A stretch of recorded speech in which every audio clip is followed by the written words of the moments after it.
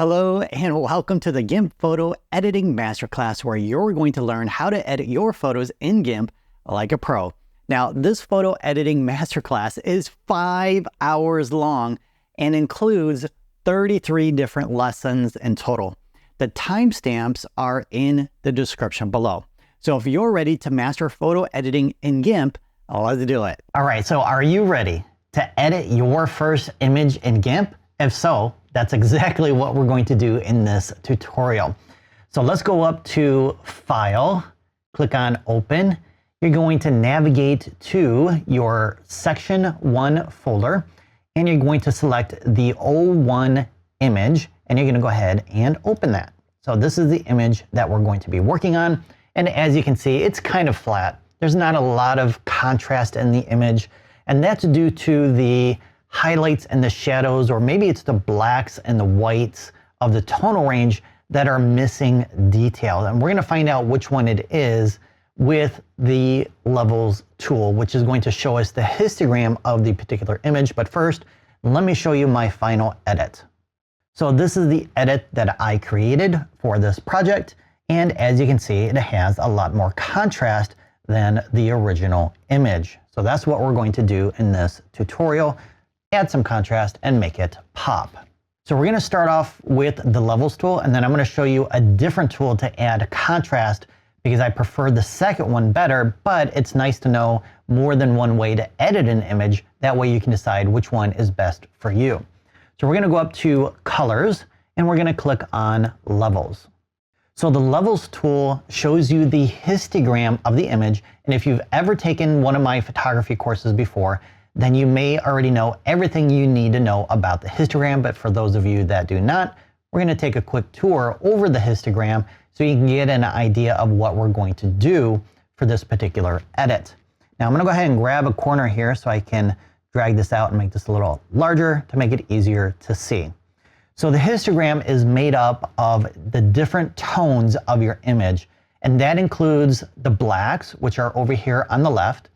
Then we have the shadows, we have the mid-tones in the middle, then we have the highlights, the whites on the right, and then we have what is known as the black and the white points, which are pure white and pure black. So we have our black point right here, and that's designated by this little icon right here, and the white point is over here. Now we have some detail missing in the image, which is causing the image to have a low amount of contrast. And we can see that there's a gap on the right side and a gap on the left side. So the blacks and the whites in this case are missing detail. So what we want to do is we want to fill in that gap, and that's going to add contrast to the image. So we're going to grab our black point here and drag it to the edge of the histogram on the right side here. I'm going to go ahead and make this smaller now. And we can see that the image is darker, and that's already adding some contrast. We're going to do the same thing with the white point now. We're going to click and drag that over to the left side here. So I have 238 for the white point, 11 for the black point. And that creates contrast in the image and fills in those gaps.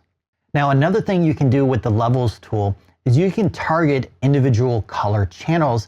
And I like to use these for removing color casts in my image. For example, if you find that the image is too red, you can drag the midpoint here to the right to remove that red, and it's going to add green instead. Or if you want to add red, move it to the left.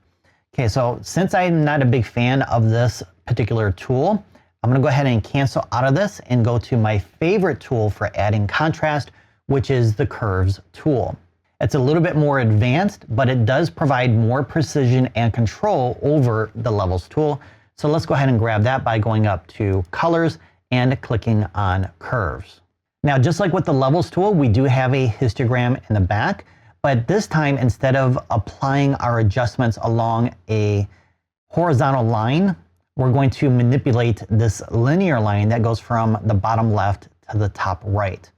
The top right here represents the white point. So this little circle, if we grab that and pull it down, it's going to make adjustments to the white point. Down here we have our black point. So I can drag this to the right and make it darker that way.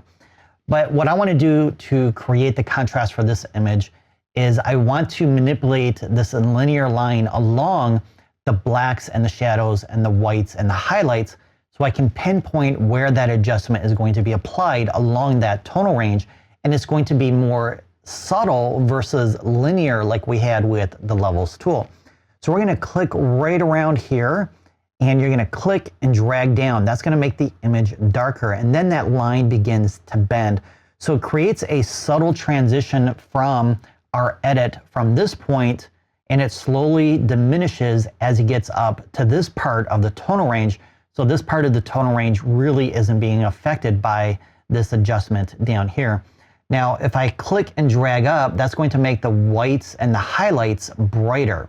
So by doing that, we add contrast with what is known as an S curve, because now this linear line looks like an S curve, and this gives you the control and the precision to apply that contrast exactly where you want it in the image. Because now I can come in and say, okay, I'm going to take this anchor point and move it up a little bit higher, and that's going to make an adjustment based on that new location versus where it was down here. So it's a lot flatter up here than it is down here. So you can make this adjustment based on your own creative vision and your own personal editing style. The other thing you can do now is you can continue adding additional anchor points along this line now in order to target specific points of the tonal range. For example, you can come in here and click in the midpoint here and adjust the midtones of the image and make adjustments that way, because maybe that contrast was too much and you want to flatten it out a little bit. You can do that, and then I can come in here and target this part of the tonal range as well. So you can make these adjustments based on your own creative vision, just like I mentioned. I'm going to go ahead and stick with this right here, and I'm going to go ahead and click OK. And now we have our finished edit. How cool is that? I love the curves tool for applying contrast. All right, before we continue on with the next tutorial, I want you to keep this image open, and that's because we're going to continue working on this image in the next tutorial, and I'm going to show you how to retouch this image by removing blemishes and the stray hair. All right, I'm now going to show you how to retouch your images in GIMP. So if you're ready, let's jump back into GIMP and let's grab our zoom tool, which you can grab from the toolbar, which is right here, or you can use the keyboard shortcut, which is the letter Z. And just like in Photoshop or any other editing software, you just click to zoom in. Now, my favorite way to zoom in is to click and drag around the area that I want to zoom in. And we want to zoom in so we can actually see what we're going to be retouching, which are some of these blemishes and this stray hair. Now, if you zoomed in too far and you want to zoom out, you can come over here to the tool options and click on zoom out to do that, or you can use a keyboard shortcut in addition to the zoom tool, which is your control key if you're on a PC, or your command key if you're on a Mac. And when you hold that down and then click, it will then go ahead and zoom out. Once you release, you can go ahead and zoom back in.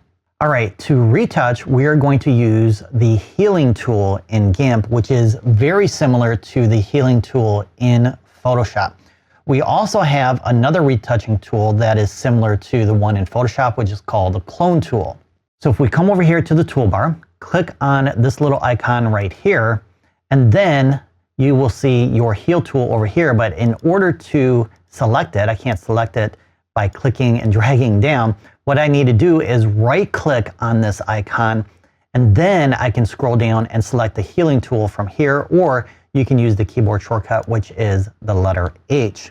All right, so let's say we want to remove this blemish right here, and if you click on it, nothing happens. And that's because if you take a look down here, it says set a source image first. So the first thing we need to do is give some information to GIMP about what we want to do. So what we want to do is we want to take pixel information, colors, luminance values, contrast, etc. from one part of the image to cover up another part of the image, in this case, the blemish.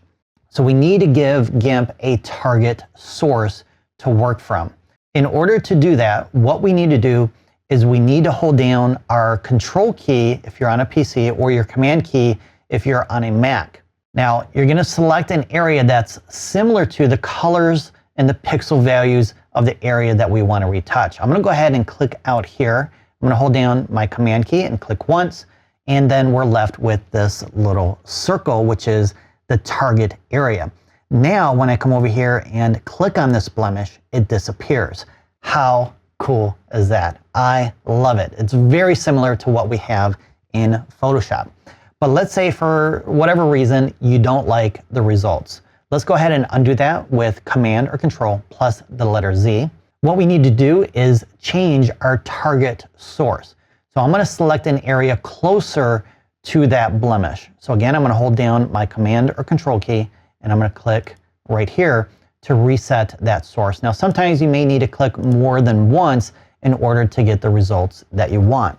Now we can come over here and begin removing these other blemishes by setting a new target, because we don't want to use this area for this blemish, for example, because these pixels are much brighter than down here, and it's not going to blend in as well if you don't set the correct target area. Okay, so I'm going to come over here, click, hold down that keyboard shortcut, and continue removing blemishes as needed. All right, so the next thing I want to show you is removing this stray hair right here.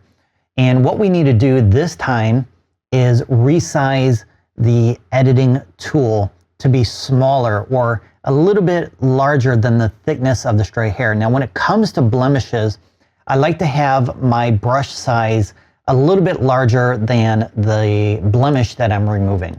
So this blemish right here is much smaller, so I'll probably use a smaller one, but this size brush works okay for that one as well. But for this stray hair, this brush is too large. So we're going to come over to our tool options here, and we're going to resize this smaller. I'm going to go right around 5 for the size. Actually, that's a little bit too small, so I'm going to go up to 9. And I'm going to go ahead and set my target area right here. So I'll hold down Command or Control, click to set that target point. And this time, instead of clicking and releasing, we're going to click and drag down to paint over that hair. How cool is that? Now, you may have noticed that this little circle followed my brush as I was brushing downward here. And that's because we want to target the different colors and the contrast levels and the pixel values along the edge, or the length, I should say, of that hair versus the pixels in here, because if it just stuck to this area, it wouldn't blend in as well, because this area is much darker than it is down here. All right, so go ahead and keep this image open for the next tutorial as well, because I want to show you how to properly resize your images for online use. So if you're ready for that, let's do it. All right, I'm going to share 2 more things in this tutorial that you need to know when working with images in GIMP, and that is how to scale your image larger or smaller so you have the proper size when posting online, and also how to save your image in GIMP, because it's a little bit different than what you would do in Photoshop. There's something you have to do specifically in order to save your image as a JPEG or a PNG file, and I'm going to show you how to do that in this tutorial. So let's go ahead and take a look at this image again, and what we're going to do is we're going to scale it down smaller so it's the recommended size based on what Facebook or Instagram tells us our image should be. So I did a quick Google search for Facebook post sizes, and it shows it right here. But if you want the other ones, if you come down here and find this hootsuite.com post, it's been updated for 2022. And then you can scroll down here, and then you'll see the different sizes for Instagram, Facebook, Twitter, and LinkedIn. So landscape, portrait, and square images, we're going to have 1200 by 630 or 630 by 1200 or 1200 by 1200. So 1200 is the maximum width or height that you need. Anything larger is going to take up extra hard space on your hard drive, because you're using images that are too large for Facebook anyways, or at least what they recommend.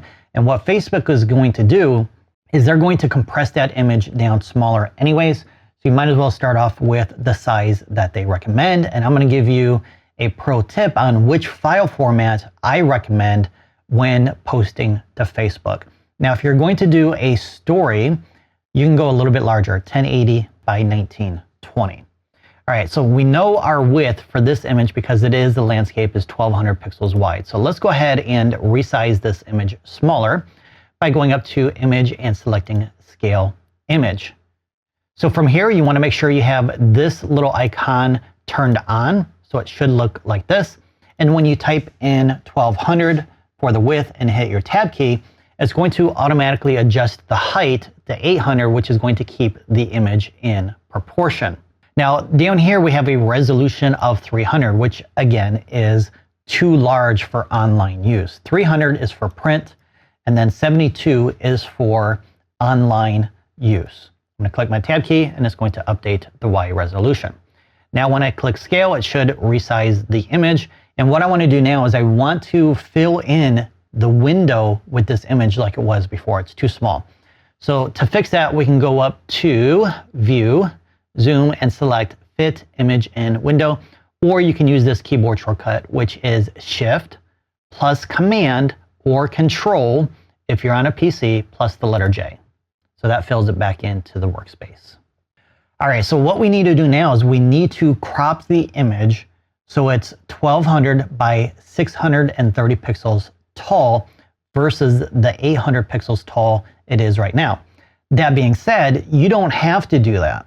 You can actually post the image as it is right now, but it's not going to show all 800 pixels of the image. It's only going to show 630 pixels. And then when somebody clicks on that image, they'll see the full size and the full resolution of that image. So if you want to keep the image cropped to the recommended size that Facebook gives us, you can go up to Image, click on Canvas Size, and then we can crop the canvas from here. So this time, since we don't want the image to stay in proportion, we're going to undo this option here so it looks like this. Then we're going to type in the height, which is 630. You're going to click your tab key.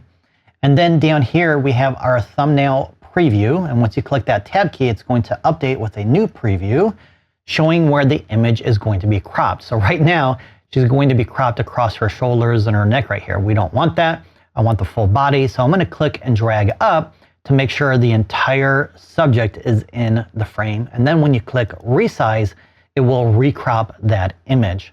Now we do have this yellow and black dashed line around the image, and that is known as the layer boundary. So this is letting you know that we have pixels within the image that are still available. So I'm going to go ahead and turn this final edit layer off. And then with my move tool, which you can grab with the letter M, you can click and reposition the image to recompose it as needed. So those pixels were not deleted permanently. Now, in order to save this to be used on Facebook or Pinterest or anywhere else, you need to save the file as a JPEG or a PNG file. Now, if we go up to File and click on Save As, it's not going to give you the option to save it as a JPEG file. So if I type in JPEG and click Save, I'm going to get this little message right here that says the given file name cannot be used for saving.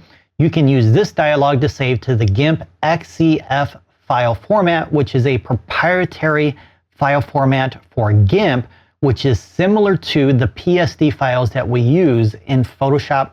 So XCF is for saving files with layers. I'm going to go ahead and click OK. And I'm going to cancel out of this because we can't save a JPEG with that window. So we need to go back to File. And this time, instead of Save, Save As, or Save a Copy, we're going to select Export As. Now I can save it as a JPEG file. But for Facebook, what I like to do is I like to save it as a PNG file. And that's because PNG files are not compressed. JPEG files will give you an option in GIMP to compress the file based on the quality setting that you give it. So in Photoshop, that could be 80, 90, 100, or whatever you want. And then when you upload that file to Facebook, Facebook is going to compress that file again, and then you end up losing information in the image, and you can have what is known as color banding, which gives the illusion that there is a sharp change from one color to another, and it looks like there's little bands in your sky, for example.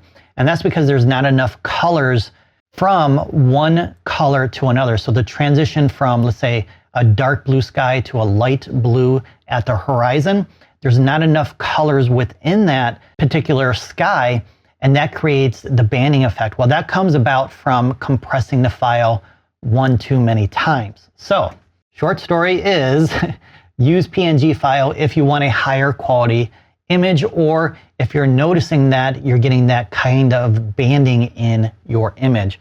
And then you can click on export here, and then you're going to get another window here with some other options. And I like to just keep everything set as is. Now, even though it says it's compressing at a level of 9, that's okay. It's still better than what you're going to get with a JPEG file. And then once you click export, it's going to export that file, and then you can upload it as needed. All right, so that is it for the editing portion of the Quick Start Guide, but we're not done yet. We still have some things we need to learn about GIMP in order to get the most out of it as a photo editor using GIMP. So if you're ready to get started on the next topic, let's do it. All right, we're now going to discover GIMP's interface so you know where everything is located, how to customize the interface so it looks more like Photoshop, like rearranging the panels, increasing the icon size of your tools, and more. So if you're ready to get started, let's do it. All right, let's start off by opening up a file by going up to File and selecting Open. And you're going to navigate to the Section 1 folder and open up any image. Doesn't really matter because we're only going to be using this for demonstration purposes. Actually, let's open up O2XCF since it has an extra layer in it. And once you install GIMP for the very first time, you may have had this set up here where there's 3 individual panels. If so, you can combine them all by going up to Windows and selecting Single Window Mode. All right, let's go ahead and get this image back in the center here. And it doesn't look like it's going to fit. So to get that to fit inside of there, we're going to go up to View and select Zoom and then Fit Image in Window. All right, now that it looks more like Photoshop, let's go ahead and customize the interface some more. One of the things you may want to do is resize the left and the right panel by making them wider or thinner. So if you take a look right here, we have 3 little dots, and once you get your mouse cursor over there, you're going to get this little icon right here. And once you see that, you can then click and drag it to the left or to the right, and you can do the same thing for the right side as well. The other thing you may want to do is rearrange these individual tabs here that have some information about different tools and features, and you may not want to have all of them either, so you can actually hide them. So let's go ahead and hide some of these up here. These are all the default ones. So I'm going to go ahead and click right here on this little arrow and click on Close tab to, well, close it out. The other thing you can do is you can click and drag this out and create a free floating panel. It doesn't look like it's working in the Mac version right now. So let me show you the Windows version here and show you how that looks. So I'm going to click here, drag it out, and now I have a free floating window. Now, I just want to mention real quick that this class is being recorded on the Mac version, but it doesn't matter because GIMP is the same on Windows, Mac, and the Linux system. The only real difference is the font in each operating system, because the default operating system font is different for Windows compared to Mac. So that's why it looks a little bit different visually. It's because of that font. Other than that, it's exactly the same. All right, so the other thing you can do is you can take this tab and pull it down here in with these other paths as well. So you're just going to click and drag it down. All right, now we have all 4 tabs here in the same panel, and it got rid of that bottom because there was nothing else there. But if you still want to have that split for whatever reason, just click a tab, drag it to the bottom, and you're going to notice a little bit of a line at the bottom there. Actually, it's pretty thick, that blue line right there. Once you release, it's then going to separate those into 2 different parts. Now, you can also take a tab from over here and bring it over to the right panel by clicking and dragging, and you're going to notice a outline. Once you see that outline, you want to make sure all of it is selected there. You can then release and it will be added inside. You can also rearrange the tabs by order. So if you want to move the brushes to the end, you can click here and drag it to the right, and it will move it into that new position. I'm going to go ahead and close some of these tabs because I don't need all of these right now. I'll go ahead and close the channels. And I'm going to close out the path. Now, if you close a panel or a tab by mistake, you can actually add them back by going up to Windows, Dockable Dialogues, and then choosing the tool or the information that you need. So if you want your histogram, you can add that in there. And I don't need that, so I'm going to go ahead and close that. So go ahead and add any tabs you think you're going to need. Most of the time, I'm just using the layers and the tool options. That's pretty much it. And undo history once in a while. But I like to use my keyboard shortcuts to undo anyway, so I really don't have any use for that. Now, the other thing that I like to do is I like to increase the tool icons and increase the size of my layer thumbnail previews here. So let me show you how to do that.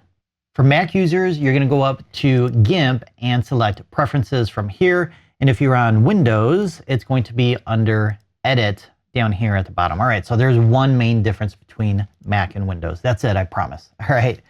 So once you're in Preferences here, let me go ahead and go back. You will navigate to Interface.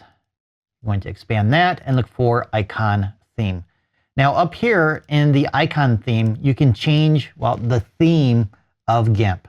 My personal preference is symbolic. So you can go through these and choose the one that you like. And to increase the icon size, you're going to choose it from down here. Because I'm blind, I like to use the largest available, which is huge. Once you click OK, you're all set. And you'll notice that the tabs also increased in size as well. So that makes it easier to see and read what that tab is all about. Now, for increasing the layer thumbnail preview in the layers panel here, you're going to click right here down to preview size, and then you have all your options right here. So medium is the default. I'm not quite sure what tiny is for. I'm not sure if anybody can actually read that. But again, because I am blind, I like to go with gigantic. All right, much improved if you ask me. All right. Now down here at the bottom of the layers panel, you have some functions that will allow you to rearrange the layers, move them, duplicate, add layer masks, delete them, and we'll go over these later on in the class as we work on some different projects. You'll begin learning what all of these are for. Now let's take a look at the tool options over here, because again, you're probably going to be using this one the majority of the time in conjunction with your layers. So the tool options are going to list all the options available for the tool that you have selected. So every time you select a new tool, it will update with the different options available for that tool. Some tools will have more options than others, and we'll go over some of these tool options as we work on the tools later on in the class as you progress through it. Now down here at the bottom, we have some additional information that you can use to customize the interface. The main one is this one right here, the pixels or the dimensions that you want to set. By default, it's pixels, but if you want inches or millimeters, you can choose those different measurements from here. And then this is showing the current zoom level for the image in your interface right now. So if you grab your zoom tool and zoom in, it will update, or you can change it from here if you want to go 200%, 800%, etc. And then going back down 15.9 to fit it inside, at least for the way I have everything set up right now. And then we have our file name and the size of the file, the working file. All right, so that's it for the overview of the GIMP workspace. As you progress through the course, we will go over some additional tips and tricks for getting the most out of your interface, and you will begin recognizing where everything is located as you work on the projects in the remainder of the class. You're now going to learn about 3 tools that you can use in GIMP to help you achieve your creative vision. Now, the scale image and the move tool, you're mostly going to use when creating composites in GIMP, which you're going to learn how to do in a future section. But the rotate tool, you're going to use more often when you have crooked horizons in your landscape images and you need to straighten them out. So I'm going to show you how to use all 3 tools right now. So let's jump into GIMP and get started by opening up our O2 file here in our section 01 folder. So to open this file from here, I'm going to click and drag this over to the interface, and it's going to automatically open as a new document. Now, depending on your operating system, this may or may not work. If it didn't open the file this way, go up to File and select Open from here. So let's start off by moving this image layer right here of our subject from the last tutorial and move her above this landscape layer here. So let's come down here and click on this little icon right here to move those layers around. Now I'm going to grab my move tool because let's say we want to move this image layer higher on the canvas. So we can come over here to the toolbar to select our move tool from here, or you can use the keyboard shortcut, which is the letter M, and then you can click and drag up. Unfortunately, it's moving the wrong layer. So let's undo that with Command or Control plus the letter Z. Now, the reason why it moved that landscape layer was because I have that one selected. If I click on this layer, it will activate or select this image layer, and then you can go ahead and move it up. But let's say you have this layer selected, and then in your tool options, you have pick a layer or guide selected. This time, when I click on the image layer, it's going to move this layer, even though the landscape layer is selected. And if I undo that and come over here and click on the background layer, it will then move that layer. So if it's not moving the layer you want to move, make sure you have the correct option selected in the tool options here. Now let's say for whatever reason, this horizon in this image layer is crooked and you want to straighten it out. You can use the rotate tool to do that by coming over here and clicking on this icon, and it's probably not going to be this one that's visible. It's probably going to be this one by default if you're starting off with GIMP for the first time. So right click here, scroll down and select rotate from here, or use the keyboard shortcut, which is Shift plus R. If you select from here, you then have to click on the layer that you want to activate. Now, because I had this landscape layer selected, it's going to rotate that one. So I'm going to escape out of there by hitting my escape key. I'm going to select my image layer, and then I can click on it and then click and rotate the image as needed. Or if you use Shift plus R, it's going to automatically activate the rotate tool. So you can click on the canvas and rotate from here. You can use this slider up here. You can also type in a number if you want something precise, or even more precise, you can use these little arrows right here to adjust them in smaller increments. Clicking rotate will then rotate that image for you. I'm going to undo that with Command or Control plus the letter Z. Now let's say we want to fill this image to fit inside of this entire canvas. We can use the scale tool to do that. So again, same area, same group of tools. We can select the scale tool from here. Now we can click and drag to the left or right or up and down to resize. The only problem is it's not in proportion right now. So we're going to hit our escape key to get out of there. I'm going to hit Shift plus S to auto activate the tool. And then in this little window up here, we need to activate this option here to keep everything in proportion. And then you can grab a corner, a side, or drag from inside the image layer here to resize it as needed. Or you can even type in a specific number. If you know you need 1200 pixels wide, it will then automatically adjust the height for you. Once you're happy, click the scale button here and it will resize your image. All right, so that's it for those three tools. The next set of tools that you're going to learn about in the next tutorial are the ones that you're going to be using the most often when editing your images in GIMP. And it's all about making selections in GIMP to target your edits exactly where you want them. So if you're ready for that, let's do it. One of the most important skill sets that you can learn in GIMP, or any editing software for that matter, is learning how to make selections to precisely control where you place your edits on your image. So in this tutorial, we're going to do a quick overview of the 6 most used selection tools that you're going to be using in GIMP. And then later in the class, we'll go into these tools in a little bit more detail so you can get the most out of them.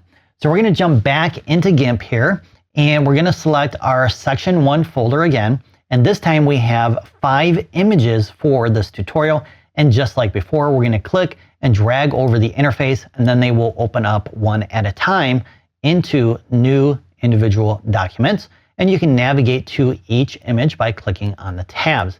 Again, if this isn't working for you, go to File, Open, and open the images one at a time, and it will open up in new tabs right here. So the first selection tool we're going to use is the Fuzzy Select tool, which can be found on your toolbar or right here. and you can also select it with the keyboard shortcut, which is the letter U. Now, this selection tool is very similar to the Magic Wand tool in Photoshop, and the key to using this particular selection tool is adjusting the threshold. So here's how it works. So when you click on your canvas, it's going to give GIMP a reference color based on the color of the pixel you clicked on. Then GIMP will use that reference color to find similar colors next to it. Once it reaches the maximum threshold that you set in the tool options, GIMP will no longer select any more colors once it's reached that threshold. So in essence, the higher the threshold, the more of your image that will be selected. So let's see this in action. So right now, I'm going to set my threshold here to 39.2. Once I click on it, that's going to be the reference point, and then it's going to make a selection based on that threshold or that range of colors. Now, we didn't select the entire sky, so I need to click again. But before I do that, I'm going to hold down my Shift key, because the Shift key is going to allow you to add to the selection. And once I click down here, it's going to, well, add to the selection. And I need to continue doing this until I get the entire sky selected. And it's going to take several clicks at this threshold in order to select the sky. Now, if you're in a rush and you set the threshold higher and you click on your sky, well, it's going to select not just the sky, but parts of the foreground as well, because you've clicked a higher threshold or a larger range of colors. Now, another quick tip that I like to use is using the draw mask option. So if you turn this on, you can then click and drag down, and you'll see this pink overlay that will show you the part of the image that is going to be selected. Now, if you go too far, it will start selecting the foreground as well. So I need to back away until that disappears, and then Shift, click, and drag down to continue selecting the sky. And this time, in 2 clicks, I was able to select the sky. How cool was that? I love it. All right, let's go ahead and deselect with Command or Control Shift plus A. All right, let's go to our next image, which is this one right here. And what we want to select this time is all the red petals. And this time we are going to use the Select by Color tool, which is grouped together with Fuzzy Select. And it's right here. So Shift plus O will activate this tool. Now, it works very similar to the Fuzzy Select tool in that you need to set the threshold to increase or decrease your selection. But it works very differently when it comes to targeting your colors. So this time, instead of picking colors in a range next to the target area, it's going to select colors throughout the image. So let me show you what this is going to look like with the Fuzzy Select tool first. So I'm going to click and drag down, and it's picking only the colors from these 2 petals because these colors are next to each other. I'm going to deselect, and I'm going to select my Select by Color. And this time I'm going to click and drag down, and it's going to begin selecting all the petals this time. How cool is that? So which tool you use is dependent on what it is you need to select. Again, it's not perfect. I need to make some adjustments, but it's much faster than the Fuzzy Select tool, at least for this particular image. I'm going to go ahead and deselect, and we're going to go to the next image. For this image, we're going to make a selection of the turtle, and I'm going to show you 2 different tools to do this, and then you can decide which one you like better. The first one I'm going to show you is called the Path tool, which is similar to the pen tool in Photoshop, and it's not my favorite selection tool, but I want to go ahead and show it to you in case you've already used the pen tool in Photoshop and you like it. Let me show you how to use it in GIMP. So you're going to grab the Path tool by clicking the letter B, which is the keyboard shortcut, and then you can also grab it from the toolbar right here. I'm going to go ahead and zoom in just a little bit more so I can see the edge a little bit better. And then to use it, you're going to click to add an anchor point, and then click and drag out the path. And then when you pull away from that anchor point, you're going to get these little handles, and then you can adjust where that path is being applied. The only problem is when you have the handles like this and you come over here and click, it's not always going to give you a straight line. It looks like it did a pretty good job that time. So let me see what happens when I pull it out a lot more this time, just to show you what's going to happen. If we want a straight line, let's say from here to here and I click here, I get a curve instead. So I'm going to undo that with Command or Control plus the letter Z. Now to fix that, we need to take this handle and bring it back inside to get rid of it. Now, when I click here, I'll get a straight line. So basically, you're going to click and drag out a path as you go around the turtle's edge and bring the handle in as needed to make sure that you're getting that straight line when you continue going around. Now, this could take forever. I'm not going to sit here and select this entire turtle. That's pretty much how you use it. What you have to do though is you have to go back to the original anchor point here, hold down your Command or Control key, and then click on that anchor point to close out that path so you can then fill it in or add a stroke, or if you hit your Enter or Return key, it will then add that selection for you around that path. All right, let's go ahead and deselect with Command or Control, Shift plus A, and then we're going to get rid of the Pass tool by selecting our next tool, which I believe is 10 times easier than the Pass tool, and that is the Scissors Select tool, which is similar to the magnetic lasso tool in Photoshop. So we can grab that via this grouping right here. If we right click, we'll find the Scissors Select, and the keyboard shortcut is the letter I. Now, instead of clicking and creating the path by pulling out handles, GIMP is going to do this for us automatically by automatically applying the path between the 2 points. So I'm going to click here to start with our first anchor point. I'm going to come down here and click, and boom, GIMP has automatically applied a path for us, and we can just go along without worrying about pulling out those handles to adjust the angle of the curve or the path to get the selection that we need. Now, it's not perfect right now, so I'm going to show you real quick. I'm going to go around this corner here and show you what happens when it goes outside of the line like it did there at the bottom and how to fix it. But again, this is, I believe, much faster than the Pass tool. So right here, it is outside of that edge right there. So I'm going to click on this line and move it into position, and it's going to add another anchor point, and it's going to affix that path exactly where I want it. Now, just like before, we need to come up here and close out the path. This time we don't need to hold down our Command or Control key. We just click on the first anchor point and it automatically creates that path, or I should say closes it.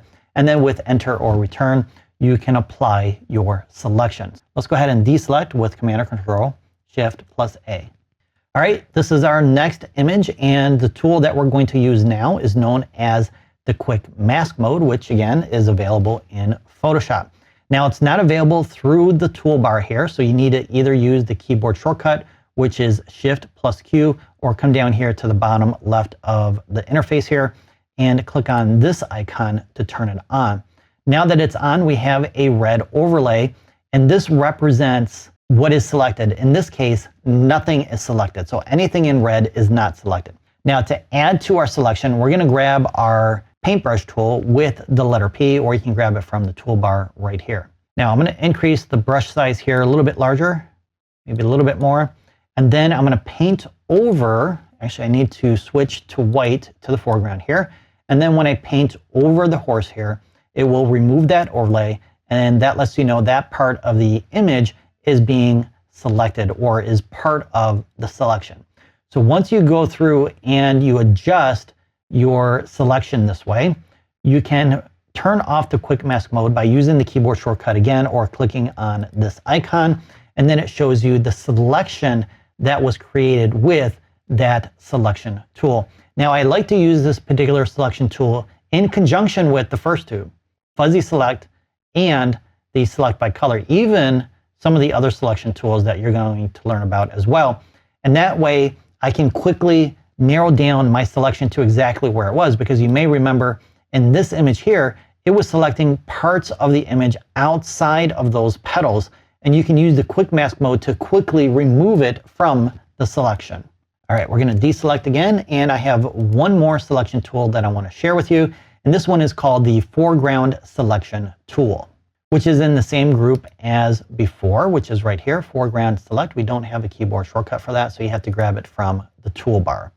Now, the way this works is you're going to make an initial outline of the area of where the subject is or the foreground is, and then you're going to get an overlay like we did previously with Quick Mask Mode, and then you're going to fine tune your selection that way. So I'm just going to make a quick outline around our cardinal here. It doesn't have to be perfect because again, we're going to narrow down that selection process by helping GIMP figure out where the foreground or where the subject is in this case. Okay, so once you go back to the beginning, you're going to notice this little yellow circle. Once you see that, release your mouse button and then hit your enter or return key to get your blue overlay. So we have a lighter blue and a darker blue. So the lighter blue is the foreground and the darker blue is the background.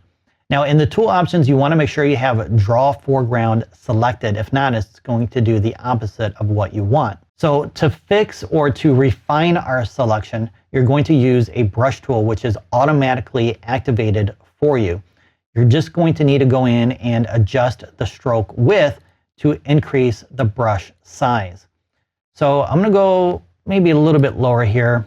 And what we're going to do is we're going to paint on the subject to tell GIMP, okay, these are the colors, the textures, the brightness levels that we want to target because this is the subject. This is the foreground. So we're going to go ahead and paint around the inside this time. And I'm not going to select that branch because I don't want that as part of the background, or I should say the foreground. And we're going to see if GIMP selects that or not. If it does, we can then use our quick mask mode to remove it from the selection. So I'm going to go ahead and fill this in. I want to make sure that this part down here is selected as well, the tail of the cardinal. I'm going to go with the lower brush, and then I'm going to make a selection here. Again, it doesn't have to be perfect. We just want to get enough of those colors and that texture to reference or give GIMP a reference point for selecting the foreground. All right, so once you paint on there, you'll notice that that light blue overlay has disappeared. So this is the foreground, or we're telling GIMP this is the foreground, and it's going to refine that even further. Once we click on select, it's going to do its magic. It's going to take a minute depending on the size of the file and the speed of your computer. And then it's going to finally, hopefully, sooner rather than later, make a selection. And you can see it didn't make a selection of the tree branch here. And it kind of missed these colors or this part of the bird as well. So we can go in with our quick mask mode now. And this time, with our paintbrush tool, we are going to paint with white again to add that to the selection. Now, if we go too far, and let's say we add in the branch, if you paint with black, that will remove that part from the selection. So we can go ahead and deactivate, and then our selection process is updated.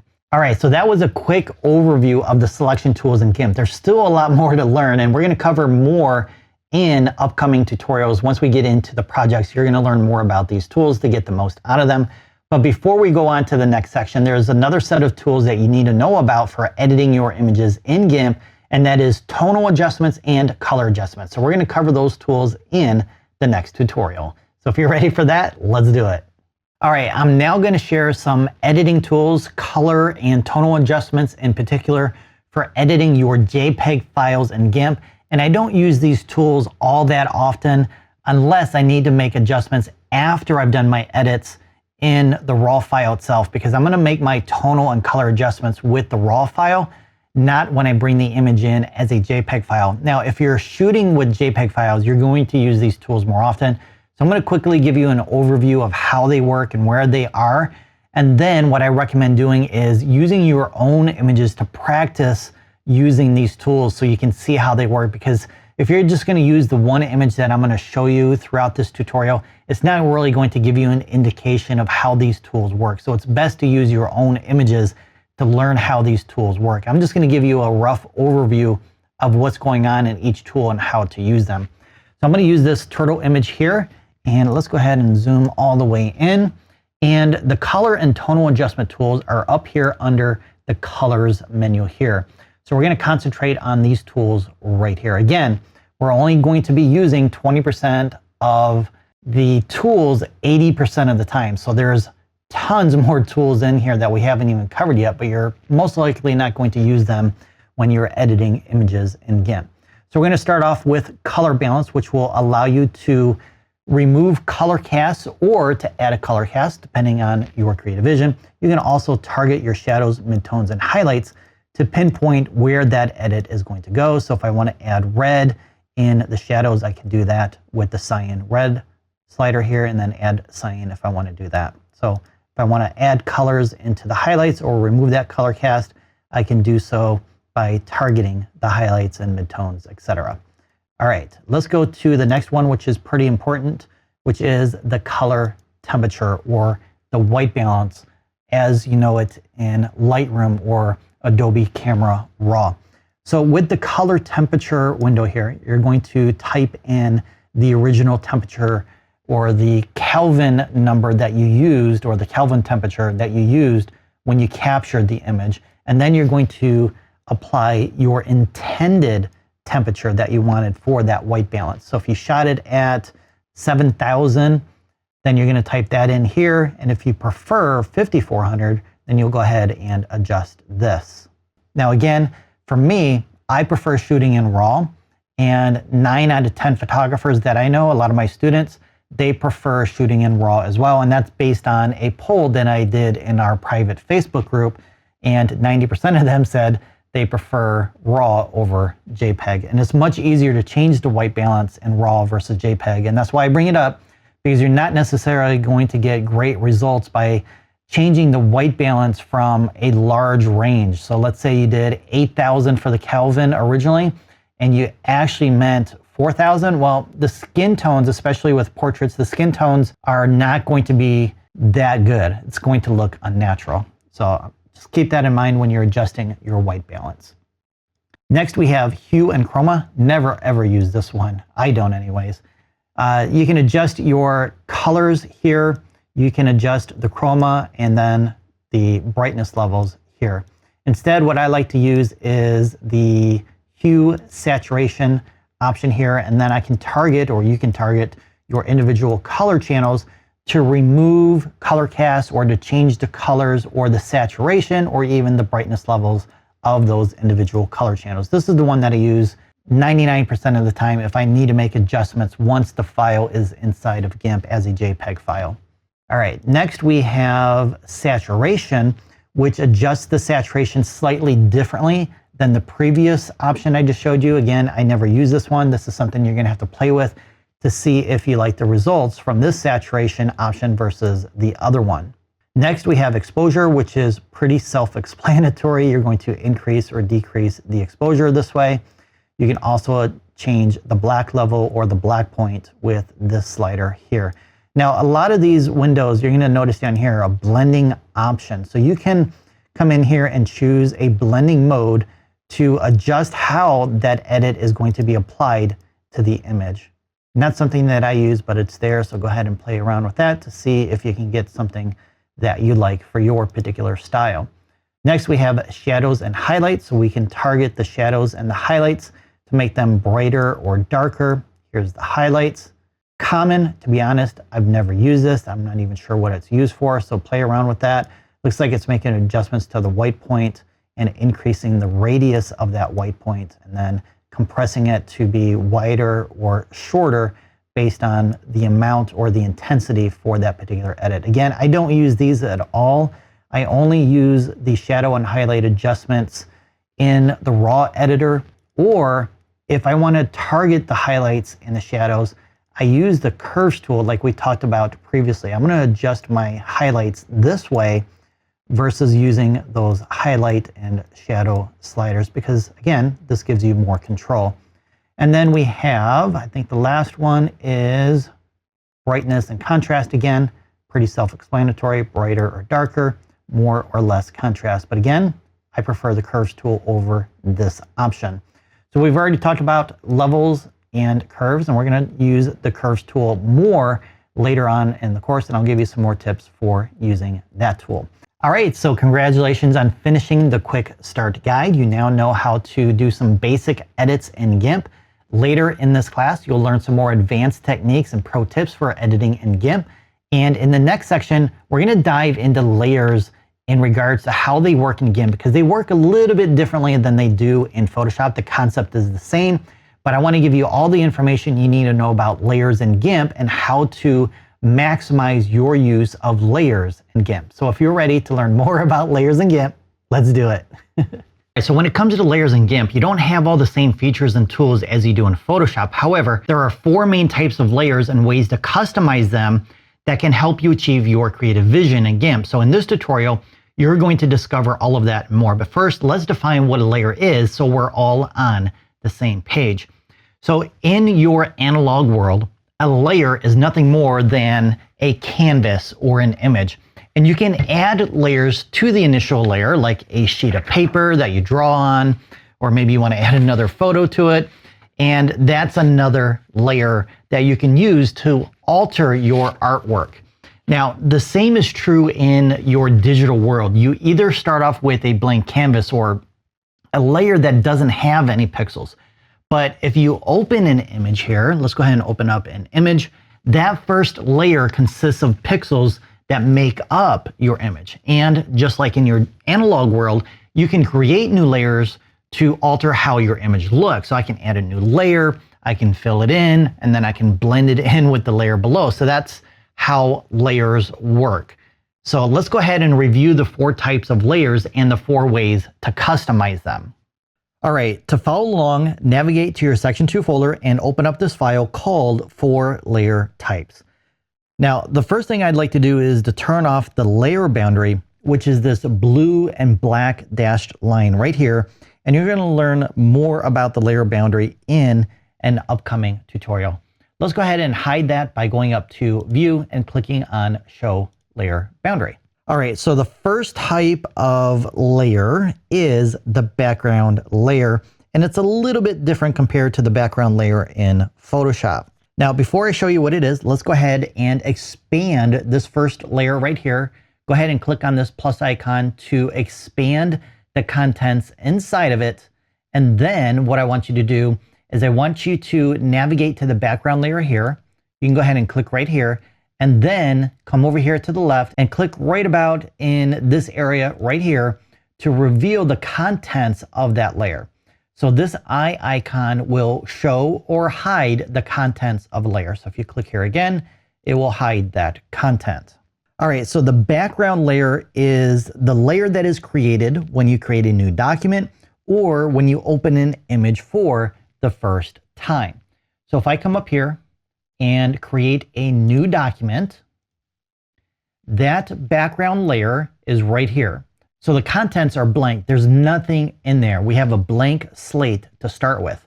But when you open an image for the first time, the thumbnail preview is going to consist of or show you a preview of what that image looks like.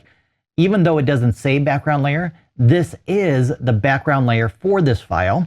And I don't recommend applying your edits to the background layer. Instead, you should duplicate your background layer and apply your edits to that so you can work non-destructively, and we'll talk more about that as you progress through this class. Now, the reason why I bring this up is because it is a little bit different versus the background layers in Photoshop, and that's because in Photoshop, the background layers are automatically locked. You can't move them, you can't apply any edits to them, but in GIMP, you can. So if I grab my paintbrush tool here, I can paint on the background layer. Now, if you want to have the function of background layers in Photoshop, you can come up here and click right here to lock the pixels.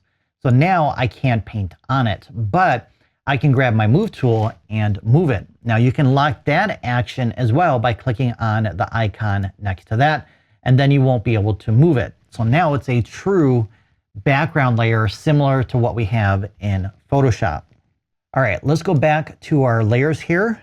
And what we're going to do next is look at grouped layers. So let's go ahead and turn on this layer right here to reveal the contents, and go ahead and click here to expand it. So a grouped layer is a layer that, well, groups other layers together. And when you first open this file, only 2 grouped layers were visible. So if I collapse this grouped layer, this is a grouped layer, and this is a grouped layer. And then inside, we have a layer here, and then this is considered a grouped layer because there's more layers inside of it. Same with our grouped layer here. We have individual layers inside. So that's a grouped layer. All right, let's go ahead and collapse that and go ahead and turn on the pixel layer here.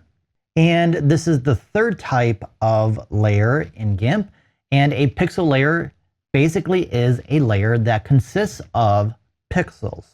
So anytime you paint on your layer or you add an image to the layer, that is considered a pixel layer. Then the fourth type of layer is a text layer.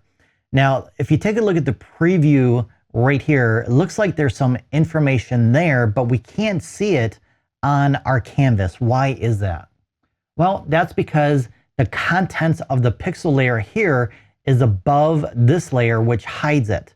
So if you want to see that, go ahead and turn this layer off, which will turn everything off, or just come inside of here and turn off the image pixel layer to reveal the text layer. So this is a text layer.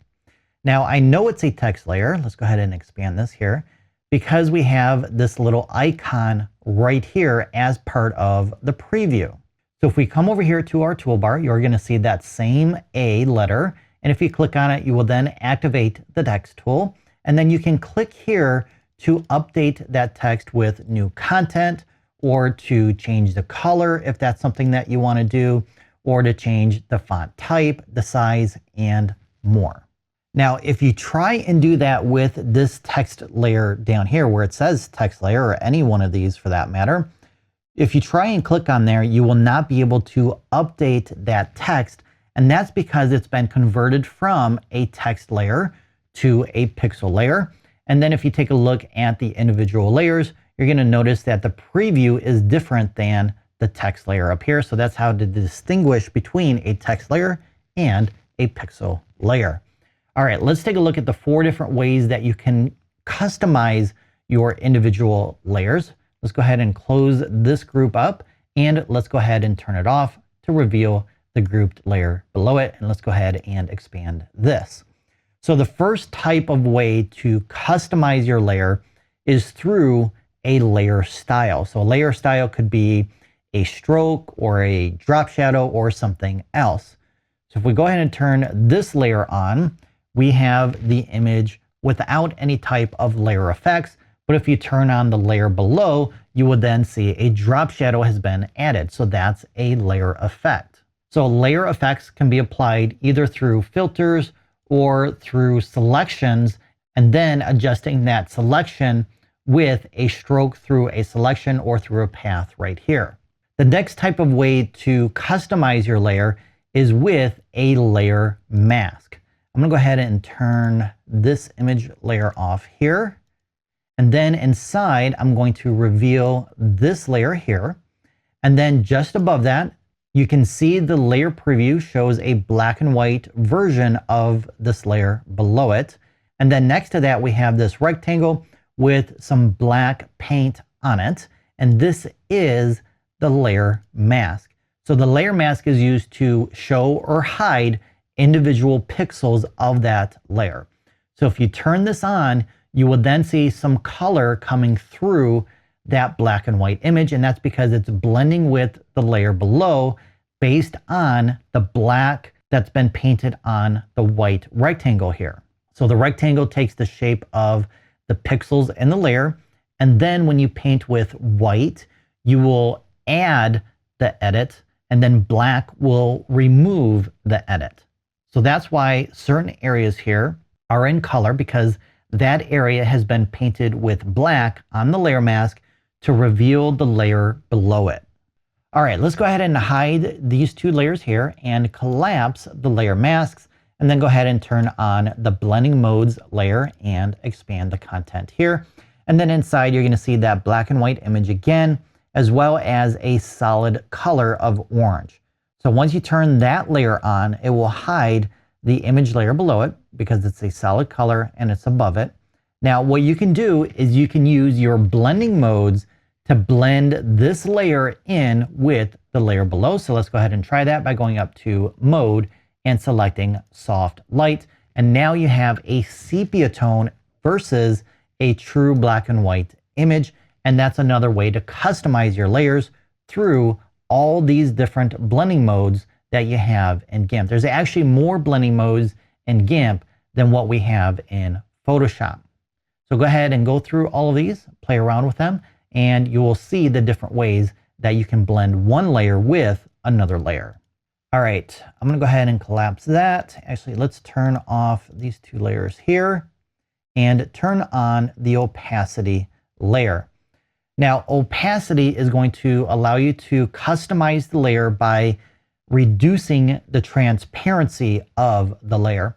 If you click on the blending modes icon here, you're going to notice that the opacity is down around 37%. If you increase this all the way to 100, it's no longer transparent and it's much brighter than it was before. But as you drop the opacity, it becomes more transparent, harder to see, and then the layer below it will then begin showing through because it's no longer solid. So in this tutorial, I'd like to share some tips about using layers in GIMP and some layer attributes to help you organize them. So let's jump back into GIMP here and let's go ahead and open any image since it's only for reference. All right, so in the previous tutorial, I mentioned a couple things you can do to lock the layer to prevent you from accidentally moving it or altering the layer itself by adjusting or altering the pixels of that layer. So to prevent your image layer from being moved, you can add this move lock and then you won't be able to move that layer. And then this one here will lock the pixels so you can't accidentally alter those pixels.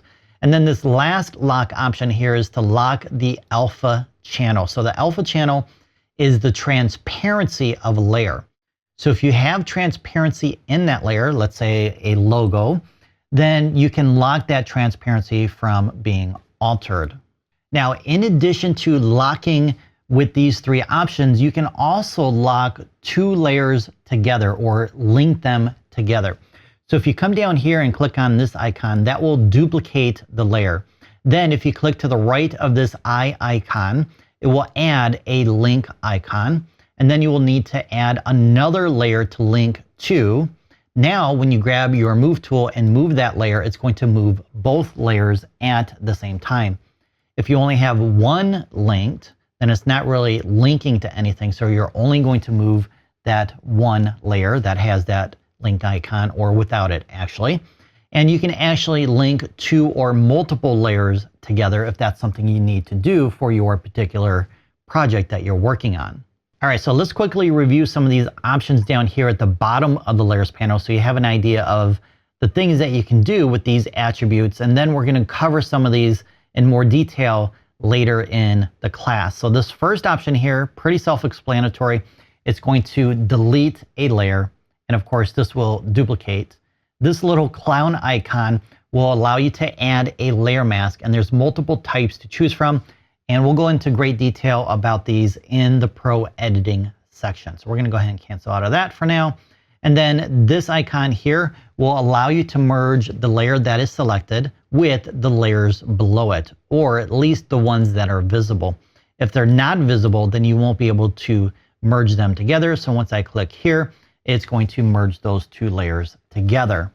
Now, if you want to change the stacking order of your layers, you can click and drag down or up, or you can use these little arrows right here. Now, this option here will create a grouped layer for you, but currently it doesn't have anything inside of it. So to add a layer or layers into it, you're going to click and drag that layer over the image preview here until you see those dotted lines. Once you see that, release your mouse and it will automatically be added. And you can see it's added because it's indented compared to the top layer here. And then the layer group will inherit the image preview of the layer that is at the top. To add another layer, you're going to click and drag up until you see that horizontal line. You can do it either at the top of that layer or below it. And then you can add another layer inside of here as well.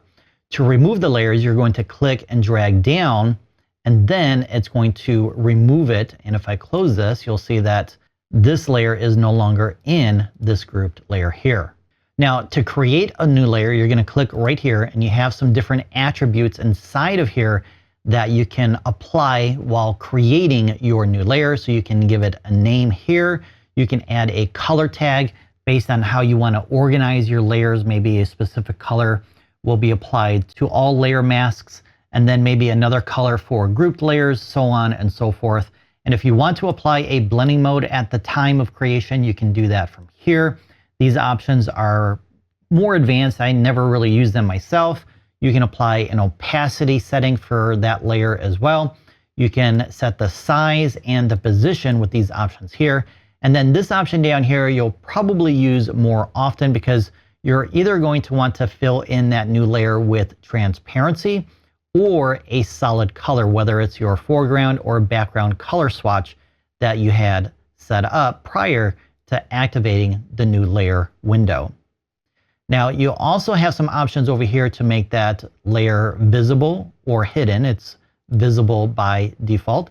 And then you can set it up to be linked, locked with these three options here as well. And then once you click OK, it will create that new layer accordingly. Now, if you want to change the color tab or make other attribute changes, you can right click on the layer and select your color tag from here and make some other changes to that layer from here as well. And then there's other options down here, and we'll cover some of these later on as you progress through the class. All right, so the last thing we're going to cover real quick is the layer boundary. What is it and what's its purpose? So I have my new layer selected, and on the outside here, you're going to see the yellow and black dashed line. That's the layer boundary. Now, if you select a layer group, it's going to change to blue and black. So that's just an easy way to determine whether or not you have a group layer selected or an individual layer. Now, the purpose of the layer boundary is to show the size of the layer and to confine your edits or altering of the pixels of that layer within the layer boundary, because you can't paint on the outside of this layer because the size of this layer is right here. So everything you do is confined to that layer boundary inside of it. Now, if you crop your canvas and you didn't crop the pixels or delete those pixels permanently, then the layer boundary is going to show outside of that canvas, and that's your cue that you have additional pixels outside of that layer, or outside of that canvas, I should say, and then you can readjust the layer accordingly if you need to recompose the image. Now, sometimes I find the layer boundary to be a little distracting, so I like to turn that off, and we did that previously by going up to View and clicking on Show Layer Boundary. Now, every time I click on a new layer, it will not show that layer boundary. If you want to re-show it, just come back up here and click on Show Layer Boundary. All right, so one type of layer we haven't covered yet is adjustment layers. And if you have experience with Photoshop, then you probably know what they are. If not, that's okay, because you're going to learn all about them in the next tutorial.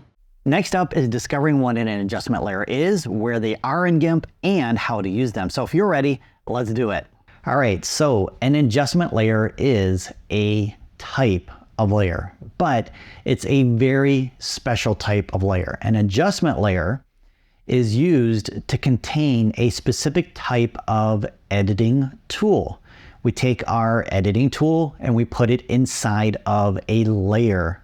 For example, when you edit an image, you can access a tool to, I don't know, let's say make the image brighter. That tool, when selected, is available in an individual window, or it's separated from all the other tools. However, we can turn that editing tool into a layer that resides inside of the layers panel with all your other layers, which is how it got its name, adjustment layer. All right, so the advantage of an adjustment layer versus having that editing tool outside and separate is that it gives you more control and flexibility over that editing tool. I have some good news and I have some bad news. The bad news is GIMP does not have this type of a layer, an adjustment layer, built into it like Photoshop.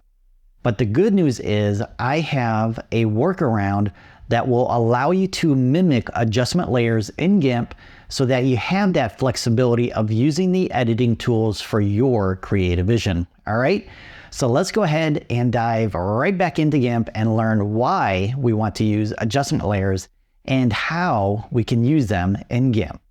So just for demonstration purposes, we're going to increase the exposure of this image. So let's go up to colors, levels, and then we're going to adjust the levels midpoint or the midtone section by clicking on this little triangle here and moving it to the left. So the image is now overexposed. It's not a type of edit that I would recommend, but again, just for demonstration purposes. Let's go ahead and click OK. Now we're going to go ahead and save this edit by going up to File, select Export As. We're going to keep the same file name and click Export. It's going to ask, do you want to replace the original file? In this case, we do, so click Replace. Go ahead and click Export on this next window. Let's go ahead and close this file. Go ahead and select Discard Changes. And then we're going to go back up to File, open up that same image as before, and let's say we do this tomorrow, next week, next year. After we edit the image, we save it, we close it, we come back, we realize we over-edited the image and it's overexposed. Now what? Well, you could go back up to colors, levels, and try and adjust it. But the only problem is you're going to begin degrading the quality of the image and it's not going to be the same as the original. So what you have done is you've done what is known as destructive editing. You've applied an edit directly to the pixels and you altered them in a way that you cannot get them back because you saved over the original file. Unless you have a duplicate of that particular file or a backup of that file, you've essentially ruined the image forever. You're out of luck. All right, so now let's take a look at how we should be editing our images. So go ahead and close out that file. We're going to go back to File and Open, and we're going to open up image 02, which is the same image. Now what we're going to do is we're going to duplicate this layer by coming down here and clicking on this duplicate layer icon. Okay, let's go ahead and double click right here so we can rename this layer. And let's just call it Exposure Edit. Now we're going to go back up to colors and select levels again. And again, we're going to adjust the exposure to make it overexposed. So go ahead and do that, click OK. And now this layer is different from this layer. So we have our original and our edited layer. So in essence, this edited layer is our adjustment layer. So let's see how this works. We're going to go up to File, select Save As, and now GIMP is going to amend the file type XCF to the file name so that we can save the layers and keep everything intact. Go ahead and click Save. Close that file. Go back in and reopen the o2.xcf file. We have both layers still intact. We have our adjustment layer, and now we realize that the image is overexposed and we over-edited the image. So we can come up to our opacity slider up here, and then we can click and drag it to the left to tone it down, and then it will blend in with the layer below it. So we still have the flexibility and control of re-editing our image because we can adjust the opacity. But if at some point we decide we're not getting the results we want, we can either turn this layer off, or we can come down here and delete the layer and then start our editing over with the original layer. So we've in essence worked what is known as non-destructively. So we can use an adjustment layer in this manner to work non-destructively to give us the flexibility and control to edit our images again in the future. Now, I will admit, if you have ever used adjustment layers in Photoshop, it's not 100% exactly the same, but this is the best workaround at this point in time. And I will add that the developers at GIMP are in the process of updating GIMP to include adjustment layers that are going to be much more robust and professional and more like the Photoshop option in a future release. However, we do not have a specific timeline for when that will happen. Until then, this is the best workaround. All right, congratulations on completing this section on layers. In the next section, you're going to discover how to edit your raw files with GIMP. If you're ready for that, let's do it. So I have some good news and some bad news. The bad news is, just like with Photoshop, you cannot edit raw files directly in the GIMP app. Instead, there's a raw editor that works in conjunction with GIMP, and it's called Darktable. For those of you new to Darktable, it's a free alternative for editing your raw files that is similar to Lightroom and Adobe Camera Raw. And just like with Lightroom, you can manage your images by sorting with labels, stars, and keywords. Plus, it works seamlessly with GIMP, and did I mention it's free? All right, so installing Darktable is super easy to do. And to download it, you're going to go to darktable.org, click on install right here, and choose your operating system to download it. And then you can install it just like any other app. That's it. You now have Darktable installed. So let's go ahead and jump into Darktable and take a look at what it has to offer. So once you have Darktable open, you're going to be in the light table view, and you can do a few different things in here. One is importing your images from your hard drive or from your camera. You can also organize your images by adding tags and keywords. You can add color labels. You can also rate those images with the star system down here. And then next to light table, we have a darkroom module. And next to that, we have other. So other is going to include additional modules that are similar to Lightroom. So we have a map module, which is going to list your images on a map based on geographic location. And then you have a print module, slideshow. And if you want to tether your camera to your computer, you can do that with this tethering option. And then when you create an image, Darktable will automatically import that image into light table for you. So Darkroom is where all the magic happens for your editing. But before you can get in there, you need to select at least one image. And when you hover over this, you're going to see that keyboard shortcut for getting into Darkroom is the letter D, and light table is the letter L. All right, let's go into Darkroom. So like I said, this is where all the magic happens when you want to edit your images. And if you're transitioning from Lightroom to Darktable, you're going to notice there's a lot more tools and features versus Lightroom. So you have a lot more ways to edit your images based on your creative vision. Now, before we get into that, let's take a look at this left panel over here. We have a couple of options here that makes editing your images much easier. So to kind of streamline your workflow, you can use snapshots to take different versions of your edit and save them for future use. And we also have a history panel here, which is pretty cool because it's going to record every edit that you apply to your image. And if you decide that you don't like the direction that the edit is going in, you can go back in time by coming in here and selecting one of these editing options, and then everything above it will be removed from your image. That way you can restart your edit from here versus restarting from scratch.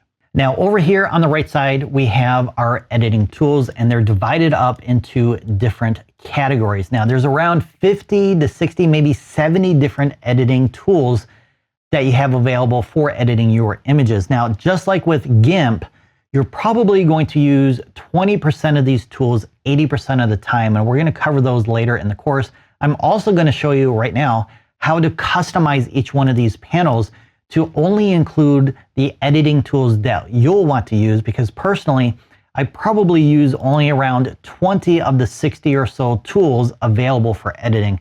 So I don't like to have the clutter of all these different editing tools that I'm not going to use. So I'm going to show you that in just a second. So the first category right here, or the first tab, is the quick access panel, which is going to list the tools that you're probably going to use the most often. So local contrast, exposure, lens correction, denoise, white balance, and a couple others as well. Now the next module here is going to list all the editing tools that you've used for the image that is currently visible. So as you continue adding more edits and using new tools, they will be listed here. All right, so the next module is the technical editing tools. So this is going to list things like the output color profile, a base curve, the cropping tool, and much more. Now you may notice that there's a lot of editing tools in here that were included in the quick access panel, like exposure, and I believe white balance is in here as well. So we can actually hide those so that they're not visible and taking up more room. Again, I'll show you that in just a second. First, let's take a look at the next category, which is color grading. So you have your split toning, you have color contrast, color correction, shadows and highlights, levels, tone curve, and much more. And then the final module is the effects panel. So you can add things like vignetting, grain, you can convert it to monochrome, and there's a lot of other cool options in here as well. Now, like I mentioned, I like to have each of these panels set up with only the tools that I prefer to use so that my panels are not as clustered as they are right now.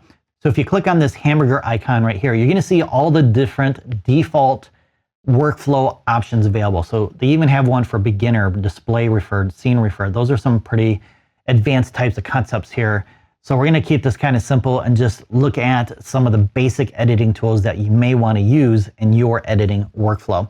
So my workflow here is going to list only the editing tools that I selected. So once I click on that, you're going to notice there's a lot less tools than there was before. So I'm going to go back to default here and then back inside because I want to show you how to create your own workflow or your own workspace. What you're going to do is click on Manage Presets.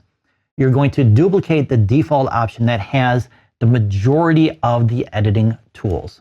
So once you do that, you're going to give it a new name. I'm just going to call it new for now. And then from here, you can go ahead and begin removing any editing tools that you don't want to use. Now, if you're just starting out as an editor, you're probably not going to know which ones that you're going to want to use or not use. So you may want to just stick with the default option for now. Now, if you made a mistake and removed something that you didn't want to remove, you can click on the plus icon here, and then you can scroll through and find the module that you want to add back in. So once I close out of this and go back in again, you will then see my new workflow right here. Now, as far as editing your images, it works like any other raw editor. Once you select the tool that you want to use, you just adjust the slider to the left or right, and then it's going to update the preview over here on the left side where your image is, of course. And I just want to point out that you're not actually editing the raw file. Instead, you're editing a preview. So this right here is just a preview of that raw file. So what it's going to do is it's going to take these edit settings and save it as a separate file next to your raw file. So it's not going to affect the raw file at all. It's non-destructive, and you can go back into that image tomorrow, a week from now, a month from now, and continue making adjustments without ruining the original raw file. Now, in addition to customizing your individual editing modules here, you can also hide these individual panels. So there's one on each side. If we come over here and click on this arrow, it will hide that panel. Clicking again will re-show it. You can also hide all the panels at the same time by pressing the Tab key and then clicking again to re-show it. Now, there's additional keyboard shortcuts for customizing your interface and for using Darktable in general. And we're not going to go over all those keyword shortcuts. So to see the list of keyword shortcuts available in Darktable, just hold down the letter H to show all of those keyboard shortcuts. If we scroll down, there's a lot more. All right. Once you release H, it will go back to the original interface here. All right, so a couple more things I want to share with you real quick, and that is adjusting the size of the panels. So if we come to the inside of the panels here, we're going to get this little icon right here, and then you can drag it to the left or to the right to resize the width of the panel. And then for the thumbnail previews down here, come up to the top right here and then drag up or down to resize those thumbnail previews. All right, it's now time to get your images into Darktable so you can start organizing and editing your images. So if you're ready for that, let's do it. You're now going to learn everything you need to know to import your images into Darktable. And what I would like you to do is import all the images in the Section 3 folder so you can use those images throughout the rest of this class. And of course, you can import your own images once you're done with this tutorial as well. So let's dive into Darktable here and get started. So like I mentioned before, importing of your photos has to be done in the light table module. So make sure you have that view active, and then in the top left here, you're going to find the import panel, and clicking on it will expand the panel showing the options for importing. So right now in the latest version of Darktable, which is currently 3.8, there are two default options: add to library and copy and import. And since I have my Nikon D500 connected to my computer, I have a third option. And when I click on mount camera, it provides an option to import from the media card or to use tethered shooting. So let's go over each of these, and then you can decide which one you prefer. Now, since we're here, let's go ahead and look at the tethered option first. To activate this feature, you're going to click on the tethered shoot button and a new interface will open. Now, when I capture an image, it will auto import into Darktable, and let's see how that works. I'm going to go ahead and take a random photo here of my studio, and let's see how long it takes to import. So depending on the speed of your computer and your camera's media card will determine how long it takes for that image to import, and that took a few seconds to do. Let's go back to the light table option here. All right, so if you already have your files saved to your hard drive, you can then use add to library to import those images. You can even import directly from your media card when it's attached. Now, unlike when you have your camera attached, it's not going to list the media card from here. Instead, you have to go into add to library and then locate your media card and find the images that way. Now, it's not going to show up automatically in the folder section or even in places. Now, I already have mine added into places, which you can see right here, Nikon D500. And in order to add your media card so it locates it again in the future, you're going to click on the plus icon here, and then you're going to navigate to that media card, click open, and then it's going to add it in places. Then when you click on the name here, Nikon D500, in my case, it's going to show all the folders inside of that media card. Now, when I click on Nikon D500 from here, no images show up. So what I have to do now is I have to dig into the folders to find the images. So it might take a couple of minutes to actually find them. It's actually in here. But a quicker way to overcome that is to select the top folder and select recursive directory, and then Darktable will look through all the folders to find all the images. And by default, all images are selected for import. Now, I don't know about you, but the file numbers here have no meaning to me. So I have no idea what this particular image is all about. I don't know what I took. Could it be a tree? Could it be a person? Water? I have no idea.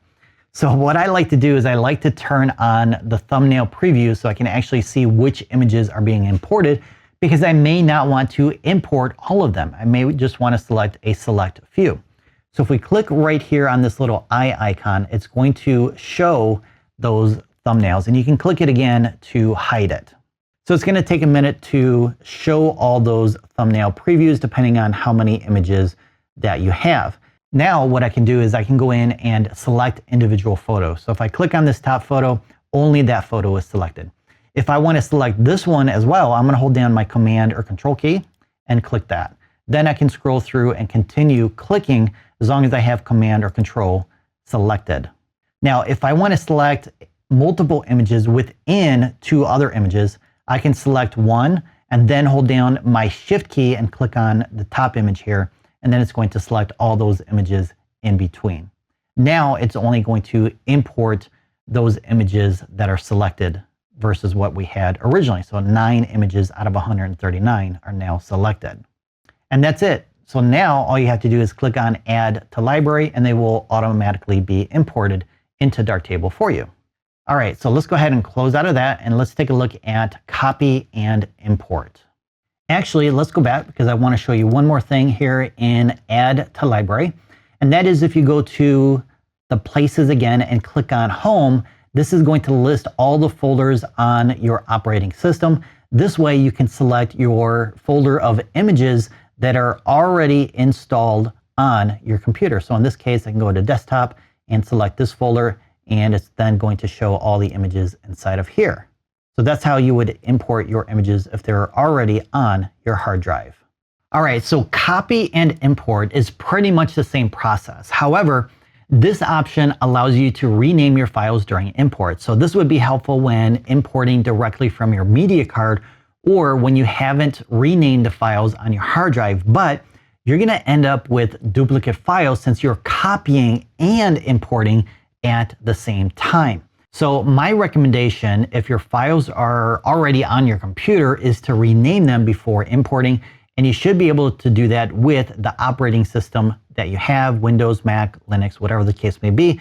Just do a Google search on how to rename your files before importing. But if you decide you want to use this option, you can rename your files from the option below the list of your files here by clicking on Naming Rules to set up how they're renamed.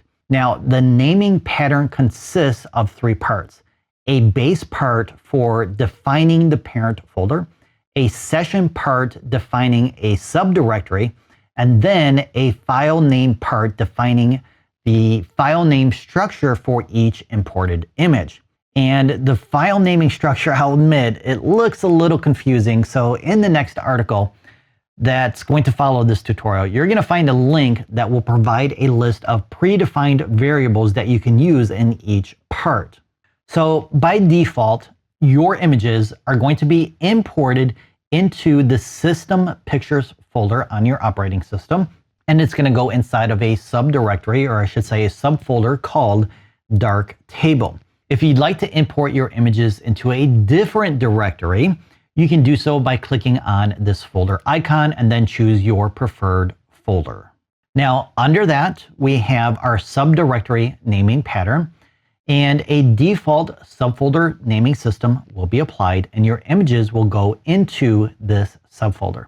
So you can either change the subfolder naming to something you prefer, or if you don't want your images in another subfolder, you're going to delete all this information right here. You can also keep the original file name when you turn this option on right here versus the file naming pattern underneath it. Now, for the renaming of your files, you're going to use this option down here. And we have a default setting that will add the year, the month, and the day, which will be today's date, and then the file extension. Now, for my system, I've set up a sequence variable that is going to add a sequential number, so 01, 02, 03, etc., to my file name. Now, I need to mention something about this year, month, and day here and in the subdirectory. This date is going to be based on today's date, not the day you took the photo. So if you want to override the date and apply the date that you took the photos, you're going to need to apply that in the override today's date. So these images here were taken on, looks like February 12th, and today's date is, I believe, February 16th. So if I want to override that, I'm just going to do something random here. So we're going to put our year first, followed by the month, and then the day that the photo was taken. Now this is going to override this information down here, and then it's going to put the sequential number in here next to it with an underscore, and then the file extension. And that's it. You're now ready to import the images. Okay, so one more thing you should know before importing is the parameters you can set during import. So from here, you can include or exclude certain metadata from these options. The one thing I like to include on all images that I import is copyright information. So all of these are pretty self-explanatory, so go ahead and go through these, and you are now ready to import your images. So do that, and like I mentioned, import all the images from your Section 3 folder so you can follow along with the rest of the tutorials. It's now time to learn how to edit your images in Darktable with a real-world project that you can submit after you've completed your edit. So let's jump back into Darktable and get started. All right, so here's the image we're going to be working on, and this is included in your Section 3 folder. And here's the final edit that I created. How cool is that? I love it. All right, so let me show you how I achieved this edit and I need to go into the history panel and click right here to clear the history to remove all those edits.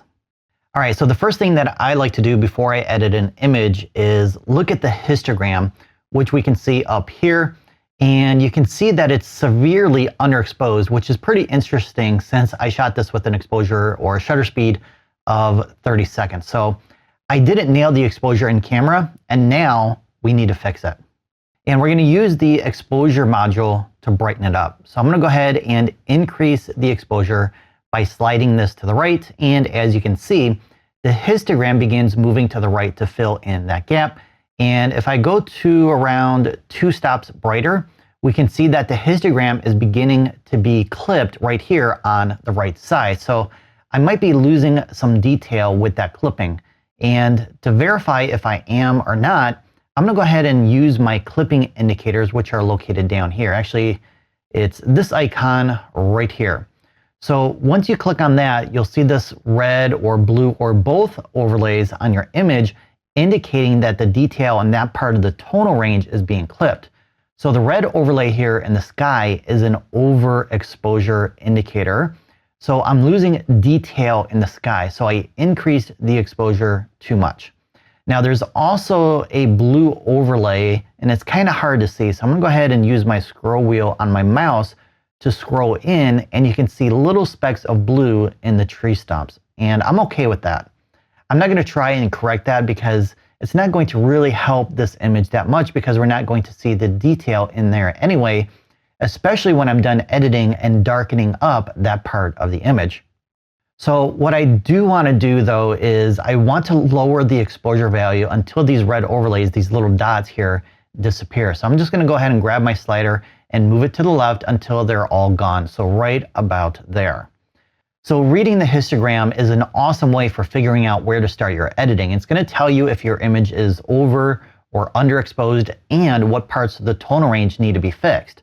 So in this case, the highlights and the whites needed to be fixed in order to correct the exposure. So once you fix the exposure, you then have to determine what's next. Well, for me, that would be the white balance, because I see that the image is very blue, and I think it's too blue for my taste. So again, I didn't get the correct white balance in camera, so let's go ahead and fix that.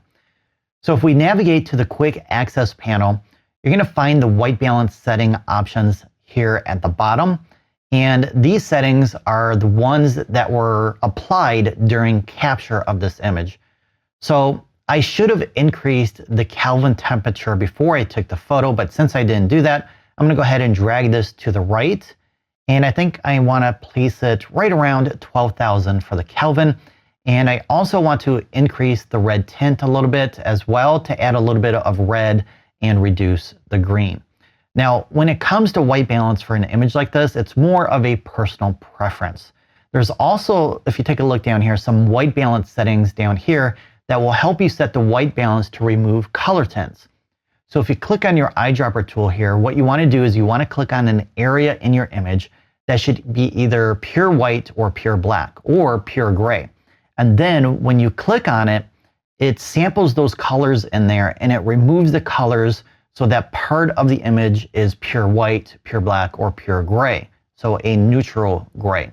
And that removes the color casts, which in effect is white balancing your image. All right, so the next thing I want to do is I want to adjust the contrast. That's a little flat right now.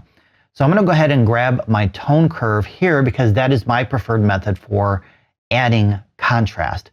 And what I'm going to do is create what is known as an S-curve. So we should have a histogram behind this linear line right here and inside of this grid. And that's going to represent the tonal ranges of your image, which will match the histogram you have up here. So as soon as I click on this line, you'll see the histogram show up. So this side is the blacks and the shadows. And then we have our midtones or the exposures in the middle. And then we have our highlights and whites on the end. So that's the same with your histogram. So what I want to do is I want to increase the brightness of the highlights and darken the shadows. So I'm going to click and drag up here to brighten up the highlights. But you may have noticed that I'm overexposing the sky now.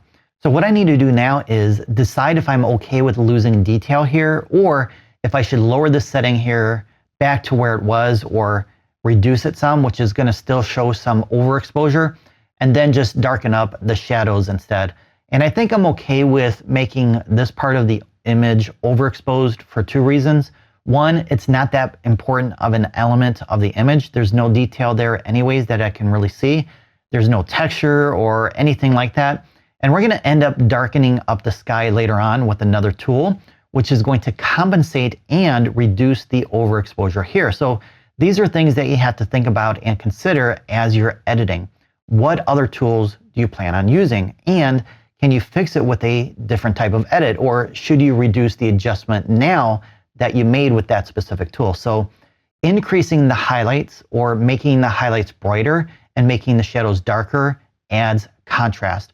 And we can see that when we turn off the tone curve module or any module by clicking on this icon here to turn it off. And this is a great way to see the before and after. And as you can see, it's really flat here. And now we have some more contrast. All right, so let's go ahead and close this off. And what I want to do next is I want to remove this tree branch that is peeking in over here on the side. And I'm going to use my scroll wheel here to zoom in so I can see it a little bit better. And then I can click and drag to navigate around the image a little bit more if needed. Or you can actually do that up here in this navigational panel right here. So to get rid of this, I'm going to use our retouching tool, which is in the effects group. And what I'm going to use is the circle shape tool. We also have an oval, a path, and a brush. But for this particular type of edit, I prefer using the circle shape. So with your scroll wheel, you can increase or decrease the size of that shape. And what I want to do is make it just a little bit larger than the element that I'm going to be retouching. So once I click here, Darkroom is going to add another circle, which is used to sample another part of the image to be used to cover up or retouch the area that needs to be, well, retouched. Now, sometimes Darktable is not going to give you a good point of reference, and it may overlap with the original area that needs to be retouched. So what you can do is you can click on this circle here and move it into another position to create a better point of sampling. The other thing I want to do before I move on is I want to turn off these two circles to review that area that's being retouched. Now, if you take a closer look, you can kind of see some blurriness in the shape of that circle right here. So we need to blend that in a little bit better. So let's go ahead and turn these back on. And I'm going to go ahead and increase the feathering of this particular circle. And we can do that by holding down our Shift key. So make sure you're in between these two lines here and then use the scroll wheel on your mouse to increase it. And then it's going to smooth out and feather that a little bit better than it was before. Now, the other thing I'm noticing now that we're zoomed in is all this digital noise, and I want to get rid of that.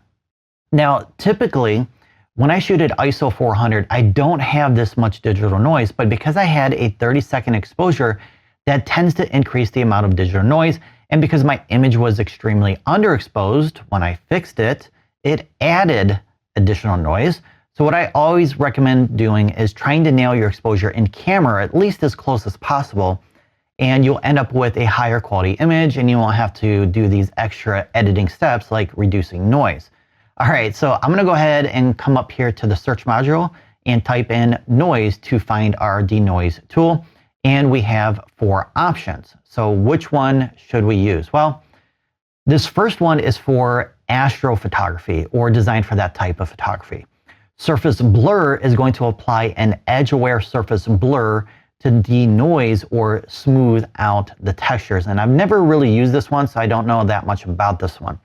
Now we do have denoise profiled, which is more of a common type of denoise filter or tool that you'll see in other software like Lightroom or Adobe Camera.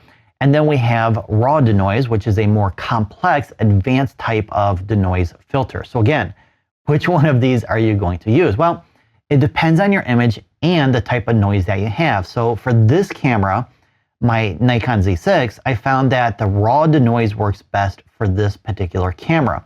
But I also have a Nikon D500 where I found that this option, the profiled option, works better for images for that particular camera. So you have to experiment based on the camera that you have and the type of noise that is introduced. So I'm going to go ahead and use raw denoise, and once I turn this on, it's going to automatically remove all the noise. How cool is that? I love it. The only problem though is by default, the smoothing effect to remove the noise is intense, and you'll end up losing a lot of texture and detail with the default settings.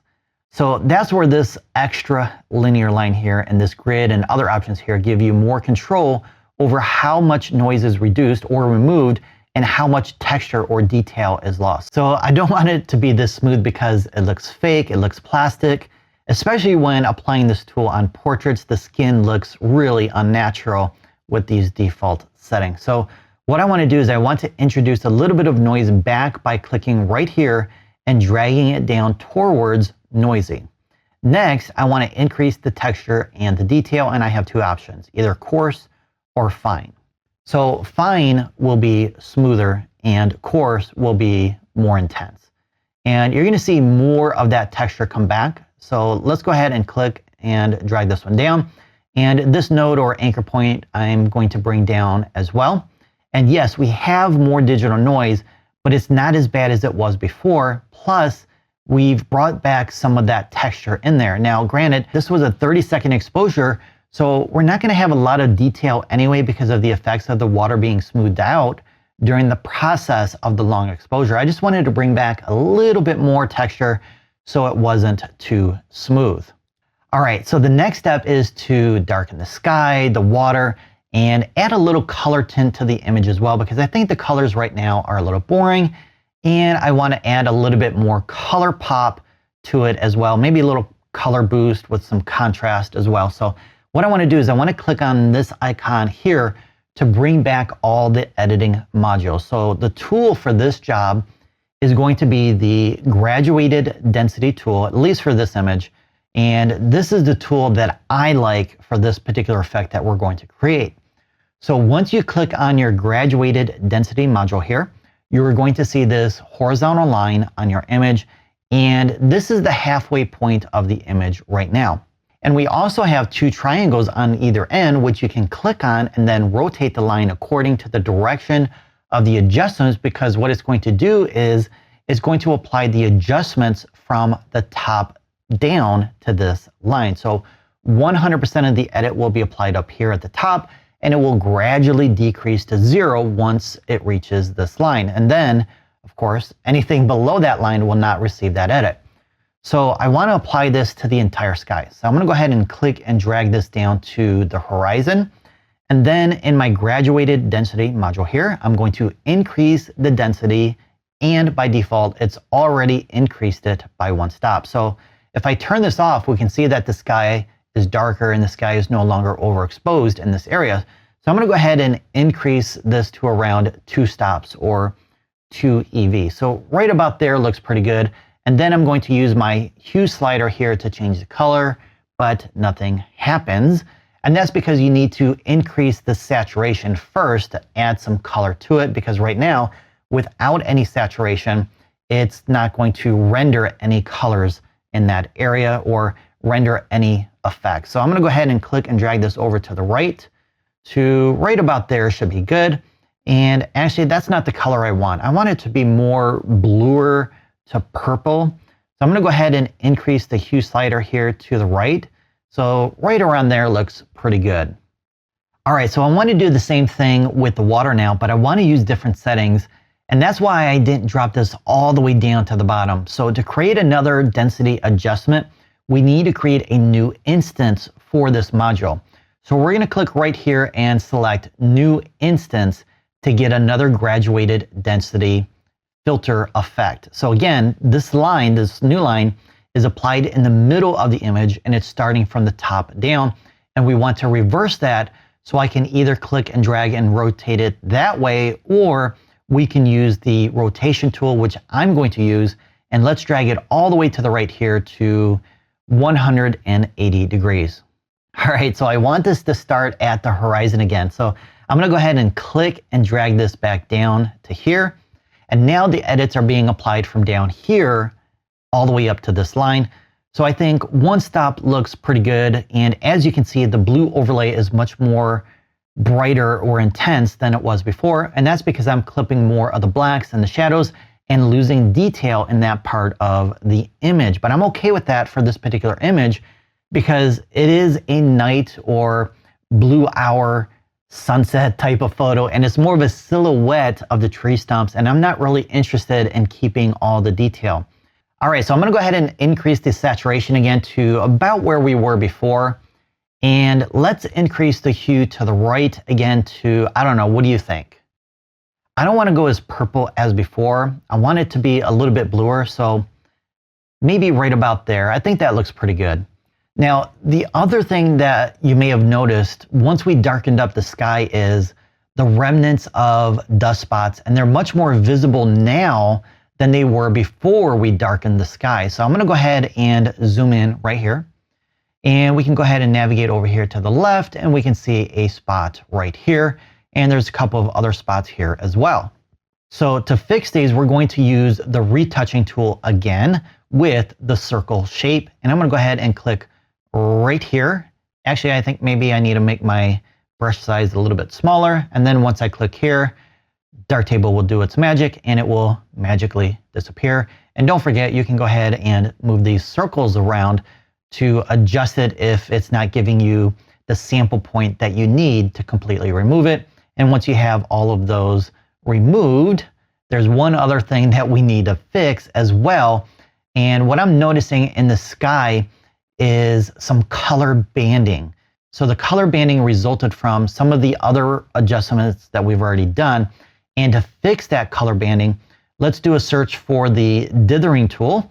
And this should help eliminate or minimize this color banding. So once you turn this on, darktable will do its magic again, and boom, the color banding is gone. How cool is that?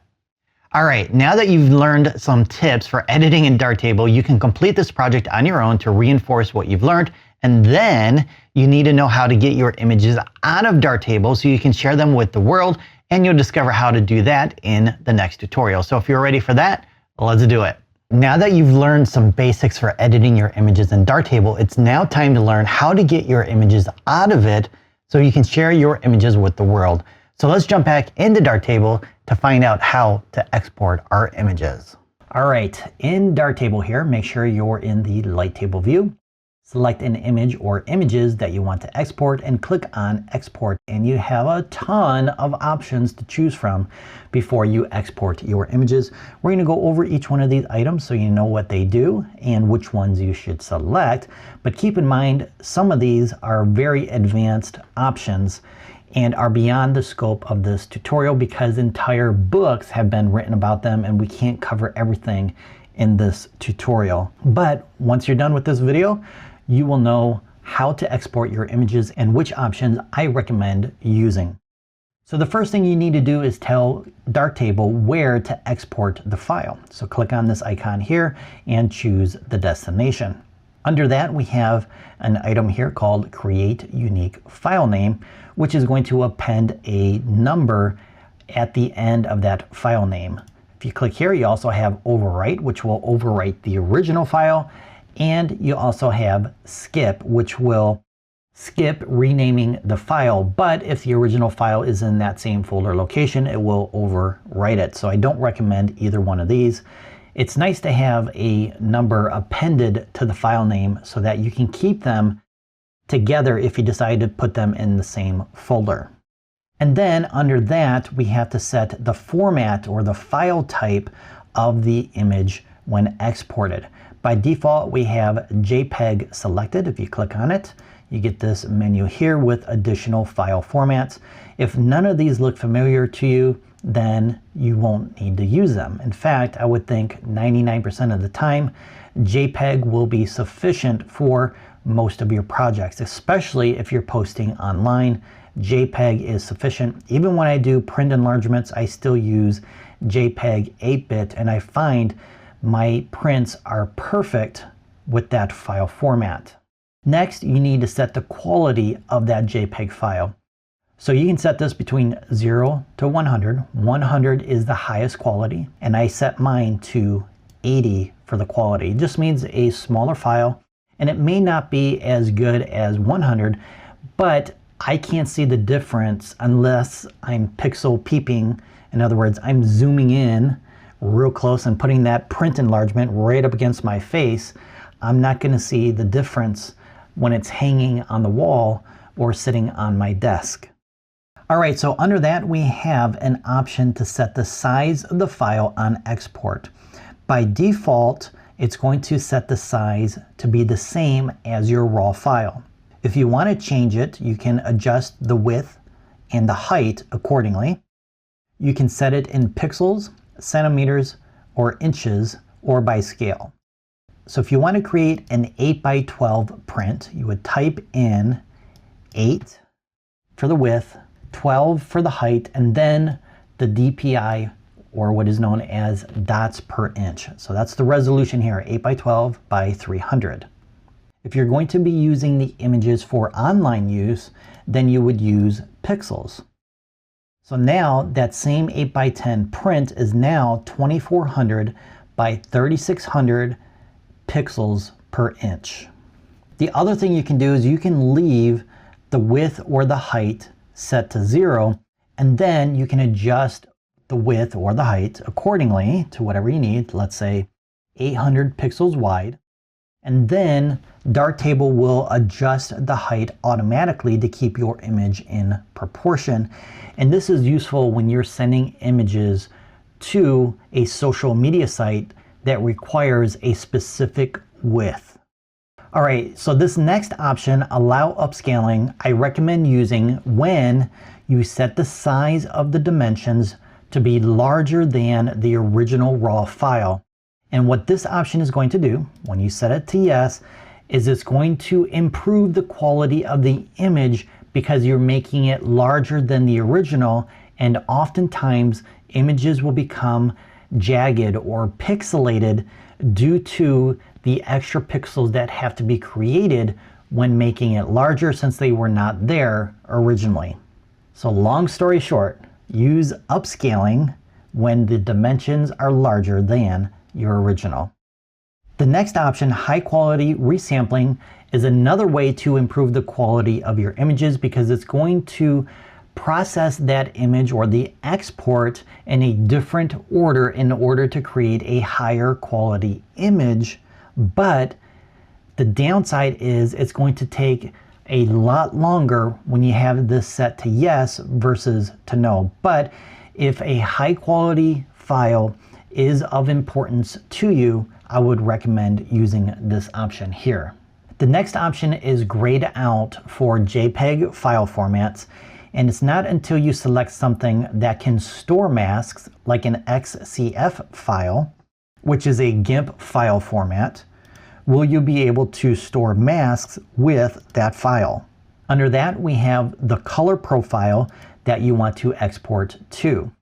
If you're only putting images online, sRGB is the way to go. I even use this sometimes for prints. If I'm sending to my home printer, I will choose one of these other options that closely relates to the color profile of my printer.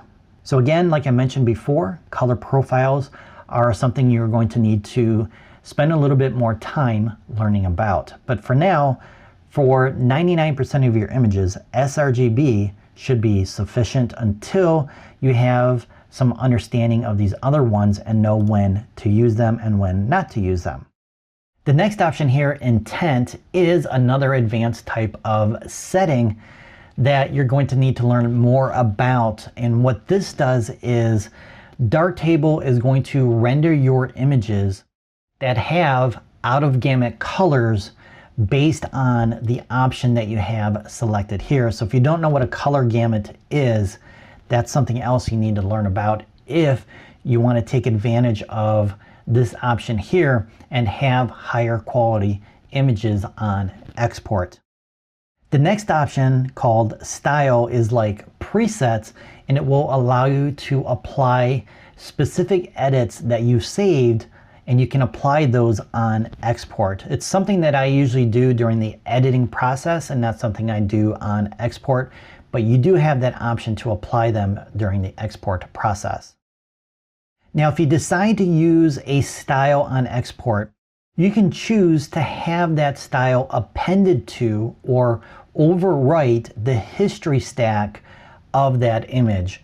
I would recommend appending it but not overwriting it, because you may want to go back at a certain point and take a look at those different editing steps you took for a particular image.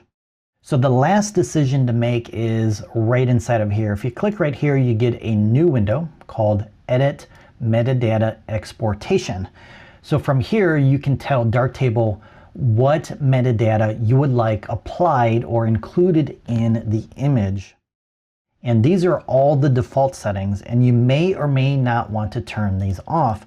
One you may want to consider turning off is geotags. Let's say you're taking some pictures at home and your camera or your smartphone is adding geo information. Well, with that information, somebody can find out where you live if you're posting these online. So if you don't want people to know where you live, go ahead and uncheck geotags.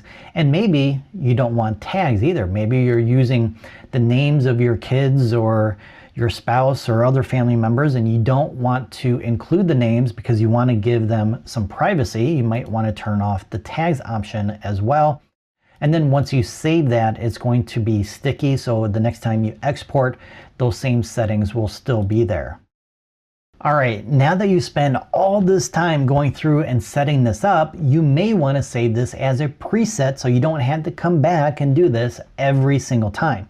Now, that being said, this is sticky information. In other words, when you come back tomorrow, next week, whatever, these settings are still going to be there, but maybe you're exporting images to Facebook one day, and then the next day you want to export images for Instagram, and the file size or the dimensions of that file are different for both platforms. Well, you can come up here and click right here and click on Store New Preset and give this preset a name. You can call it Facebook. And then you can select that preset from here, and then those export options that you set for Facebook will repopulate according to that preset. Now, the moment you've been waiting for, you can click on Export and Darktable will begin exporting your image. All right, so we're gonna start off with the Levels tool, and I wanna give you a couple quick tips on using it in both Darktable and GIMP. Even though we've used it before, or talked about it before, I want to give you some additional tips on using it. So let's jump into Darktable here, and we're going to take a look at this image right here. And hopefully you've already imported all these images from the Section 3 folder. If not, go ahead and do that, because we're going to be using a lot of these images in this section and the next section. So go ahead and grab that image, and let's go into Darkroom. Now, at first glance, you can tell that the image is very flat or lacks contrast. And the histogram confirms that. So I like to start off by reviewing my histogram to determine what part of the tonal range needs to be fixed. And you can see in this histogram that there's no detail in the blacks and very little in the shadows. And there's no detail in the whites or the highlights either. So those are two things we need to fix. We need to fix the whites, highlights, blacks, and shadows. And we can do that by starting off with adjusting the white and black point. So the purest white and the purest black point of the image. Now, in most cases, in most images, you want a full tonal range if it was available at the time of capture. So this is I would say, a low contrast image. At least the dynamic range is low contrast. So that's why this person whoever photographed this, it wasn't me, ended up with a low contrast image. Now, they could have increased their exposure settings to make the image brighter to fill in these gaps. So you want to try and do that as much as possible in camera. If you can't, then you can come into Darkroom and use your Levels tool to adjust the white and black point. So we can do that by going to the color grading grouping here and accessing the Levels tool. Now, once you begin adjusting one of these sliders here, it will then show the histogram. So this is the white point over here on the right, black is over here. And what I'd like to do is I like to adjust everything to the edges of the histogram. So I'm going to take the black point right there because that's where the histogram begins, and then the white point over here to the left. So just like that, we've increased the dynamic range of the image, and we've added contrast in the process, so it's not as flat as it was before. Now, the one thing you want to be careful of is not placing these markers on the inside of the histogram like this, because you're going to start losing detail. So everything on the right side of this marker now is gone. All that detail is gone. And we can confirm that with our clipping indicator right here. So once I turn that on, we get a big red overlay. So all those pixels have been deleted. And then in some points of the foreground here, you see some blue overlay. So that's pure black. So we've lost detail in that part of the image. So we can adjust that by moving this to the left to try and bring back some of that detail in the foreground. Now, a lot of it you're not really going to see, but I think the sky is important. So I'm going to go ahead and move this back to the right. And then that overlay begins to disappear as I bring detail back into those parts of the image. So it's not necessary to go right to the edge. Sometimes you may need to keep a little bit of a gap just to ensure you're not clipping any detail. You don't want to always fill the gap completely. Again, this is all dependent on each individual image and your creative vision for a particular edit. Now, real quick, before we jump into GIMP, I have some tips about the clipping indicator here, because right now you're probably getting different results than I am. And that's because I've set up the settings for my clipping indicator versus using the default settings. And if you hover over this, you're going to see a little tooltip. It says toggle clipping indication, right click for options. So go ahead and right click, and you can see my clipping preview mode is luminance only. So I like to set mine to luminance only versus full gamut, which is the default, because I want to see what part of the image the brightness levels are being clipped.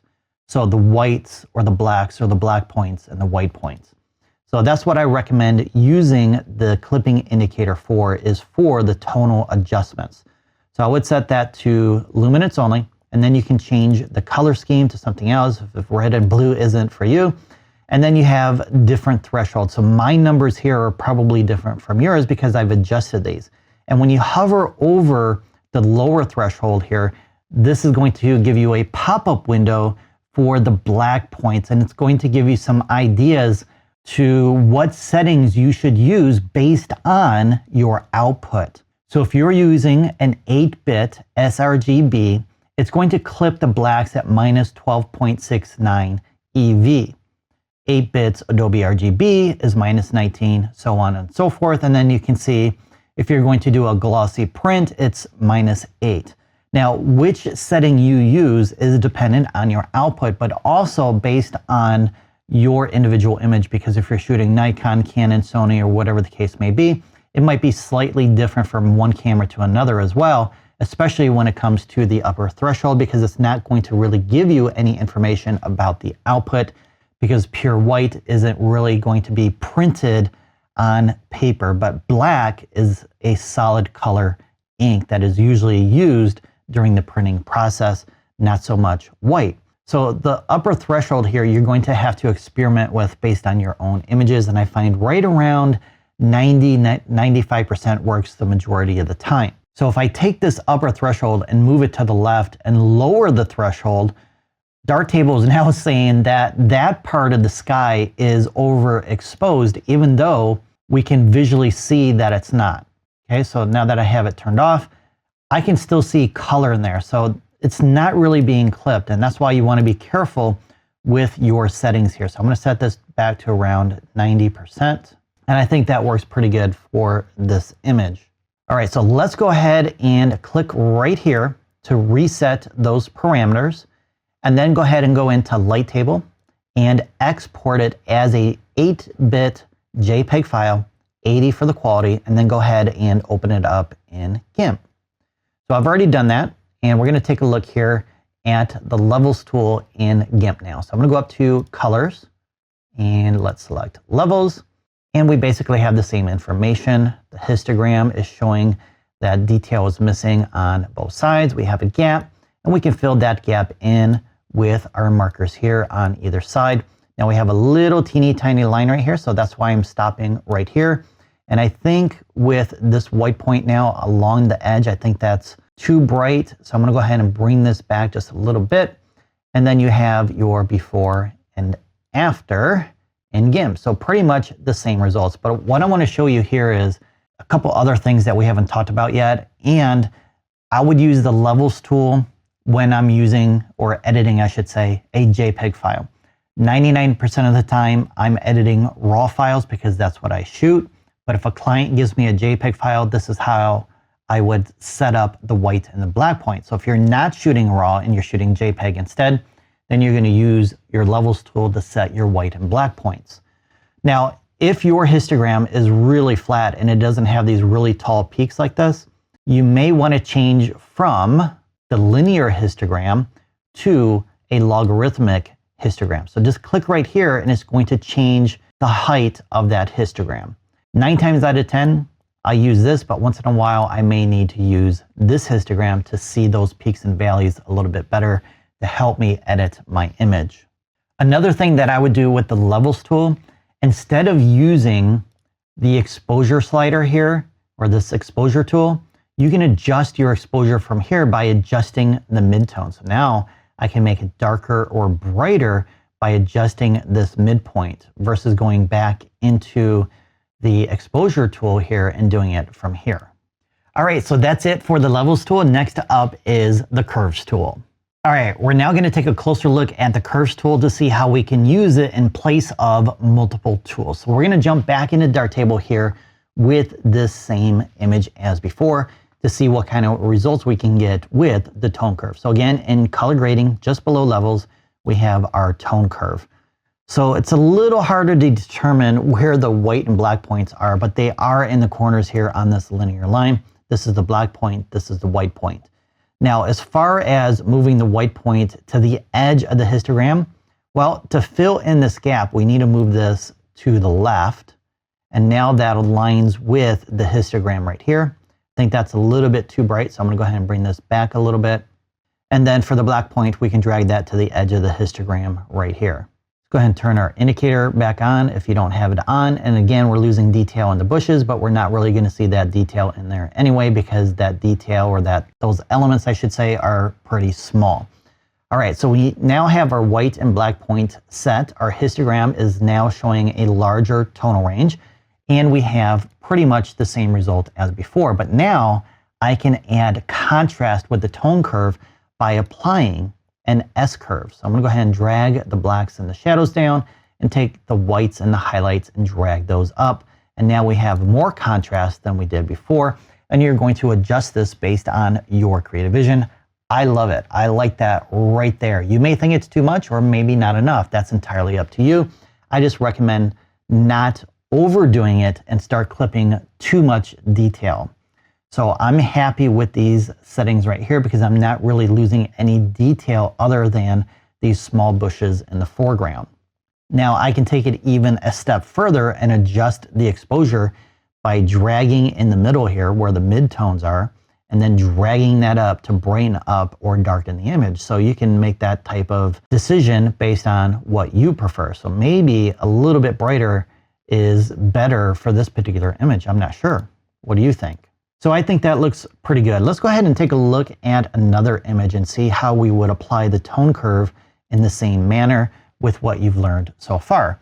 So the first thing we do is, that's right, we take a look at the histogram and we can see that there's no gap on the left side. So the blacks and the shadows are pretty good, even though the indicator is saying we are losing detail in that part of the image. That's okay. Again, these parts of the image are not that important, but as we make adjustments to the right side, which are the whites and the highlights, it will brighten up the shadows and bring back some of that detail. So let's go ahead and do that. I'm gonna grab my white point here and drag it to the left. Now, if I go all the way to the edge, I think that's too bright. It's a little hot, plus I'm losing a little detail in the sky here. So I'm gonna go ahead and move this back to the right until I find a setting that I think looks good. So I think right about there. And now we're losing less detail in these parts of the image where that blue overlay is compared to the image straight out of camera. So it's brightening up that part of the tonal range, which is what we want. So we're losing less detail. But I may want to do an S-curve, which is going to lose more detail on that side. But again, I'm okay with that. But I'm going to brighten up the highlights as well because I want to add some contrast to this image. And I may drag this up a little bit more. And now we definitely have more contrast than we did before. So it's brighter and sharper and has more contrast. So the contrast adds a little bit of sharpness to it as well because it's defining the edges a little bit better based on the contrast between the tree and the sky. And again, what do you want to do? Do you want to increase the brightness level or darken it up in the midtones? So how do you want to change the exposure, or do you want to change the exposure? If not, just double click here and it's going to reset everything. But if I use Command or Control plus the letter Z, it's going to take me back because maybe I just want to get rid of just one anchor point and not reset it completely. And you can do that by right clicking on that anchor point to reset it. All right, back in GIMP, and let's take a look at curves from here. So colors, curves, and pretty much the same thing as before. So it all depends on if you're working with a JPEG file or a RAW file. I would definitely recommend RAW over JPEG because it's going to retain more information, more detail than a JPEG file. You can kind of see that this image now is starting to get pixelated because it is a lower quality image as a JPEG file compared to the RAW file.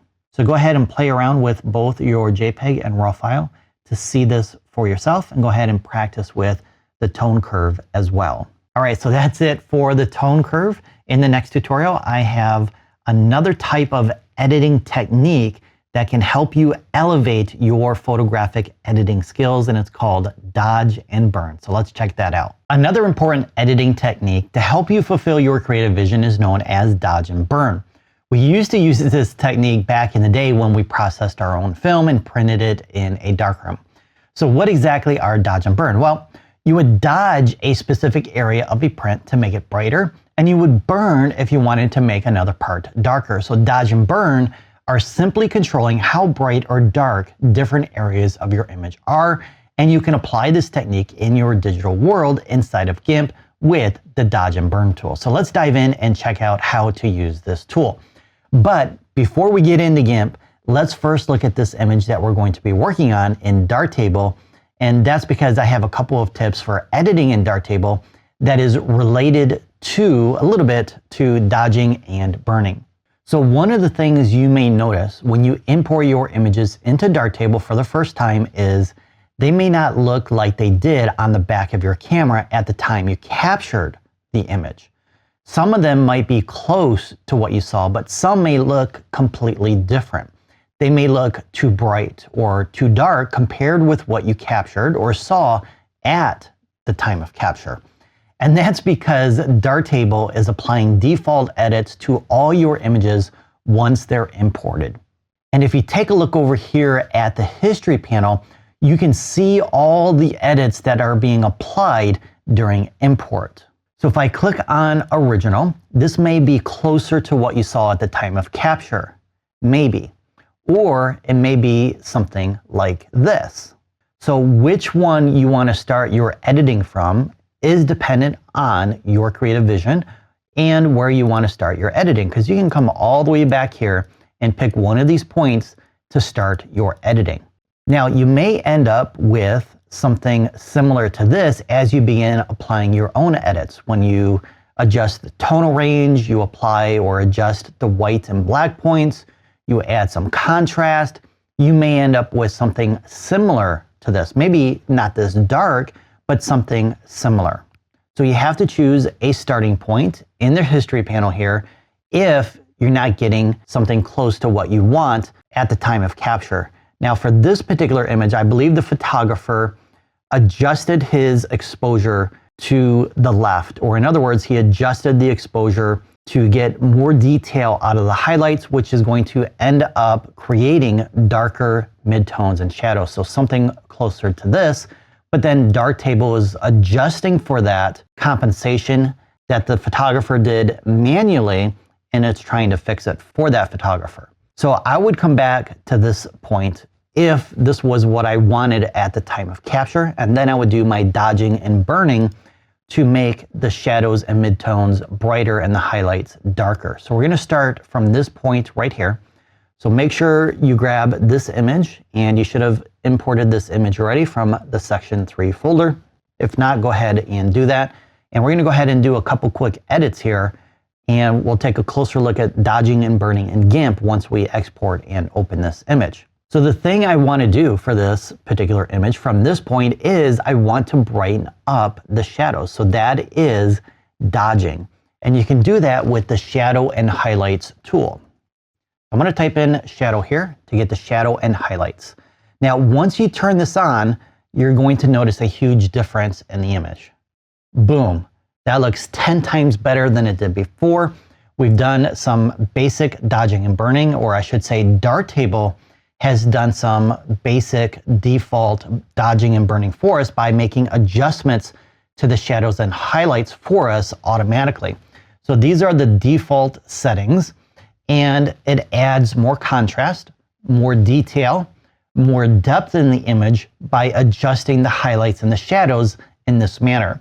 Now, you can make adjustments to this now based on your creative vision. You can make the shadows brighter or darker if you want. I think I may want to make them just a little bit brighter, and then I want to make the highlights a little bit darker. So here's the before again and the after. So that's the basic premise of dodging and burning, making parts of the image brighter and other parts darker to add that depth, to bring detail back, and much more. Now, the other thing I want to do before we open this up in GIMP is I want to do a basic lens correction, because if you take a look in the corners here, you can see a vignette. It's very dark, and I'm not sure if that's due to the lens hood or if it's a lens distortion. So type in lens here and turn on lens correction from here, and it's going to remove most of that vignetting. And you're also going to notice that the image is stretching out. And that's due to the lens distortion for this particular lens, which creates what is known as a barrel distortion. So it kind of has a bulge effect in the middle here.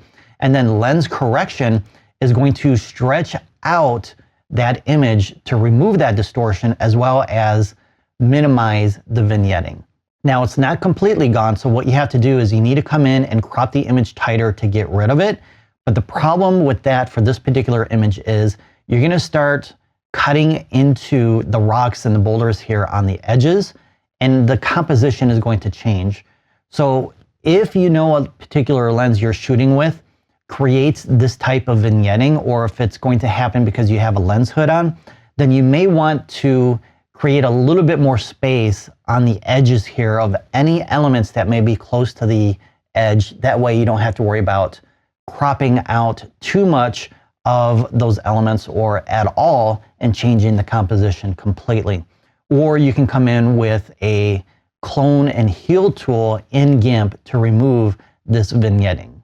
Now, the other thing you may have noticed when we applied this lens correction is the image is flatter, has less contrast, and it's overall much brighter than it was before that lens correction was applied. So what we need to do in that case then, if that happens, is go back to shadows and highlights and make adjustments from here to get it back to where we wanted it originally. So I'm going to bring the highlights and the shadows down just a little bit, and then we can do some more fine tuning, dodging and burning in GIMP. So go ahead and export your edit and open it up in GIMP. So I've already done that, so I'm going to go ahead and hop over to GIMP here. And let me show you the final edit I did for this particular image for the dodging and burning. So here's the exported file and my dodge and burn. So you can definitely see there's more depth in the image now with that dodging and burning.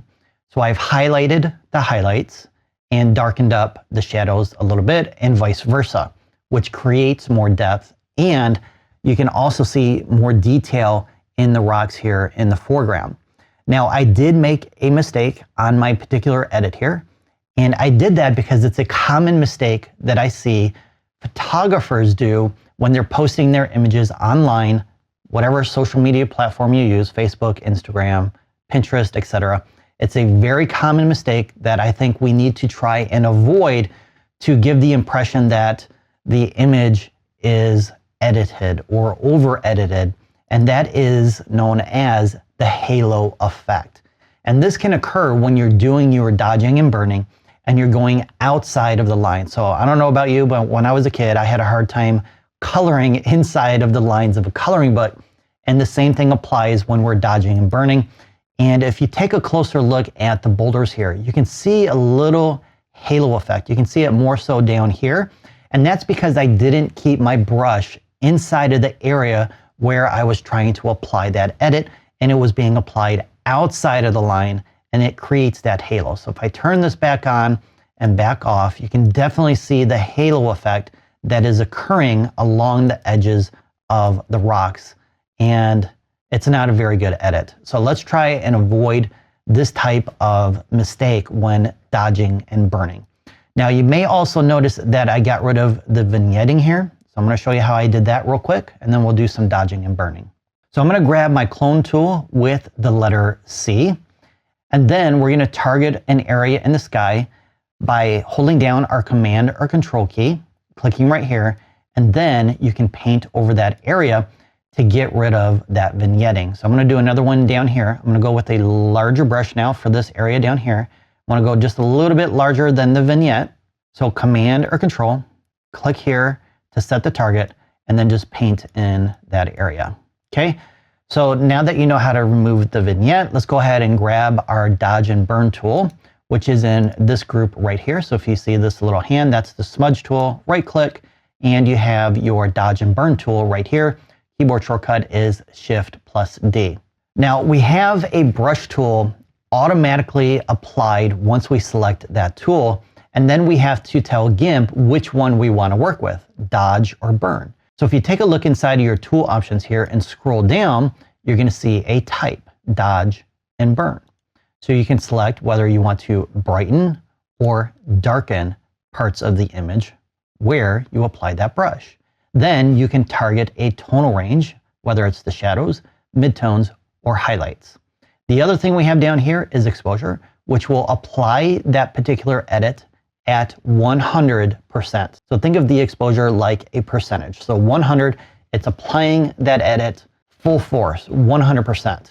Down here, it's only going to apply it at 11%. So it's going to allow you to build up your edit at a slower pace, so you're not applying it all at once, and it helps blend in that particular edit with the surrounding area where it's not being applied, so it blends in a lot smoother and it looks more realistic, and you're not going to really notice that you're applying an edit at a lower exposure rating versus applying it all at once. So let me show you what I mean.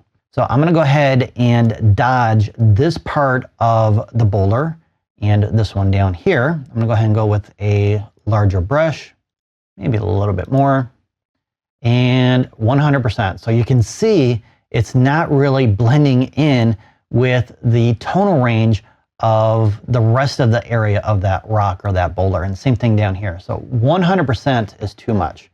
I'm going to go ahead and undo that. And then if we drop this down to around 10 to 15%, it's going to allow you to slowly build up. So I haven't released my mouse button yet, but once I do, it's going to apply another, let's see, 13.8%. And then if I click multiple times, it's going to add that brush effect more and more and more the more I apply it. And this allows you to slowly build up that edit so it blends in a lot better than it does at 100.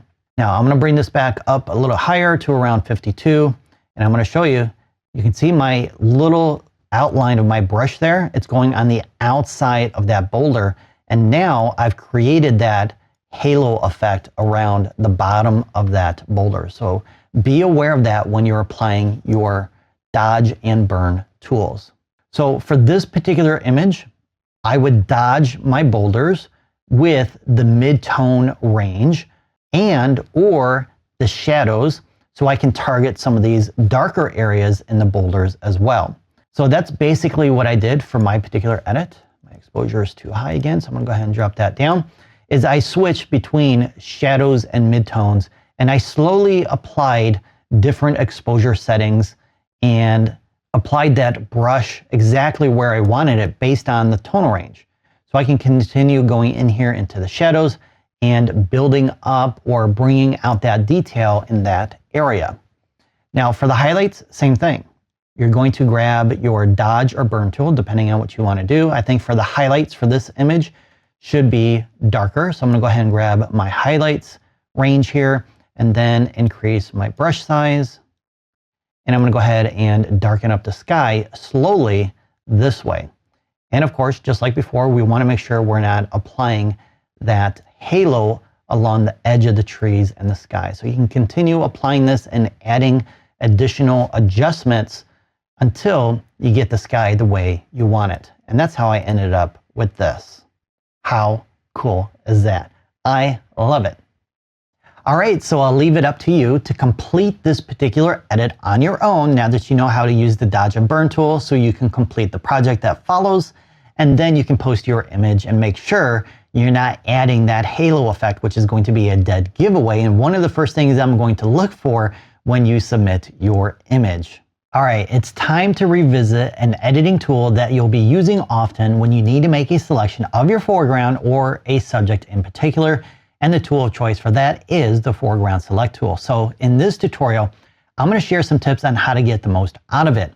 So let's go ahead and jump back into GIMP, and we're going to open up this image, which is 02 in the Section 4 folder. And let's go ahead and get started.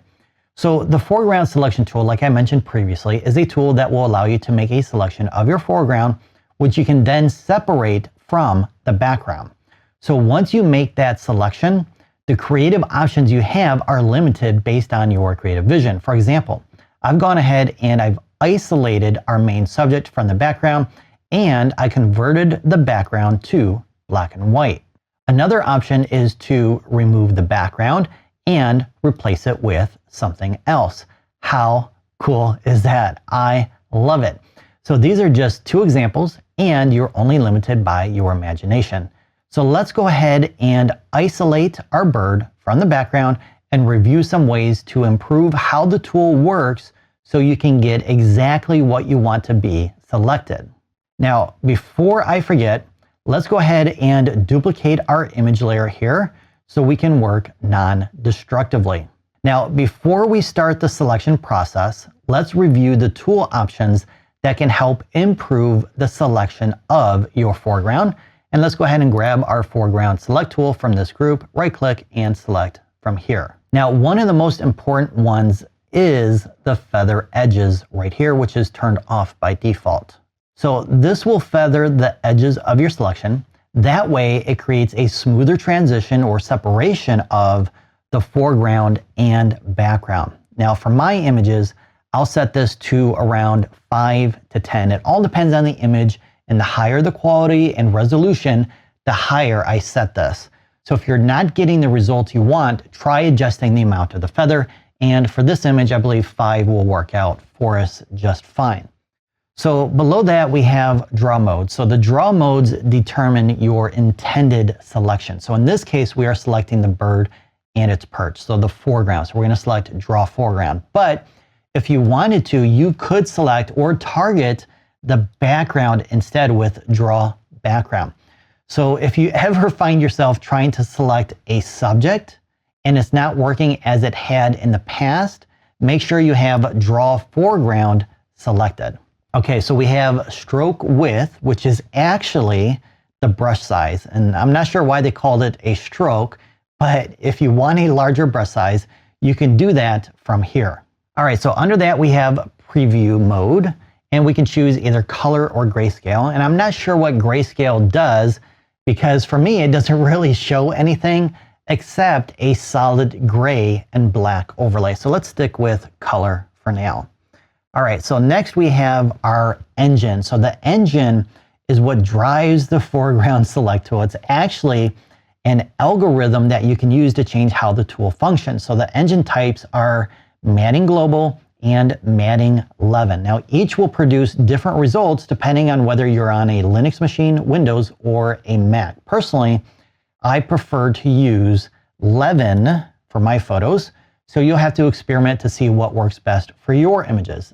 Now, depending on which engine you use, you'll have some different options to choose from to refine how it works. So for 11, we have levels and active levels. And then for global, we have iterations. So for these, I will typically just use the default options, and then I will refine my final selection with the quick mask mode if needed. And that seems to work best and fastest for my workflow. Again, play around with the options to see the results you get from each, and then you can decide what works best for your workflow. All right, so let's go ahead and isolate our foreground by making our initial outline like we did previously in a different tutorial. And again, it doesn't have to be perfect because this is just the initial selection process. And we're gonna go all the way around back until we see this yellow circle. Then you can hit enter or return to get into the next step. So what I like to do is I like to make an outline of the inside of my subject with a fairly small brush, not too small, but small enough so I can get most of the subject selected. So I'm gonna go ahead and create an outline like so to begin the process of telling GIMP, these are the colors, the textures, the contrasts that I want you to target because this is part of the foreground. So once I get my initial outline done, I'll then go in with a smaller and larger brush to fill in the other areas. Now, the one thing I want to point out is the color of my brush stroke is probably different from yours. And that's because GIMP is using the foreground color swatch and the color that you have set in there. And it doesn't really matter what color you use because it's just being used to target specific areas of the image. So GIMP knows what's the foreground and what is the background. All right, so I'm not going to make this perfect. You know how to do it now. So the next step is to hit enter or return, and that's going to update the overlays to give you a better idea of where the foreground is at this point. So now you can go in and refine your selection if needed by brushing on and off according to what you need to update for the selection process, or you can do what I do, and that is use the quick mask mode after it's made the initial selection. So you can do that by hitting enter or return, and then GIMP will do its final analyzation and give you your selection. And boom, there's your selection. All right, so what we're gonna do now is we're going to delete the background, but first we need to invert the selection since the bird in our foreground here is selected. So let's go up to select and click on invert. Here's the keyboard shortcut, Command or Control plus the letter I. Now that the background is selected, we can delete it with our backspace key or our delete key. The only problem is we're left with a solid color based on the color in our background color swatch here. And that's not what we want. We want transparency. So let's undo that with Command or Control plus the letter Z. What we want to do, like we talked about previously in a different tutorial, is we want to add transparency to that layer by right-clicking and selecting Add Alpha Channel. So an alpha channel adds that transparency. Now, when you delete, you're left with transparency. How cool is that? I love it. Now, there's one problem. This is not the way I recommend removing your backgrounds. There's a better non-destructive way to do this. So what I would like you to do is to keep everything in place as it is right now and go into the next tutorial where we're going to learn the proper way of removing the background, and I'm going to give you some pro tips on the tool that we're going to use to do this. So if you're ready for that, let's do it. So we're going to continue where we left off in the last tutorial. And what we want to do is work non-destructively. So we deleted those pixels in the previous tutorial, and that can be permanent depending on how you save your file and whether or not you duplicated the original image layer. Either way, you still want to work non-destructively as much as possible. So what we want to do instead of deleting is we want to temporarily hide those pixels. That way, if you made a mistake in the initial selection process, you can bring back or show some of those pixels or hide other pixels if needed. That way, it's not permanent, it's temporary. And you can do that with a layer mask.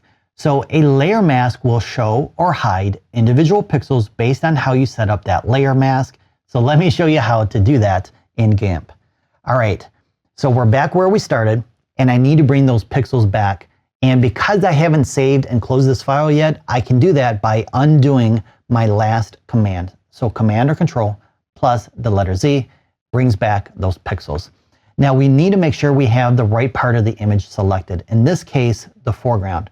And I know the background is currently selected because if you take a look at the outer edge of the canvas here, we see these little white and black dashed lines. And it looks like they're moving. And that's known as dancing ants, or that's what they're referred to sometimes.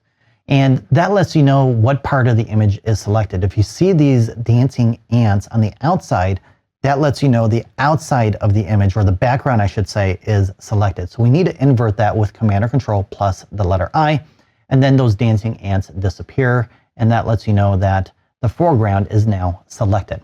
So let's come down here to the bottom of the layers panel and click on this icon to add a layer mask, and there's a lot of options to choose from.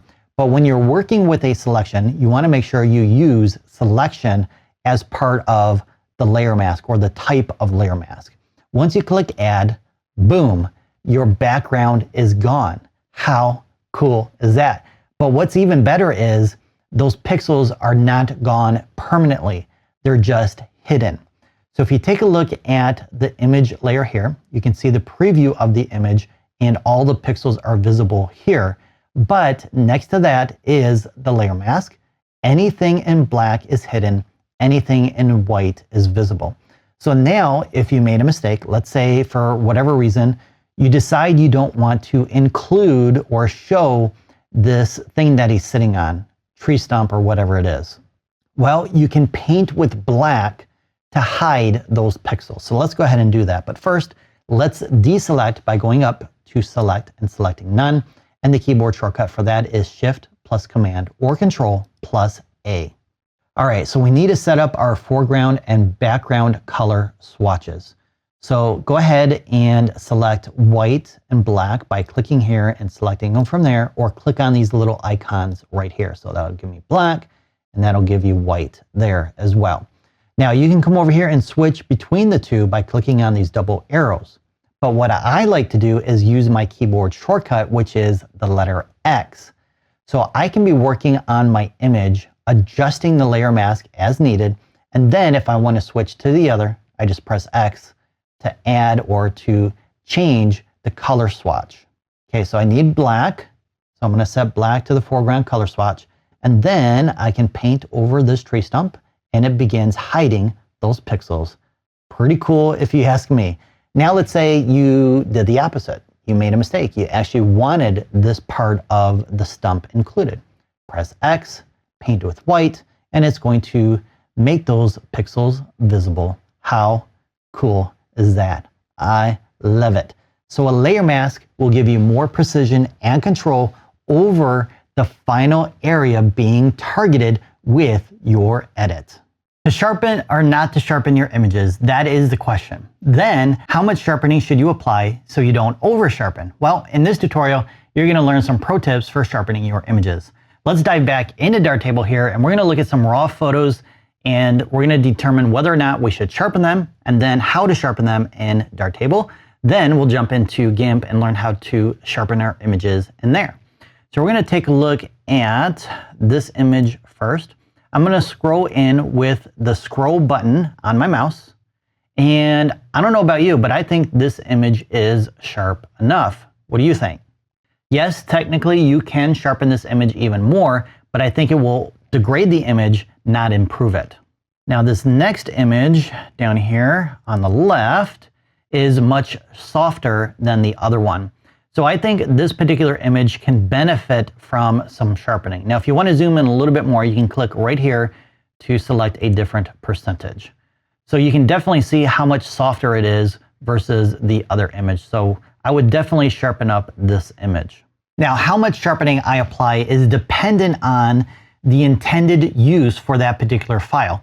If I'm going to post an image online, then I will sharpen it more than if I were to do a photographic print. But even then, I'm going to sharpen my photographic prints more or less depending on the size of the image. For example, if I have a small 5x7 print on my desk, I'm going to sharpen that more than I would, say, for one of these 40x30 canvas gallery wraps that I have up here on my wall behind me, because I'm not going to be viewing these images behind me really close like I am my desk photo. So I don't need to spend as much time sharpening it and making sure I'm not over sharpening things like the skin.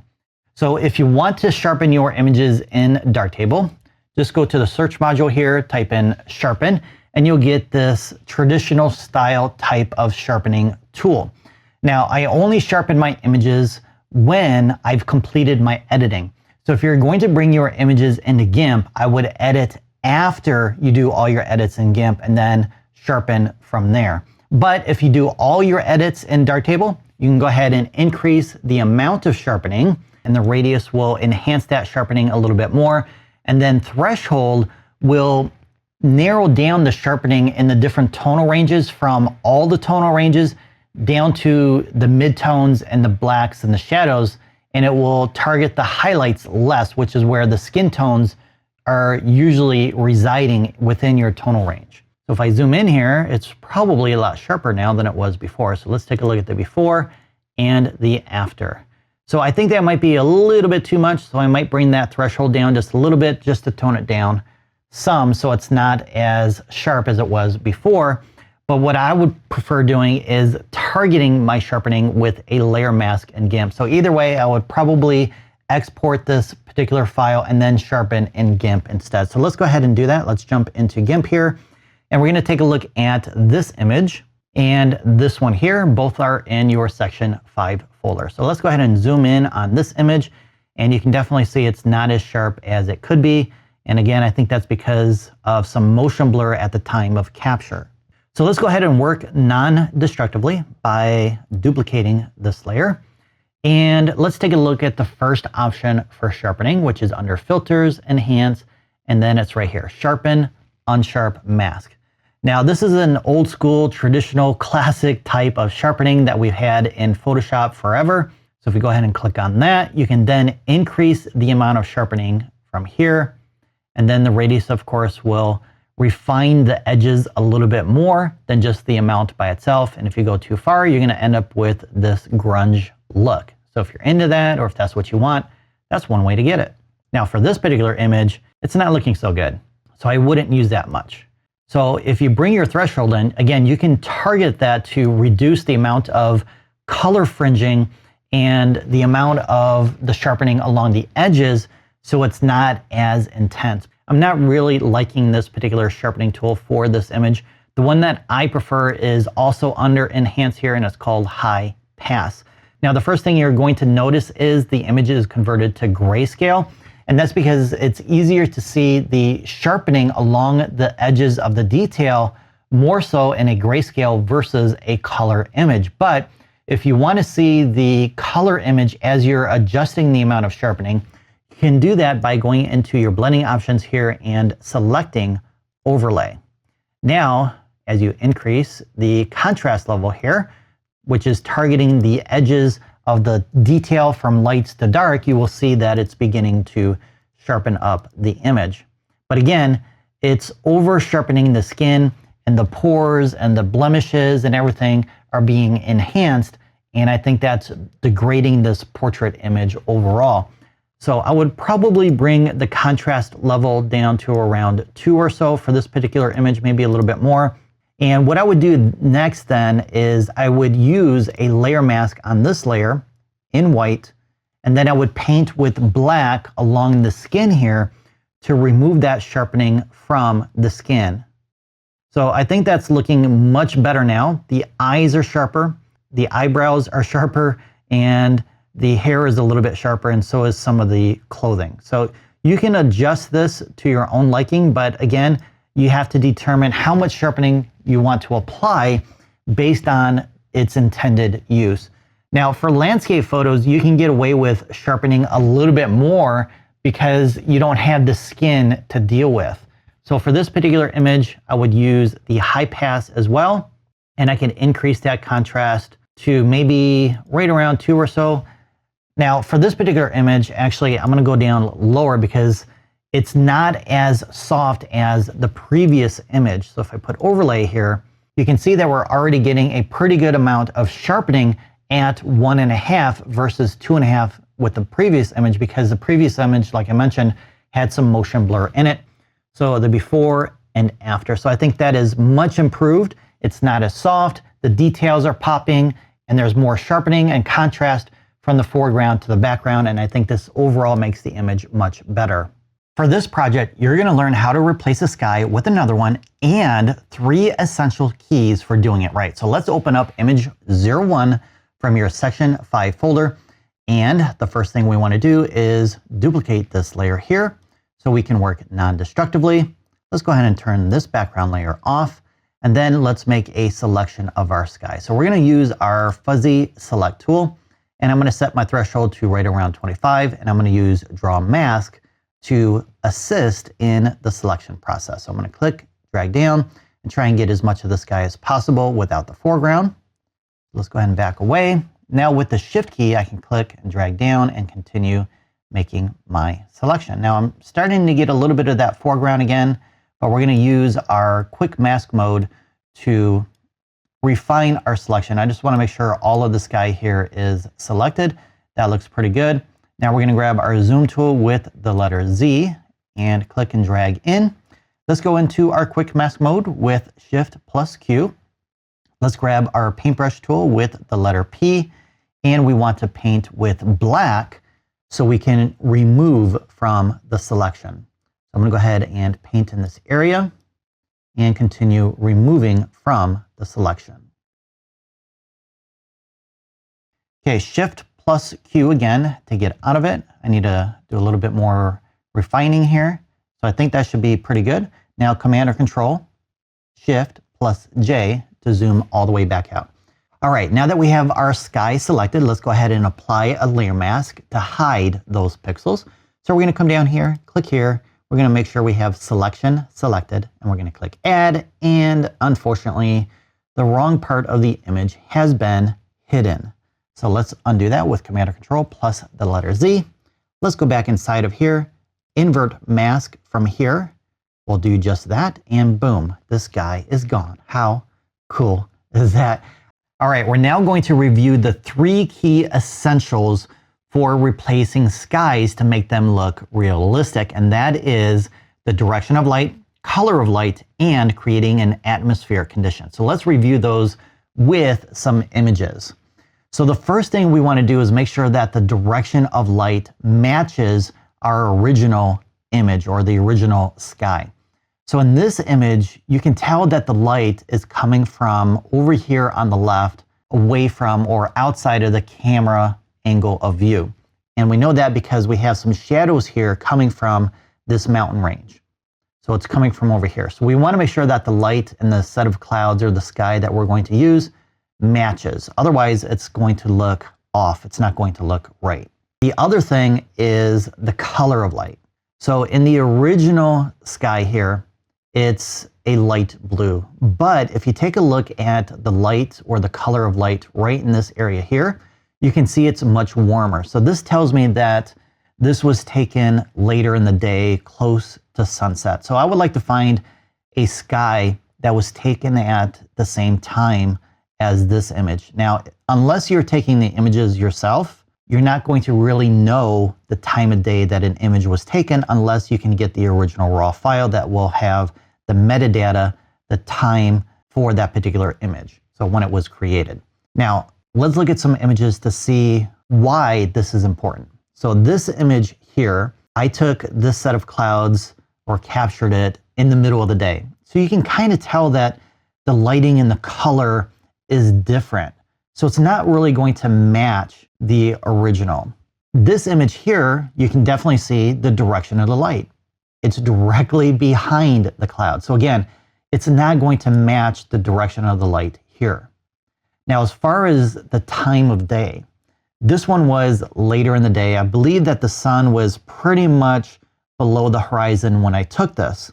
So the colors are much more vibrant, more saturated, warmer, more orange, We have some purple, some blue. So again, it's not matching. So we want to try and find a set of clouds or a sky that matches as closely as possible. So I have this set of clouds here. We have the sun over here on the right side. It's near the horizon, but it's not completely down. It's a little bit warmer than the sky here, but we have some warmth in the colors on the mountain range right here. So I think this set of clouds would work well for this image other than the direction of the light. But that's not a problem because we can flip the canvas so that the light is over on this side. So this particular image is not included in this class, and that's because I want you to find your own sky, your own set of clouds, and try and find something that matches the time of day, the color of light, the direction of light. To add this layer to this image over here, we're going to click and drag over the tab, and then I can release over top. Now the one thing I want to do is undo that with Command or Control plus the letter Z. And I also want to deselect. So I'm going to go up to Select and click on None. Now another way to add a layer is to grab your file from your system's operating folder or the folder system and click and drag over your canvas, and then it will be added as a new layer. Now if that's not working for you, you can go up to File, Open as Layers, and then it will open up that image as a new layer. So I'm going to go ahead and click and drag this below my layer mask here so I can see that sky. Now I believe this set of clouds is much larger than the file that I have open right now, the mountain range that I'm working on. So I need to scale that smaller. So I'm going to grab my scale tool. I'm going to click and drag down and try and get it to fit within that canvas. If I click on this little square here, I can reposition it, and it looks like it's pretty large. So I'm going to take a look here, and I believe I resized the original image here from 5,000 pixels wide, I believe is what you have, and I scaled it down to 2,500. So I'm going to go ahead and type in 2,500 for the width to rescale or resize this image to fit within the canvas. I'm going to make it just a little bit larger, and I'm going to place it right there, then enter or return to rescale it. Now I have my light over here, or the direction of the light is coming from over here. So let's go ahead and flip it now by going up to Layer, Transform, and selecting Flip horizontally. All right, our light direction now matches the original. So I'm going to go ahead and grab my Move tool with the letter M because I want to go ahead and move these clouds up a little bit higher. So maybe something like that. All right, so the third key is the atmospheric condition. What is that? Well, you'll notice in a lot of landscape photos that the sky at the top is darker than the sky at the horizon. It's going to be much brighter, or there's going to be some transition from darker to lighter. And we can see that in this original image here. If I turn off my clouds here, you can see it's darker up here, but it's brighter down here. That's the atmospheric condition. So we're going to recreate that with a layer mask and a gradient. So the first thing we need to do is create a new layer. So I'm going to grab my background layer here. I'm going to click right here to create a new layer. You want to make sure you fill it in with white. Click OK, and that's going to add the layer above and below the clouds here. So make sure this layer is below the clouds. If it's not, just click and drag it into position. All right, let's grab our set of clouds now, and let's add a layer mask. And we're going to select white because white shows the pixels, black hides. And you need to make sure you turn off invert mask, otherwise it will invert the white to black. All right, let's click add. And now we're going to grab our gradient tool, which you can grab from the bucket fill tool group right here. We're going to right click, select gradient, or press the letter G. Now in the tool options, you want to make sure that you click right here and select foreground to background. And you want to make sure you have linear set to the shape. And we want to paint with white to black.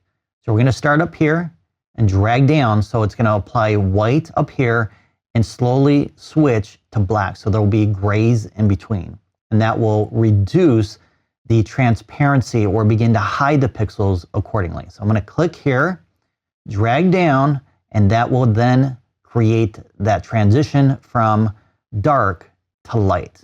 I'm going to go ahead and grab this right here and drag it up higher to create a smoother transition from light to dark. Okay, so once you have it set the way you want, I'm going to actually bring this back down. I'm going to click enter or return, and you have your atmospheric condition. How cool is that? I love it. All right, it's now your turn to apply your new knowledge and complete this project on your own.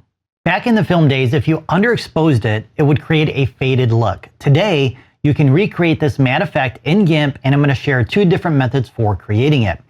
So the main characteristic of the matte effect is it appears to be faded or muted, and it's easy to replicate by reducing the amount of contrast, in particular, the blacks and the shadows, and adjusting the black point. And the 2 tools you can use to recreate the matte effect are either the levels or the curves tool. So we're going to take a look at levels first. So let's jump in here, and this is the image we're going to use. Now, even though we're going to be doing this edit in GIMP, we first need to fix the tonal range of this image. So we need to fill in the gap a little bit here, not too much, because I think for this particular image, if we adjust it all the way to the right, it's going to start blowing out the highlights and ruining or degrading the skin. So we're not going to do too much. I'm going to increase the midtones, shadows, and highlights by adjusting the center of our curve here up, and then I'm going to grab the shadows and the blacks here and brighten those up. Maybe just a little bit of a bump on the highlights as well. So that's pretty much it for the tonal adjustments for this particular image. So once you do that, go ahead and export this file and open it up in GIMP. All right, so let's go up to colors and select levels. And the way we create the matte effect is by reducing or clipping detail in the blacks and the shadows. So we're going to take our black point here and move it to the right, and the image gets darker. So that is now pure black in all this area of the image. So we've taken all this detail and reduced it to a solid black color. Now, to create the matte effect, we're going to take our output levels here, and we're going to take this marker and move it to the right. And the further it goes to the right, as you can see, it's going to get brighter. It's going to add shades of gray, or a shade of gray, I should say, in place of that solid black. So let's go ahead and do that. I'm going to go ahead and move it to the right. And there's the matte effect. Unfortunately, I'm not a big fan of this particular method. I know it's a popular one on YouTube, and other creators use this particular method, but it's not my favorite. So let me show you the method that I prefer for creating a matte effect. So let's go ahead and cancel out of this. Now we're going to go up to colors and select curves. So I'm going to add an anchor point right here so I can restrict my adjustments to this part of the tonal range, which is the blacks and the shadows. There might be a little bit of midtones in there as well, but I'm targeting the 2 main areas in that range that I need. Now this is the black point, like I've mentioned before. So we're going to grab this and drag it up, and it's going to begin reducing the contrast in that part of the tonal range from blacks to shadows. How cool is that? I love it.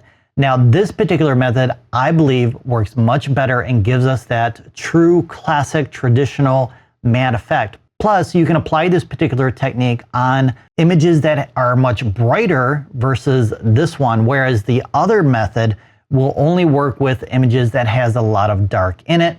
But if you do have a brighter image, you can then darken it up by changing the shadows and the blacks to be darker and to increase the black point here. So if you wanted to, you can click and drag down here to make those blacks or those dark grays even deeper than they were before. So you can adjust this based on your creative vision. All right, so go ahead and keep this image open for the next tutorial, since we're going to be applying an old school retro effect to it. Now, if you can't do that next tutorial right away, go ahead and save this file so you can get to it when you're ready to start that next tutorial. All right, so in the last tutorial, you learned how to create a matte effect, and now we're going to enhance that image with a retro effect with some dust textures and more. And here's what the final edit is going to look like. How cool is that? I love it. So if you're ready, let's do it.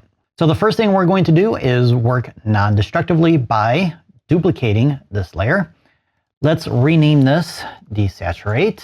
And that's because we're going to reduce the saturation of the image, which I like to use when I create my retro vintage type of effects.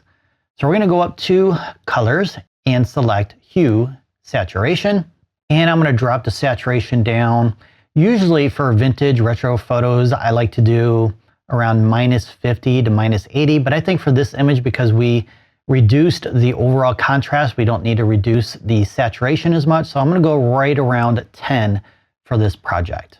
All right, so we have some resources that you can add to this image to create the final retro effect, which are these files right here, 5 through 7. So go to your Section 5 folder, locate them, click and drag them to the canvas. Again, if this doesn't work for you, go up to File and select Open as Layers to add the layers.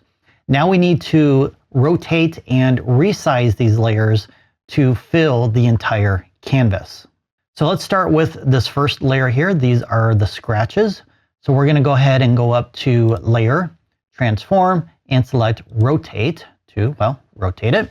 Then we're going to grab our Scale tool with Shift plus S. And then I'm just going to click on the corners here or on the inside corners here and resize and stretch that out to go outside of that canvas. Go ahead and click Scale. All right, I'm going to go ahead and turn that layer off, and let's do the same thing for this layer. And one more. So we need to rotate this one as well. So back to Transform and Rotate. Perfect. All right, let's work on this layer here. I'm going to go ahead and double click and rename this Dust. And I think I want to drop the opacity down to around 50 to 60. Now we have white dust, but dust really isn't white. So what we can do is we can convert this white color to black by going up to, let's go to Colors and select Invert. And now, well, can't see it now. Let's go ahead and zoom in here.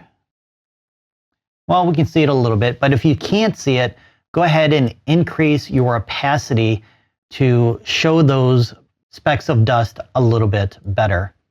Okay, I'm gonna go ahead and zoom all the way back out, and I think I want to increase that opacity just a little bit more. I want it to be visible when I'm zoomed all the way out. So right there looks pretty good. All right, now that I'm looking at this black dust, I'm not sure if I want black dust. What do you think? White or black? And again, I guess this really depends on your creative vision, because the dust particles on a print enlargement are going to occur in two different ways. One, it can occur during the printing process. So back in the old days when we did our own printing in a darkroom, if there was dust on the paper or the film, it would tend to be white on the final print. But when you lay your print out or hang it on the wall and you don't have glass on it, dust and dirt builds up, and then that dust and dirt is gray or black and not white. So I guess I'll leave that entirely up to you based on your creative vision. I think I'm going to go ahead and just leave it like it is for now. Also, don't forget, we can also use a layer mask if you need to remove some of that dust where you don't want it. For example, I probably don't want it on her tooth right here. So I'm going to go ahead and add a white layer mask. And then with our paintbrush tool here, we can go ahead and, whoops, I did the opacity. I want to make this smaller. We can go ahead and paint with black to remove the dust as needed. So I like that better. So Command or Control, Shift plus J to zoom all the way out. All right, let's go ahead and grab our texture layer here. Let's go ahead and rename it Texture, and let's go ahead and turn it on. Now we need to blend this in with the layers below. So we're going to go up to Mode here, and let's go with Soft Light. I think I like this effect. You may want to try one of the other blending modes to see if you can find something else that you like, or maybe you just want to use Soft Light. Again, I'll leave that up to you. All right, we now have our scratches here. So let's go ahead and rename that and add that in there. And we also need to change the blending mode for this as well. And for this one, let's go with Screen. All right, that's a little bit too intense for me, so I'm going to drop that opacity down and just kind of blend it in a little bit more. So maybe right around 40 to 50. I think I'm liking that right there. And I think this big scratch on her lip right here is kind of distracting, so I'm going to go ahead and get rid of that one with a white layer mask. And let's go ahead and get rid of that. There we go. I like that better. All right, so the next step is aging the image just a little bit. So when you leave your images out in the open and they're exposed to light, the chemicals used will tend to change and degrade that print over time. And not only will they fade, which we already did in the previous tutorial, but they will also begin to change colors because those chemicals are reacting with the light and they tend to shift colors from left to right or orange to blue or whatever the case may be. So let's go ahead and create a new layer by clicking right here. And let's call it color fade. And then for fill width, make sure you have transparency and click OK. All right, grab your brush tool with the letter P. And for the foreground color, I'm going to choose this orange color right here. So if you want to use the same color, just type in this hexadecimal number right here, click OK. And then we need a really, really large brush because I want to cover about 1/3 of the image with this color. So I'm going to come over here and drag it to the right around 1300 or so, maybe a little larger. And what I want to do is I want to drop the opacity of the brush because I don't want a solid color. And I'm just going to click here and there just to add the color randomly in different places. You may want to go a little lower on that opacity and then just go ahead and add it to the new layer. Now don't worry about what it looks like now because we're going to blend that in just a second. So what we're going to do now is we're going to change to a different color. I want to choose a contrasting color. So let's go inside here, and I believe I used this color on my final edit. You may want to go a little darker with that. So here's the hexadecimal that I'm going to use. Go ahead and click OK. And then just in a different spot, go ahead and add that blue color randomly and make sure it's not filling in a solid color. You just want to bring in a little bit of that blue tint into the image like so. If you wanted to, you could overlap the colors a little bit as well, just to mix it up a little bit more. All right, so that's not looking too good right now. So let's go ahead and blend this layer in by changing the blend mode to soft light. So we have just a touch of a color shift in it. And if you need to add more, you can go ahead and continue painting across the image to add more color if that's something you want to do. I think I want to add some more orange here. Actually, I think I did too much now. So I'm going to go ahead and drop that opacity down of that layer just a little bit to right around 80 to 90. So there's the before and the after. All right, so the next thing we need to do is we need to add some grain because a retro image wouldn't be complete without any. So let's go ahead and create a new layer. Let's call it grain. And let's go to our foreground color swatch here and let's choose a mid-gray color. Actually, I need to go back now. And we need to fill with the foreground color. And the reason why we're filling it in with a color is because the filter that we're going to use requires some color in order to add the grain. And the color gray, the mid-gray, is a good starting point. So let's go ahead and click OK. All right, let's go up to filters, down to noise, and let's select HSV noise. All right, so we're going to increase the value to add more grain. And of course, the higher you go, the more you will add. So I'm going to go pretty high here. So maybe right around 1 or so. And depending on the speed of your computer will determine how fast it generates the grain for you. Now, I do want to get rid of the saturation in the grain. So I'm going to drop the saturation down to 0. And if I want to change the randomness of the grain, I can adjust the dulling. So I'm going to go ahead and change that to around 3. All right, so we don't have to wait for this to complete generating. So let's go ahead and click OK. And now we're going to go up to our mode here and change the blend mode to soft light. And boom, we have our grain. All right, real quick, let's take a look at the before and after. And here's a quick tip on how to do that quickly and easily. we're going to scroll all the way down to our first image layer here. We're going to hold down our shift key, and then we're going to click right here on this little eye icon, and there's the before and the after. How cool is that? I love it. When photographing a scene that has a large dynamic range, chances are your camera will not be capable of capturing all the brightness levels. This means you'll end up with either the highlights overexposed or the shadows underexposed, or possibly both. The solution is to take multiple images at different exposures, and for this project I've included 2 images with 2 different exposures. One that captures all the detail in the highlights, and another that captures the detail in the shadows. Then you're going to learn how to merge those 2 images in GIMP to create an HDR image, which is known as a high dynamic range. So let's open up this image file here, which is 02, and it's located in your section 5 folder. And let's learn how to create an HDR image. So this file consists of those 2 layers that I mentioned. So the first image I captured to retain the detail and all the highlights. And then the second image, I adjusted the exposure to get all the details in the shadows, which caused the highlights to be overexposed. So the goal is to blend the 2 layers together to have a new layer that shows all the detail in the shadows and highlights. And here is the final edit that I completed for this project. And how cool is that? I love it. So you can definitely see more detail in the shadows and the highlights. So the secret to blending and merging these layers together to create an HDR is through the use of a special type of layer mask. So let's add a layer mask by coming down here and clicking here, and you want to select Grayscale Copy of Layer. And what that's going to do is it's going to convert your color image into grayscale, and it's going to apply it on a layer mask. The result is the highlight layer has been blended with the shadow layer below. But why did I put the layer mask on the highlights and not vice versa? Well, let's do that and see the difference. So I'm going to go ahead and right click here and disable this layer mask. I'm going to go ahead and move that layer below shadows. And then I'm going to go ahead and apply that layer mask to this layer. And they are blended together again, but they look different.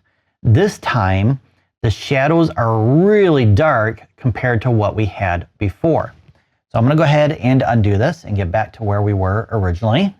And notice now how the shadows are brighter and the highlights are also brighter as well. So this is a better starting point for the next phase of creating your HDR image. So the next step is to do some dodging and burning to fix the black shadows, highlights, and whites of the tonal range. And we're going to start the process by duplicating the shadows layer. So go ahead and click here, and then go ahead and double click on the name to rename it to, let's do exposure adjustment. And for this layer, we're going to make it darker to tone down the highlights and darken up the shadows a little bit. So let's use our curves tool to make that adjustment. So let's go up to colors and select curves from here. And let's go ahead and pull this down and make everything just a little bit darker. So right about there looks good. Okay, so we're now going to bring back some details from the layer below because maybe it's a little bit too dark and you want to bring back some of that detail. So the highlights to me are better than what they were before, but maybe the shadows, especially in this area, I think it's a little bit too dark. So we're going to apply a layer mask to bring back some of that detail. So let's go ahead and click here and let's apply a white layer mask. Let's grab our paintbrush tool with the letter P. Make sure you have black selected for the foreground color swatch here, and then go ahead and paint into the areas where you want to bring back some of that detail. So I'm going to do this area here, maybe over here as well, and maybe a little bit up here. So wherever you think you lost too much detail with that curves adjustment. Maybe over here a little bit as well. Actually, I'm going to undo that with Command or Control plus the letter Z because I do not want to brighten up this area as much. So I'm going to drop the opacity, which is similar to painting with gray versus pure black. And that's just going to make a small adjustment, and it's not going to make it as bright with opacity set to 100. So if you take a look at the layer mask here, you can see a little bit of gray here instead of pure black like we have over here. So I'm going to go ahead and put the opacity back to 100 so I don't forget to do that later on. All right, so what we're going to do now is a more traditional type of dodging and burning with our dodge and burn tool. So let's go ahead and grab that with Shift+D. Now, before we apply this tool, let's go ahead and grab our top layer here.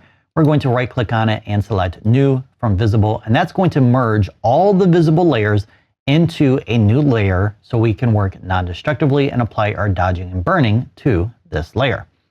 So let's go ahead and target our highlights first. I want to go ahead and darken those up. So I'm going to select Burn, and I'm going to target midtones, and the exposure I'm going to set to right around 35. Now what I want to do is I want to slowly, gradually build up the details in this area and darken this area. So I'm going to add multiple strokes at a time, not one big stroke at a time, but multiple strokes. And that will bring out the detail slowly, and it will build depth as well, which is much better versus just one or two big strokes at a time. So you can apply this to all the areas that need to be a little bit darker. And then you can go ahead and work on your shadows and brighten them up if needed. So I'm going to go ahead and switch over to my dodge tool now. And I'm going to target the midtones again. And I'm going to go ahead and brighten up this area. That's a little bit too much, so I'm going to go ahead and undo that with Command or Control plus the letter Z. So let's try the shadows this time. And I think that's too much still. So I think I just need to adjust my exposure down to right around 10 to 12. Let's try that. I think that's a little bit too much still. I think we did a pretty good job on brightening up those shadows in the previous step that we did, but I just want them a little bit brighter. Just going to add a little bit more depth. And over here, I think I'll go ahead and brighten this up as well. And you can adjust the dodging and burning of your image to your liking, whatever your creative vision is and whatever you think looks good to you, that's what you're going to do.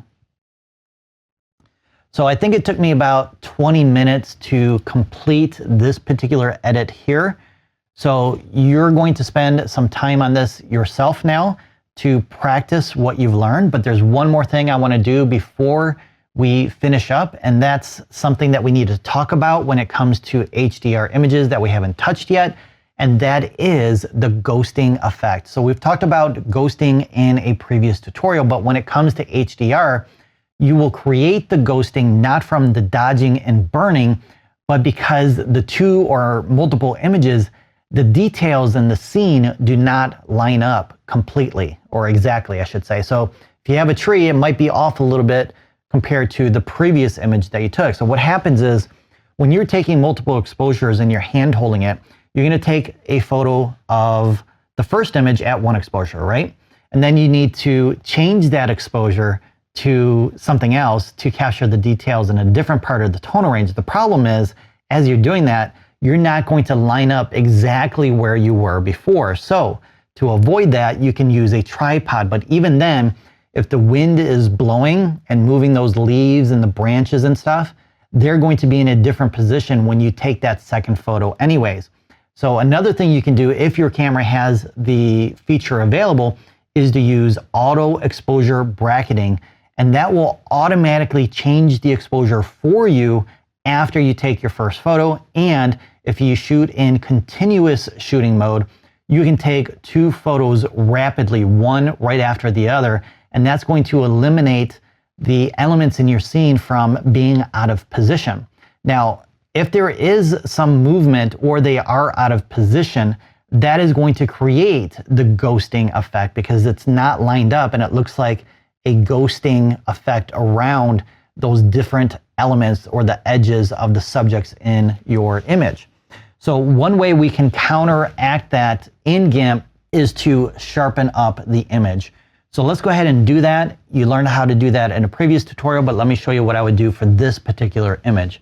And what I like to do is I like to go ahead and zoom in a little bit so I can see how much ghosting I have. It's not that bad. It's off a little bit, and that causes not just the ghosting, which we really can't see in this image, but the image isn't as sharp as it could be because those details don't line up perfectly from one image to another. So I'm going to go ahead and duplicate this layer now, and I'm going to call it Sharpen so I can apply that sharpening to this layer. We're going to go up to Filters, Enhance, and select High Pass. And then we just need to increase or decrease the contrast based on how much we need to sharpen the image or to minimize that ghosting as much as possible. Now it's kind of hard to see because we have a grayscale here and not the full color. So I may go a little bit higher than I actually need.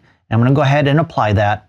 We're going to apply our blending mode of overlay. And let's take a look at the before and after. So it's definitely sharper than it was before. So those details look like they're aligning a little bit more than they were before. And if you over sharpen your image, that's okay. Just come into your opacity here and lower it down to tone down that sharpening. How cool is that? I love it. So one of the most difficult things to make a selection of is hair. However, once you learn the techniques in this tutorial, you'll be able to cut out hair like a pro. So here's the image you're going to be working on and the final edit. How cool is that? So if you want to follow along and complete this project, this image can be found in your resources folder. Now, if you want to practice fixing the tonal range of the image, we have the original raw file too that you imported previously. And if I turn off my adjustment here, you'll notice it's much darker. And the histogram has a gap in the whites and the highlights. And this was the tone curve adjustments that I applied to fix the image. So if you want to do that, go ahead and practice making that adjustment, export it and open in GIMP, or just use the image that I provided. All right, so the first step in cutting out the hair, we need to create a new layer, and it has to be a solid color. So we're going to go ahead and grab a dark color. Any color will work out just fine. Go ahead and name that layer color, and then fill with the foreground color. And the reason why we're using this layer will become apparent later in the tutorial. Let's go ahead and move that layer below the image layer. Now let's grab our image layer and duplicate it. And now let's go ahead and desaturate the image by going up to Colors, Desaturate, Desaturate, and OK. So the next step is key to cutting out her hair. What we need to do is we need to convert the shades of gray down to as few as possible. And the goal is to make that background as pure white as possible. So we're going to use our Levels tool to do that. Let's start with our white point and dragging it to the left. And now we have a pure white background. The only problem is we're losing a lot of the detail in the hair and the stray hairs. And when I bring this back, you'll notice some of those stray hairs come back. So I'm going to place the white point right around 150, and I'm getting that number right here. Now to bring back and define that hair a little bit, we can grab our black point and bring it to the right. But again, if we go too far, then that white background is no longer white. So we have to find a happy medium between the two. So I'm going to bring this back to right around 20 to 25, maybe a little less. So I think closer to 20 is good. And then we can darken it up a little bit more if we wanted to with the midtones here. And I think I'm going to go ahead and do that. So again, need to find that happy medium between pure white and retaining as much detail as possible. So that looks pretty good. I'm going to go ahead and click OK. So our next step is removing the background, and we're going to do that with a layer mask. Now, before we apply a layer mask, we're going to copy all the pixels of this layer. So let's go up to Edit and select Copy Visible. Let's grab our color image layer now because we're going to apply that layer mask on this one. So let's go ahead and add a white one. Now we're going to go back up to Edit and select Paste. And that's going to create what is known as a floating selection. So we need to anchor this layer with the one below. And then it's going to paste those pixels inside of the layer mask. So come down here and click on this little anchor icon. And now you can see those shades of gray in the layer mask. Let's go ahead and turn off this color layer and our black and white layer up here. And now our model is transparent. The only problem is I want the background to be transparent, not the model. So let's go ahead and invert the layer mask by going up to Colors and selecting Invert. All right, we can now see our model a lot better than before. The background is gone. The only problem is our model is too transparent. And that's where our color layer comes into play for us to help us redefine where our model should be or to see our model again. So with our layer mask selected, we're going to grab our paintbrush tool with the letter P. I'm going to start off with a fairly large brush here so I can cover as much of the image as possible. And we're going to paint with white to add her back. So now I just need to go around the image to reveal all the pixels or our subject again so that she's not green or transparent if that layer is off. So I'm going to go ahead and do this real quickly. Don't want to spend a lot of time on this now that you know how to do it, but I have one more thing I want to share with you before we wrap up this tutorial. So the one thing you may have noticed is her hair has a little bit of a glow to it, at least along the stray hairs here. And we're going to go ahead and fix that. Let me go ahead and finish up her shoulder here. All right, that's looking pretty good.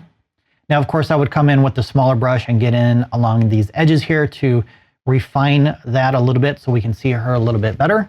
And now let's go ahead and get rid of that glow in the hair by going up to Colors and selecting Levels and grab your midpoint and drag it to the right. And that will minimize that glow. And again, you don't want to go too far, otherwise you're going to start losing too much detail in the hair. And in case you're wondering, the green or any color of your choice is just really to be used to help you see where you need to make adjustments. For example, I can see I have some green in her hair up here, and when the layer is turned off, it's really hard to tell. If you've ever wished you wore a different colored garment for a photo shoot, then this tutorial is for you. You're about to learn how to change colors from one to another, and you'll discover 3 different ways to do it so you can find the exact color you need. So here's the original image we're going to be working with, and here's a different color. How cool is that? Now check this out. Here's a different color as well. Pretty cool. All right, so let me show you how I did this. And just like with the other tutorials, this image is in your resources folder. If you want to practice fixing the tonal adjustments, the raw file should be imported into Darktable already. And here's the tone curve adjustment I made for this image. All right, so let me show you how to change the colors. The most difficult part of this process is making a selection of the target garment that you want to change the color of. Now, for this particular image, it's extra difficult because the garment is the same color as the background. And if we try and use select by color, well, that's going to select the background.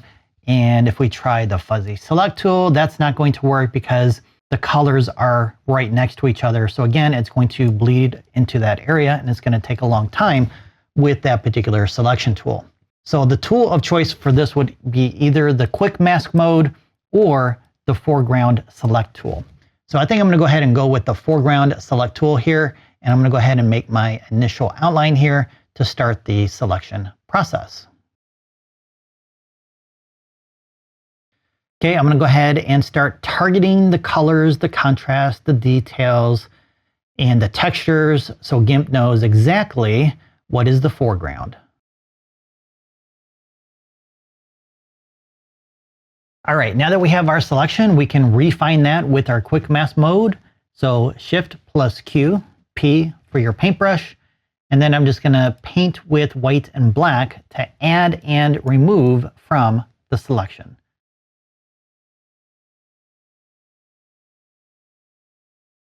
All right, I'm going to go ahead and zoom out now that I have my selection. It's not perfect, but I can always refine it with a layer mask later on. So the first thing we're going to do is duplicate this layer.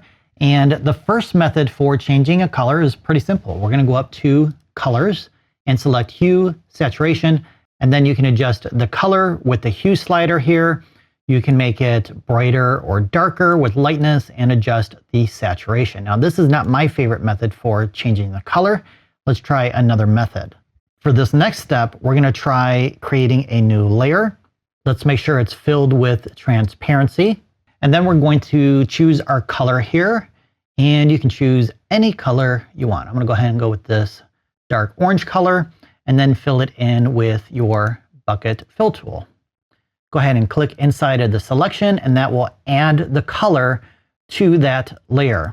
All right, so that's not really working out too well. So let's go ahead and blend that in with the layer below. Let's go up to Mode and select HSV Hue. And boom, we now have, well, it's not really orange, it's more tan. So what you can do if you're not getting the color that you want, go back into the blending modes here and try one of these other values. Let's try color. All right, so that's more orange than tan. And that's another way to change the colors of your garments. And let me share with you one more. I'm gonna go ahead and put this layer back to normal. So let's go ahead and turn this layer off and grab our duplicate layer. And then we're gonna go up to Colors, Colorize, and boom, you have a new color. So this light blue color is the default color for this particular tool. Just click right here to choose another color, or you can use your eyedropper tool here to select a color from within the photo. How cool is that? I love it. Now, the other thing you can do here is you can apply a blending mode from here if you want to do that to see if you can get the color that you want, or you can also adjust the hue, saturation, and lightness from here like we did in the first step. I don't know about you, but I've always thought it would be cool to change the color of my eyes, blue or maybe green. Well, I'm not a big fan of contacts, so I'm stuck dreaming, and instead we'll have to settle for changing the color of my eyes in GIMP. So here's the image you'll be working with, and she has brown eyes. And now they're green. So let me show you how we did this. So one of the keys to changing the color of the eyes is ensuring that the eyes themselves are not too dark. Otherwise, the color, the new color, will not transfer to that solid black color if they're too dark. So we have the original raw file here, and I had to brighten up the image and the shadows and the blacks to brighten up those eyes. But we need to go a little bit further in GIMP and target those eyes and make them even brighter. So let's go ahead and duplicate our layer here, and then we're going to make a selection of her eyes. And I think for this image and this project, we're gonna go ahead and use the quick mask mode, and we're going to brush on the edits where we want them. Let's go a little larger on the brush size here, and then you're gonna paint with white to add to the selection. All right, Shift plus Q again to get out of it, and it looks like we have a pretty good selection. Let's go ahead and add a layer mask here. Make sure you have selection selected and click Add. And we're gonna make sure we have our image layer selected. Let's go ahead and deselect while we're at it. And let's go ahead and brighten up those eyes. So let's go up to Colors, and let's use our Curves tool to make them brighter. And I'm gonna add a little bit of contrast here by darkening up the blacks and the shadows. And we're gonna brighten up those whites a little bit. Maybe we need to adjust the white point and the black point. So whatever you think looks good. I just wanna add a little bit of contrast and make sure that they're brighter than they were before. Let's take a look at the before and the after. There we go. So that's what I wanted. So let's go ahead and click OK, and I need to zoom out now just a little bit. All right, now the next thing we need to do is duplicate this layer again. Make sure the preview thumbnail is selected, not the layer mask. And what we're going to do is we're going to go up to Colors and select Colorize, and boom, we have a new color. Now, I didn't do a really good job on my selection here, so I can go back with the layer mask and adjust that as needed. And let's go ahead and click here to choose a new color. Maybe you want a darker blue, lighter blue, entirely up to you. I think green might be pretty good for this particular image. I'm not sure, what do you think? So maybe a little bit darker on this one. So right there looks pretty good.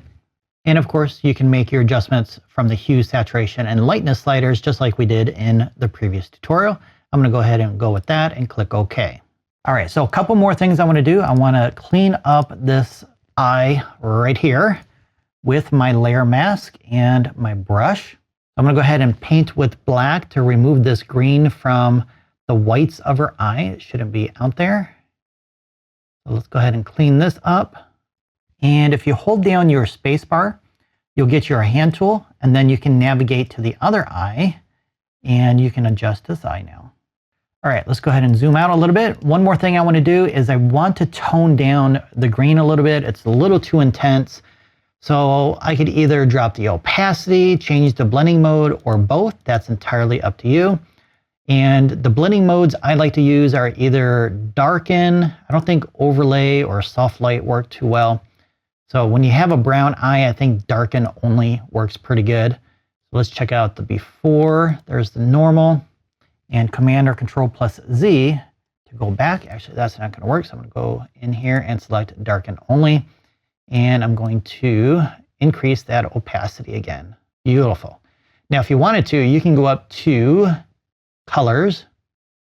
Actually, make sure your image layer here is selected. Go up to colors, hue saturation, and adjust the color of your eyes from here. How cool is that? So maybe you wanted blue and not green. There you go. Kind of an aqua green now. And here's the before and the after. All right, so our next photo editing challenge and project is trying to fix an overexposed image. And you may remember this image from the HDR tutorial where we merged two different exposures to get detail in the shadows and highlights. This time, we're going to see if we can fix an overexposed image when you don't have multiple images to create an HDR. And you're also going to discover the challenges that you're going to face when you overexpose an image. Now, for this particular image, I captured both a RAW file and JPEG at the same time in camera, and the results are very different straight out of the camera. So this image here is in your resources folder. And of course, this is the JPEG file since it's already in GIMP. So let's go ahead and take a look at the RAW file now in darktable. Wow, that's a huge difference, wouldn't you agree? So more detail in the shadows and highlights compared to the JPEG file, but it's still overexposed. Now check this out. We're gonna go into Lightroom here to review this RAW file there to see what it looks like in Lightroom. So it looks completely different. It looks more overexposed compared to darktable. And it looks more like the JPEG file actually. And this is more of what I saw at the time of capture with the LCD view on the back of the camera. So if you're transitioning from Lightroom to darktable, you're not going to be presented with this. Instead, you're going to have this preview of the file. Why is that? Why do they look different? Well, you may remember from a previous tutorial how I mentioned darktable applies some basic edits after you import, which you can see here in the history panel. Even if I go all the way back to the original, it still looks different than what we saw in Lightroom, and that's because darktable and Lightroom are rendering the RAW file based on how they were programmed. Darktable is showing more of the detail that was captured. Lightroom, on the other hand, is showing the raw, unfiltered rendition of the file. So seeing the detail in darktable from the start is nice to have, especially for those that haven't mastered reading the histogram yet. Now, I know that detail is in Lightroom as well because the histogram tells us it's there based on the bars being displayed in each of the different tonal ranges. And if I adjust the highlights all the way down and I drop the exposure down as well, it's closer to what we start with in darktable. All right. Now that we got that out of the way, let's go ahead and jump back into GIMP and figure out how to fix this underexposed JPEG file, and then we'll edit the RAW file in darktable, and then we'll compare the two with each other. All right, so for this particular image, the JPEG, I went ahead and did the edit, and here's my final edit, and it's much improved over the other, but I think it still has some problems because the image was severely overexposed. So I'm going to share with you the different steps that I took to get this final image. I'm not going to do the complete edit because what I want you to do is to take the knowledge that you're getting and apply it to the image yourself, because that's the best way to learn how to do something, is applying your knowledge. All right, let's go ahead and get started by duplicating this layer so we can work non-destructively. And we're going to go up to colors and select curves, because what I want to do first is I want to darken up the overall image. In particular, the highlights. I want to try and darken up the highlights and the whites as much as possible so I can bring back some detail, or at least show some detail in that area. It's going to affect the blacks and the shadows as well, and we're going to lose detail in some parts of the image. That's fine. We're going to fix that in the next step. So I'm going to go ahead and darken this up. I may want to drag the highlights and the whites here and try and darken it up from here. All right, so I think already we've done a pretty good job in restoring the details in this image. Let's go ahead and add a white layer mask now so we can bring back the detail in the shadows. So we're going to grab our paintbrush tool with the letter P, and let's go ahead and drop the opacity down to around 50 or so. And I'm going to start over on this side, and I'm going to go ahead and begin bringing back that detail in the shadows. So maybe this area here as well. And I may need to go back and make adjustments to this later on. We'll see though. So what I want to do now is I want to increase the opacity just a little bit. And I don't want to use the same opacity brush in all the areas, otherwise it's going to be really flat. And then we're going to end up doing more work later on, trying to bring back some contrast in the different levels. I'm going to go a little bit higher again for this cliff. That might be too high. I'm going to undo that with Command or Control plus the letter Z. Actually, I need to go the other way. I'm going to go 25% here. And I want to keep this side a little bit darker because it's on this side of the cliff here, and it's not really getting any direct sunlight like this side here. So this side I may want to go a little bit brighter. And over here, if I want to bring back a little detail in here, I can go ahead and use a higher opacity setting here to try and bring back some detail in there. Let's go all the way to 100%. And we're going to have to do some dodging and burning, I think, to get the detail back in there. All right, so you can continue working on your shadows as needed until you're happy with your final results. So I think that looks pretty good for now. And now we need to do some dodging and burning. So let's go ahead and right-click and select New from Visible, so we can merge all those layers into one, and then we'll do our dodge and burning here. So let's grab our dodge and burn tool with Shift plus D. And what I want to do first is I want to burn in the highlights. So I'm going to start off with the midtones, I think, and the exposure right around 30 to 35. And I'm going to go ahead and try and darken up these highlights in this area here. So I may need to go a little bit higher on the exposure or just continue building up with multiple strokes. I'm going to go ahead and do that. So overall, we are starting to bring out some detail, but I think we're starting to introduce some additional problems, and that is I think this area is becoming oversaturated based on the amount of burning that we have to do. Let's go ahead and apply some adjustments to the highlights now. Maybe that'll tone it down a little bit. It looks like it is. Now in this area here, you can see that the results are not that good. So I'm going to go ahead and undo that with Command or Control plus the letter Z a couple times until I can get back into this point. And then I'll go ahead and apply some edits in this area here as well. And that's pretty much it. So that's how I achieved this particular edit with some dodging and burning and the curves adjustment. Overall, it's not bad. If you hold down your Shift key and click here, you will see the before and then the after. Now, personally, I'm not really happy with this particular image because it is too overexposed, and you can kind of tell that there's something wrong with it. You may not know what it is exactly when you first look at it, but with a trained eye, you can definitely see that something is off with this particular image. It's kind of flat in the highlights. We could probably go in and make some adjustments to the shadows as well and try and bring back some contrast in that part of the image. But overall, I think there's a problem with it, and it's due to the image being overexposed. And this is why I always recommend trying to nail your exposure as close to perfect as possible in camera and shooting in RAW, because you're going to notice when we edit the RAW file, you can get back that detail, because what your camera is doing when it converts it to JPEG is it's taking the detail and information and it's throwing some of that information out to compress it into a JPEG file. So you're going to lose that detail and you won't be able to get it back like you can with a RAW file. Now let's jump into Darktable and take a look at how I would edit this image as a RAW file. Now I wouldn't want to start at the original point. I may want to go up a little bit higher to maybe Number 8, I think. Number 9 makes it too dark in the shadows. So these steps right here, I'm okay with. Now I'm gonna go ahead and begin making additional adjustments to try and bring back the detail in the highlights. So for this particular image, if we take a look at the histogram, it's showing that we have detail from the blacks to the whites, but it's still overexposed. And you can see this little line right here. It's kind of being clipped on the right side. See that blue line there?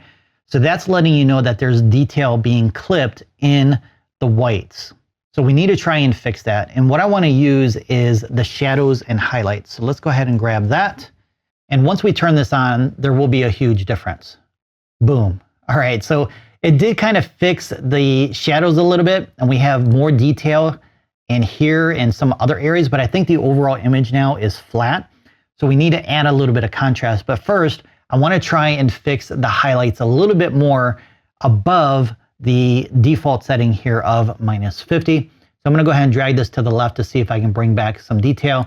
And definitely, if you take a look at the sky here, you can definitely see that some detail is coming back into there and in this cliff area right here. If I put this back down to around 50, you're going to notice that the highlights in here are getting darker. The only problem is we're getting this halo effect around the trees, and that doesn't look good. So I'm going to bring the highlights back down until that begins blending in together a little bit better, or the transition from dark to light is a little bit less visible. It's more transparent. So right around -60 to 65, I think would work pretty good for that. We're also going to make an adjustment to the white point here to the left, and that too is going to fix some of those highlights.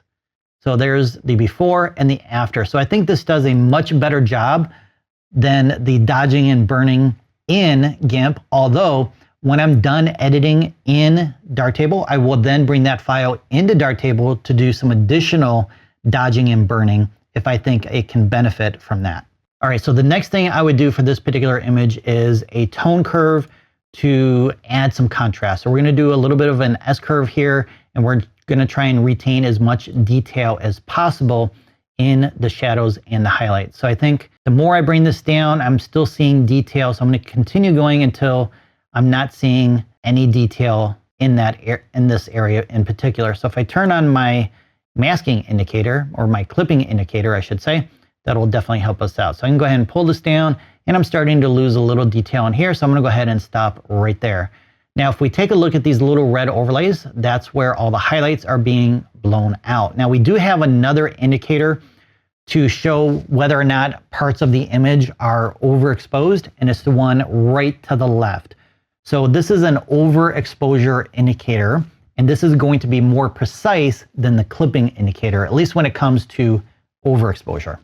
So once you click on that, you're gonna see this red overlay here, and it's basically telling you the solid red here is completely overexposed, slightly, and then less overexposed. Now these areas in here, the reds, it looks pretty solid to me, so all of that is being blown out, or it's overexposed. So that's a good starting point as well. Before you start editing your image, you may want to turn this on to see where the trouble spots are. All right, so far it's not too bad, but there's some detail missing in this area here and over here that we're not going to be able to bring back, at least not with the editing tools we've used so far.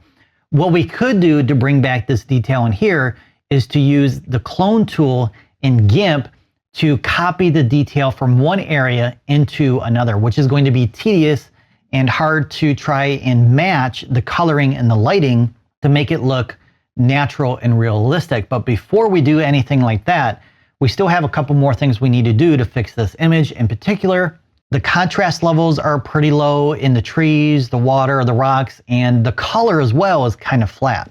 So let's go ahead and work on the color first. And I'm going to turn on this panel right here, Velvia, which is going to boost the color saturation in the image. And the default settings here are pretty minimal. So let's go ahead and increase the strength to kind of tune that up a little bit. And then let's take a look at the before and after. So I think that's much improved. We're starting to get that halo effect again in the sky here. So we'll probably have to go back and make some adjustments to the black and white points, the tone curve, and possibly the shadows and the highlights in order to fix that halo effect. So if we go back to this tab here, it's going to show you all the edits that you've applied so far. So it will make it easy to go back and make adjustments to any of the tools that you've already used. And I need to bring back this highlight down back to around -50 to fix that halo effect.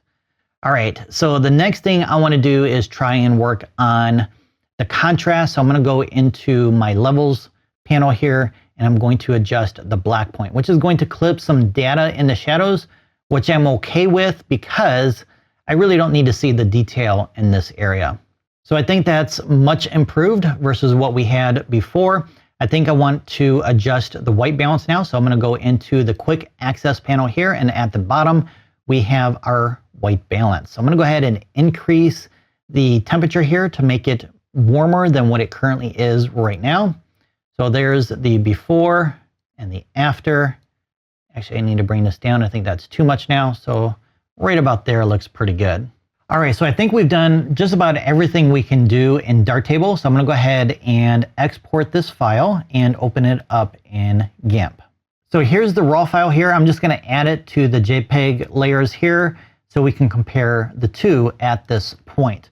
So we haven't done any dodging and burning yet on this file that we just imported, but I just want to do a quick comparison between the JPEG file and the raw file. So we have much more color saturation in the JPEG file, but I think that's too much. It's oversaturated in my opinion.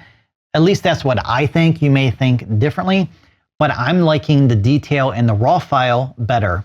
Now, if you want to spend the time on fixing some of these overexposed areas, you can grab your clone tool here with the letter C. It's a little bit too large. And remember, you have to hold down your Command or Control key to give GIMP a reference point to copy from, and then you can go ahead and copy this in, and you can see that it's not really blending in all that well. So what you're going to need to do is go back with your healing brush to try and blend that in with the area that you're fixing right now. So if I grab my healing brush, I can then paint over this area. Actually, I need to do a reference point for this as well. So Command or Control, click, and then just gently paint over the edges here to try and get that to blend in a little bit better. So that would be one way of getting some of that detail back. Now, as far as dodging and burning, again, you can do that if you think you can improve the image by trying to bring back some detail in the highlight or darkening up the shadows or bringing out more detail in the shadows, whatever it is you want to do. So I'm going to go ahead and increase my brush size here and try and do a couple brush strokes here in the highlights to see if this will improve it. And I think it does. And this time, unlike with the JPEG file, we're not getting that oversaturation as much as we did before. So we may want to go into the midtones next to try and darken that up a little bit more. And overall, I'm starting to like this edit better than the JPEG file. So I'll leave that up to you to decide which one you like. But now it's time for you to go ahead and practice on the JPEG and RAW file to complete this project. Next up, learning how to whiten teeth. So here's the original image and the final edit. How cool is that? All right, to follow along and to complete this project, go ahead and go to your Section 5 folder and open up the teeth JPEG file. The first thing we're going to do is duplicate this layer so we can work non-destructively. Now we need to make a selection of the teeth so we can target our edit directly to the teeth. So you can use any selection tool that you want to use. I'm going to go ahead and use the Foreground Select tool. And since we've gone over this tool several times, I'm going to go ahead and speed up this part of the video so you don't have to sit here and watch me redo this again. All right, if needed, go into Quick Mask mode and go ahead and fine tune your selection by painting with white and black to add and remove as needed. All right, let's go ahead and add a selection layer mask. Grab the image preview thumbnail by clicking on it. Then go up to colors, hue, saturation, and drop the saturation. I wouldn't go too far, otherwise it's going to look unnatural. So you want to leave a little bit of color in there. So maybe right around -45 to -50, whatever you think looks good. I'm going to go right about there. Click OK. Go ahead and deselect. And there's the before and the after. To add or not to add a vignette, that is the question. So in this tutorial, I'm going to show you how to add a vignette in Darktable, GIMP, and then how to create a custom vignette, in this case, a heart-shaped vignette. How cool is that? I love it. So let's dive into Darktable and apply a vignette to this image first. So this raw file is in your section 3 folder, and it should be imported already if you've been following along since the beginning. Now, before we add our vignette, I'd like to do some minor adjustments to the tonal range. It's a little dark, so I'm going to grab my highlights and my shadows here, and I'm going to go ahead and turn that on. And yep, I think I like that. We have more detail in the shadows now, and that's what I want. I want to bring the highlights down just a little bit, just to bring back some details in the highlights and darken them up a little bit. All right, let's go ahead and grab our tone curve next. And I want to apply a small S curve. So I'm going to brighten up these highlights a little bit more than the blacks. And I think I want to go ahead and increase the midtones as well to make those a little brighter.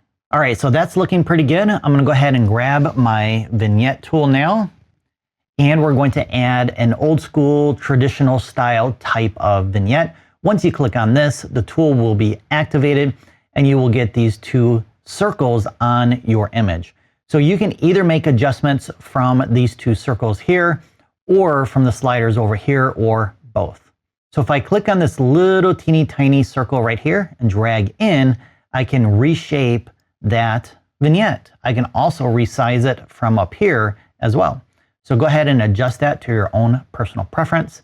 And then this outer circle is where the feathering begins for that vignette. So if we click and drag in, you can now see that vignette inside of the corners here. That might be a little bit too far. I'm going to bring that out. And then of course, the brightness will make that vignette darker or brighter. Saturation will reduce the color saturation or increase it depending on what you want to do. And then horizontal and vertical center will allow you to move that vignette into a different position because your subject may not be directly in the center. And then shape will change the shape from an oval or a circle to more of a diamond shape. All right, so what I want you to do now is go ahead and turn this vignetting tool off and go ahead and close it, because we're going to learn how to add some vignettes in GIMP now. And sometimes GIMP is a better tool for adding vignettes compared to Darktable because we can do more in GIMP versus Darktable. So go ahead and export that file, open it up in GIMP, and then we're going to grab our image layer here, and let's go ahead and duplicate it so we can apply the vignette non-destructively. And to add a vignette in GIMP, you're going to go up to Filters, Light and Shadow, and select Vignette from here. Now, just like with Darktable, we have pretty much the same tools and adjustments here on the image as well as we did in Darktable. We have a third oval here that will resize, and then this outer one will increase or decrease the width or the height depending on which one you adjust. And then we have this dashed line which represents the feathering of that vignette. So it's much softer now than it was before. If I bring this in, it will be more of a harder edge. And of course, you can do all these adjustments in the sliders here. And then the other thing you can do is you can change the shape of the vignette from a circle to a square. There's a diamond. There's also horizontal and vertical. So all depending on your creative vision. But if you want to add a custom shape like this heart shape here, what you're going to do is, let me go ahead and delete these so we can start over, is you're going to navigate to your section 5 folder. You're going to find this heart PNG file. You're going to click and drag it in. Or if that doesn't work based on your operating system, you're going to go up to File and select Open as Layers to open it up as a new layer. Now, before we can create a vignette out of this, we need to increase the layer boundary because it's smaller than the current canvas. And if we try and create that vignette right now, it's going to be confined to the inside of this layer boundary. So let's go up to Layer and select Layer to Image Size, and that will increase the layer boundary to match the canvas size. Now let's make a selection of our heart, and we can do that real quick by right-clicking on the heart layer here and selecting Alpha to Selection, and that creates the selection. Now we need to invert the selection so that we can then fill it in with a color of our choice. So let's go up to Select and click on Invert. Let's go ahead and turn this layer off, and let's create a new layer called Vignette, and let's fill it with transparency. And now we're going to go ahead and grab our foreground color swatch here and choose a color. So choose anything you want, click OK. Grab your bucket fill tool with Shift+B and fill in that selection. Let's go ahead and deselect. And then the final step is to blur the edges and the layer itself by going up to Filters, Blur, Gaussian Blur, and then adjust the X and Y size to whatever you want. So I'm going to go pretty high here. So right around 60 to 70. Click OK, and then drop your opacity down to blend it in a little bit more. How cool is that? I love it. All right, congratulations on completing the 10 projects in this section. In the next section, you're going to learn how to do 3 more projects that are a little bit more advanced. So we're going to do some compositing, which simply means you're going to take multiple images, bring them together in one document, and then merge them, blend them, and do some other stuff to create a new image or a new piece of artwork. So if you're ready for that, let's do it. For this next project, we're going to create what is known as a double exposure, and you're going to take 2 main images and combine them together to create what looks like one image. So here's the main image that we're going to be working with, and then we're going to add some trees and then some birds. Now, once we're done with this particular project, we will have something that looks like this. How cool is that? I love it. Now, I did do a couple different versions of this concept. So here's another version and another one here with some different trees and a mountain in the background here that I shaped to his head. I think this is Yosemite. So you could do something like that, or another set of trees here. And I converted it to black and white because I do like black and white myself. So what I recommend you do once you finish this project is take what you learned and apply this new knowledge to your favorite animal and add whatever elements you want, because it doesn't have to be trees. It could be clouds, or it could be a cityscape if you want to do a juxtaposition of the city and the industry or something industrial with nature. You could do something like that. And I would love to see your final composition, your final artwork. So if you want to share that, go ahead and place that in the Q&A section for everybody to see. Or if you're part of our private Facebook group, go ahead and post it in there as well. I would love to see it. All right, so let's go ahead and get started by opening up the resource file that is in your Section 6 folder, and it is called Elephant. Now, I placed all these image layers in there for you so we could go ahead and skip that part since you already know how to do that. In fact, everything we're going to do for this particular project, you've already done before in other projects. So although you're not really going to learn any new tools, you're going to learn how to apply them differently than what you have before, which is going to help hopefully inspire you to create your own artwork. So let's go ahead and start off by cropping this canvas here to a square. So let's go up to Image and select Canvas Size. And let's go ahead and do 1800 for the width. And let's make sure our elephant here is in the center. Go ahead and resize. Actually, what I want to do is I want to make this elephant larger. So let's grab our scale tool with Shift+S. And let's go ahead and enlarge. Let's see if we drop the opacity. That will make it easier to see the size of the elephant compared to the canvas. And I like that, so I'm gonna go ahead and scale that down and place that opacity back. So the hardest part of this particular project is making a selection. So we're gonna have to select the sky here and then possibly make a selection of the sky of these birds here as well to remove the sky in both of them. Before we do that, let's go ahead and duplicate this layer, and I'm gonna rename this Sky Removal. And I'm gonna use my fuzzy select tool here to make a selection of the sky. So I have my threshold right around 30, and let's go ahead and make a selection. I'm gonna hold down my Shift key to add this part as well. And let's add our selection layer mask.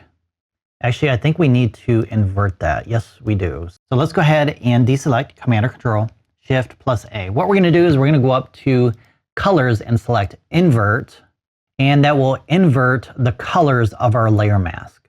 All right, I'm gonna go ahead and zoom in over here because it looks like I missed a little area over here. So I'm gonna grab my paintbrush tool and paint with white to add that back. All right, let's add a little bit of contrast. The overall image is a little flat. I'm gonna duplicate this layer. I'm going to right click on the layer mask and select Apply Layer Mask. Now we can turn this one off. And let's call this Curve, since we're going to add an S-curve. Let's go up to Colors, Curves, and let's go ahead and create a small S-curve. I'm gonna bring the blacks and the shadows down a little bit. And for the highlights and the whites, I'm gonna bring those up a little bit more than the blacks, so I can accentuate the brightness levels a little bit more to add more contrast that way. All right, so the next thing I wanna do is I wanna do some classic dodging and burning, because I find that the grassy area here is too bright. So let's go ahead and darken that up. Let's start by duplicating this layer and calling this Dodge and Burn. Let's grab our Dodge and Burn tool. And then as far as the options, we have Burn, Midtones, and I'm gonna do exposure right around 30. Actually, I might go a little bit higher because what I wanna do is I wanna try and get this done as quickly as possible. I don't wanna spend a lot of time making this perfect because I think you have better things to do, like practicing this on your own. When I did this edit here, I think it took me about an hour to do because I was being really picky and spending a lot of time on perfecting it. And I'm not going to do that for this image here. You already know how to do all this stuff, so let's go ahead and do this real quick. Now, when you begin applying this, you're going to be adjusting the elephant as well, his feet, legs, belly, his trunk. And what we need to do is we need to remove that once we're done with our dodging and burning. So let me show you how we're gonna do that. Actually, you probably already know how to do that because we've done that 100 times already, and that's by adding a layer mask to remove the edit from the elephant. So let's go ahead and do that. Let's add a white layer mask. And then with your paintbrush tool and black, you can begin removing that edit where it shouldn't be. So we don't want it on the elephant. So let's go ahead and remove that as needed. I'm gonna go ahead and do this real quick and we'll go on to the next step. All right, so it's not perfect, but I think you get the idea. Let's go ahead and move on to the next step, which is, let's go ahead and add a new background layer to fill in our sky. So let's go ahead and click on the elephant layer here. We're gonna click here to create a new layer. Let's call it background. And I filled it in with white. I don't want white. So let's go ahead and choose our color from this tree layer here. So we're gonna click on our foreground color swatch here, grab your eyedropper tool right here, and click on the sky to choose a light gray. Okay, that's the color I wanna fill in for that background. So let's make sure that background layer is still selected, and with your bucket fill tool, go ahead and fill it in. And you can kind of see what it's doing. It's starting to blend the sky in from this tree image together, which is what we want. All right, let's work on our tree now, which is scaling and then blending in to cover up part of the elephant. So let's go ahead and grab our move tool, and we're going to move this up just a little bit. Now it's kind of hard to see where we want to place it. So let's drop our opacity. That'll make it a little bit easier to decipher where to place it. And I think I want it right about there. I'm gonna grab my scale tool now with Shift plus S, and I'm gonna drag from the top right down so I can keep that right side in position, and then I'm going to continue adjusting until I want this tree along this area here. Let's go ahead and move this up just a little bit. So maybe right about there, maybe a little bit tighter, I think right there. All right, perfect. Let's go ahead and put that opacity back up and then add a white layer mask. All right, so this layer boundary right here is really bugging me. Let's go ahead and go up to View and click on Show Layer Boundary. Now here's another little neat trick. If you never want to see that layer boundary ever again, right click, go to Edit and select Preferences. Then, let's see, I think it's down here somewhere. I think it's under Image, Windows. Click right here on Appearance and click right here. That will turn off Show Layer Boundary, and the next project you work on, you will not see them. All right, let's go ahead and grab our paintbrush tool here, and we're going to paint with black to remove the trees. But first, actually, I forgot a step. Let's go back and click on the image layer, go up to Mode, and select Darken Only, and that will help blend it in. All right, back to the layer mask, and then begin removing with black. Now, what I would recommend doing is possibly using a lower opacity to help blend that in at a slower rate so you can fine tune your edit so it's not completely gone along the edges. Otherwise, it's going to have a hard edge. And you also want to work with a soft edged brush. I have 50 right now. You may want to go down lower to around 22, 25, something like that, up to 50 at the most. And that's going to give you a softer edged brush, which will help blend everything together. All right, again, I'm not going to spend a lot of time on getting this perfect. Actually, I'm doing that thing again where my OCD is kicking in. I'm trying to do it perfect. But let's go ahead and stop right there before I go too far. I'm going to set my opacity back up here and my hardness back to 50 by clicking right here. All right, we're now going to get rid of the elephant's head and hump right here and over here as well. So let's do this. Let's go ahead and turn this layer off. We're going to, let's see, let's go down here and turn off the background as well. We're going to right click and select New from Visible. All right, we can turn this one back on, but what I want to do is make sure these two are turned off and then the trees can go back on. All right, so guess what we're going to do now? That's right, we're going to add another layer mask. So let's go ahead and do that. And then with our paintbrush tool, we're going to paint where that elephant shouldn't be visible to make him disappear. How cool is that? I love it. Let's go ahead and rename this Disappearing Elephant. And of course, this would be trees. And now we're going to add some birds. Now, we already have a set of birds from this tree layer here. So I'm not sure if I want to add more small birds or not. I'll leave that up to you. We're going to go ahead and work on this image layer here. So what we're going to do is convert this to black and white first, and then we're going to apply a technique that we learned in a previous project. So let's go ahead and grab this image layer here. We're going to go up to Colors, Hue, Saturation, and let's drop the saturation down, not all the way. I just want to leave a little bit of color. So something like that. So let's go with that. And then let's go up to Colors, Levels, and try and brighten up that sky as much as possible without losing any detail from the birds. I don't want to go too far like that. So I'm going to go maybe right around 200 for the white point. I'm going to darken up those birds just a little bit. I'm not too worried about this part of the image because I want to get rid of all these birds anyways. So I'm concentrating more on this area here. So maybe a little bit brighter on the white point. So right about there. All right, so let's say you go in and add a white layer mask again, and then you go try and brush in between all the birds here, and it's not working. Well, what you can do is you can make a selection even though you added a layer mask. What you have to do though is make sure your image layer is selected, and then grab your fuzzy select tool and make a selection of the sky like so, and then go back to your layer mask, make sure your background color is filled to black, and then go up to Edit, Cut, and that will remove the sky based on that selection. All right, let's go ahead and deselect with Command or Control Shift plus A. What I'm going to do now is paint with black to remove all these birds that I don't want. So let's go ahead and remove all of these, this guy up here. And I think I may want to move these birds into a different position. I think I got rid of a bird there that I didn't want to get rid of. So I'm going to go ahead and restart. So if you're going to try and do this all in one stroke, and then if you have to undo it, well, you're going to have to redo everything. So I like to stop, release my mouse button, and then continue editing. That way I don't have to go all the way back to the beginning if I have to undo something because I made a mistake. Let's get this bird here, and let's get these guys over here.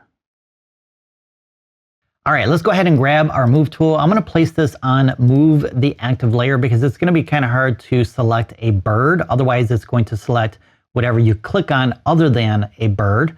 So let's go ahead and click and move this up. I'm going to move it over to the right. I think right about there should be good. Now I need to undo that because we need to make sure we have our image layer preview selected and not the layer mask, because the layer mask is going to move with the image layer at the same time. Now I think I need to grab my scale tool here and make this a little bit smaller. And let's go ahead and reposition this right about there. Okay. And now we need to go back in with our paintbrush tool and remove this side of the image. Make sure your layer mask is selected and adjust as needed. All right, so the last thing we need to do is some color grading because we have 3 different images that were shot under 3 different types of light or different colors of light. So each one of these were shot at a different time of day, and I want to blend it in together to finish off the entire image so that it has the same color tone. All right, long story short, we're going to create a new layer. Let's call it color grading. And I don't want black. Let's go into our foreground color swatch here.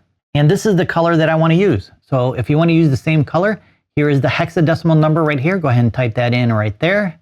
Click OK, and then fill in your foreground. Now let's blend that in with all the layers below with, let's see, let's go with Luma, Luminance, Darken Only. And well, that doesn't look too good, does it? So let's go ahead and drop the opacity down to help blend it in. So somewhere around 50 to 55. And there you go. That's the double exposure project. Go ahead and complete this project on your own and pick out your own elements to create your own artwork.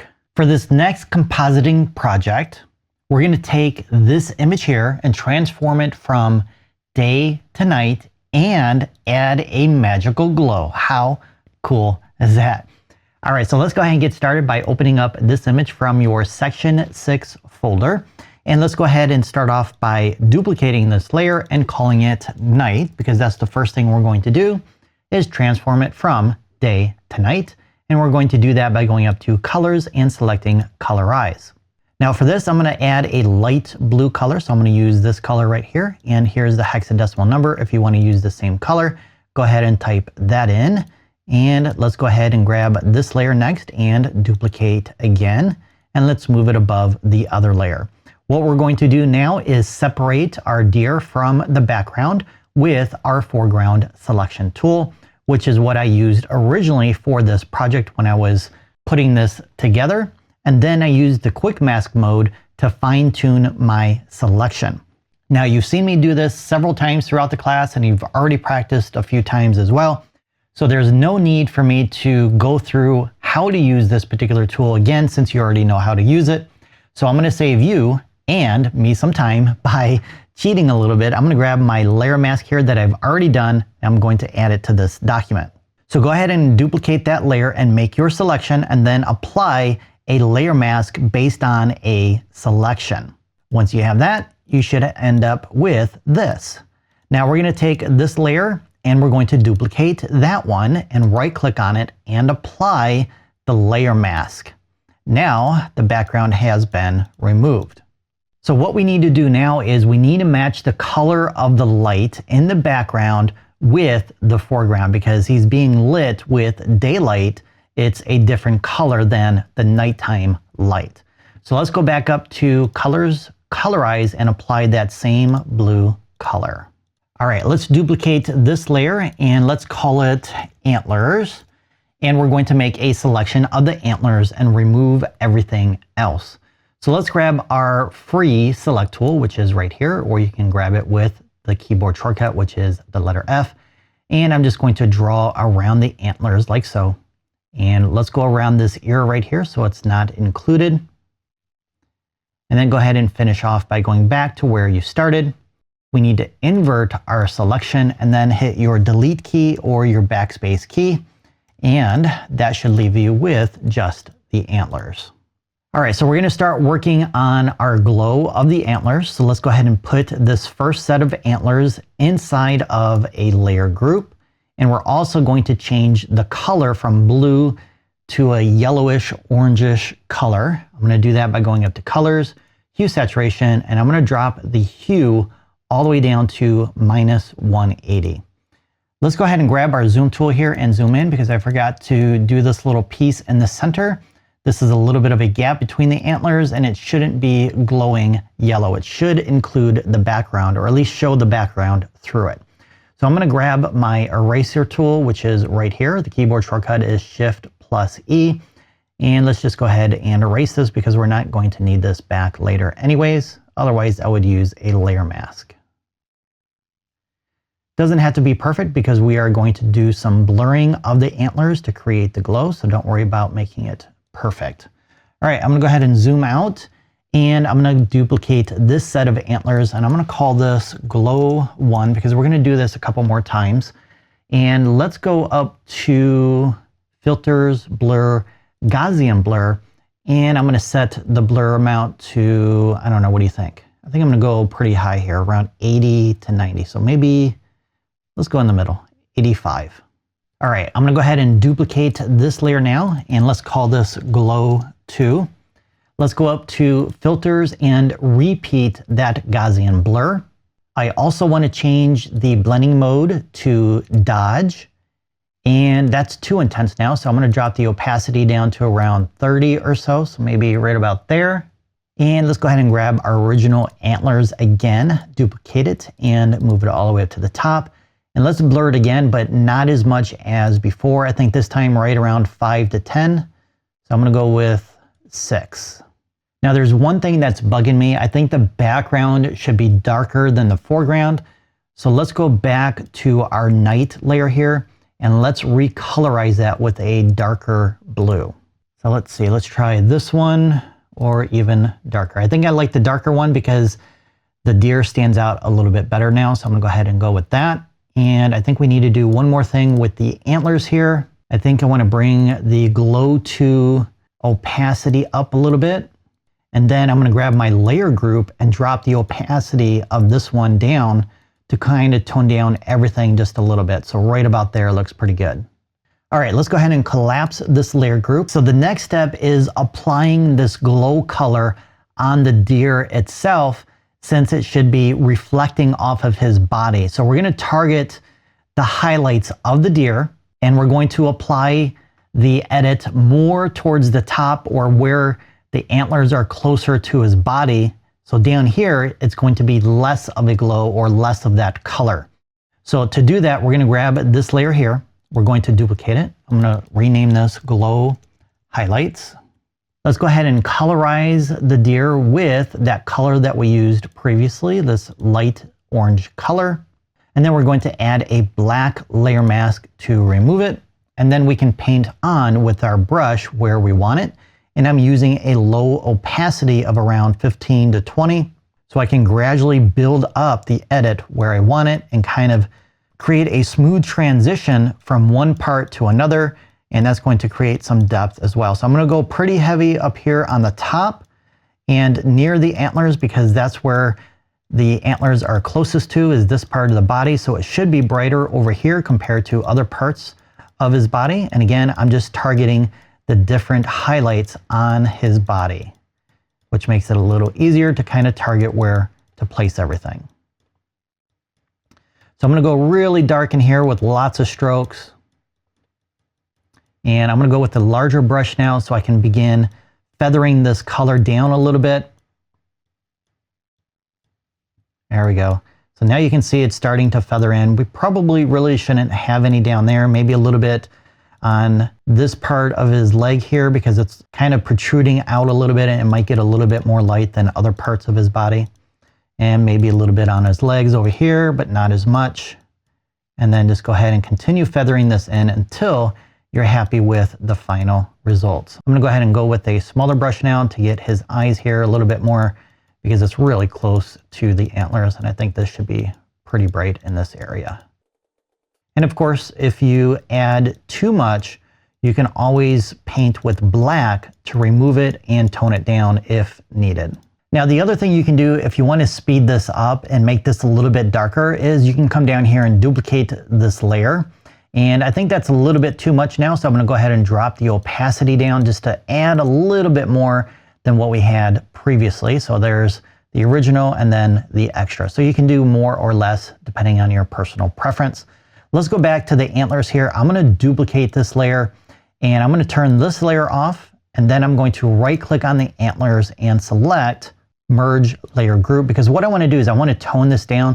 It's not exactly the same color that I had previously, so I don't remember all the exact steps I did. So your rendition and your final edit may be different than mine because you may choose different colors throughout the process, and I didn't write down the exact colors that I used here. But I do want to tone this down because I find it's a little bit too saturated, and I'm going to go up to colors, saturation. Actually, let's go to hue saturation because I prefer that tool over the other one. And I'm going to go ahead and drop this down a little bit. So right around -40 to -50. Yeah, that's too much. I like that much better. All right, so the last step is to add some stars to our glowing.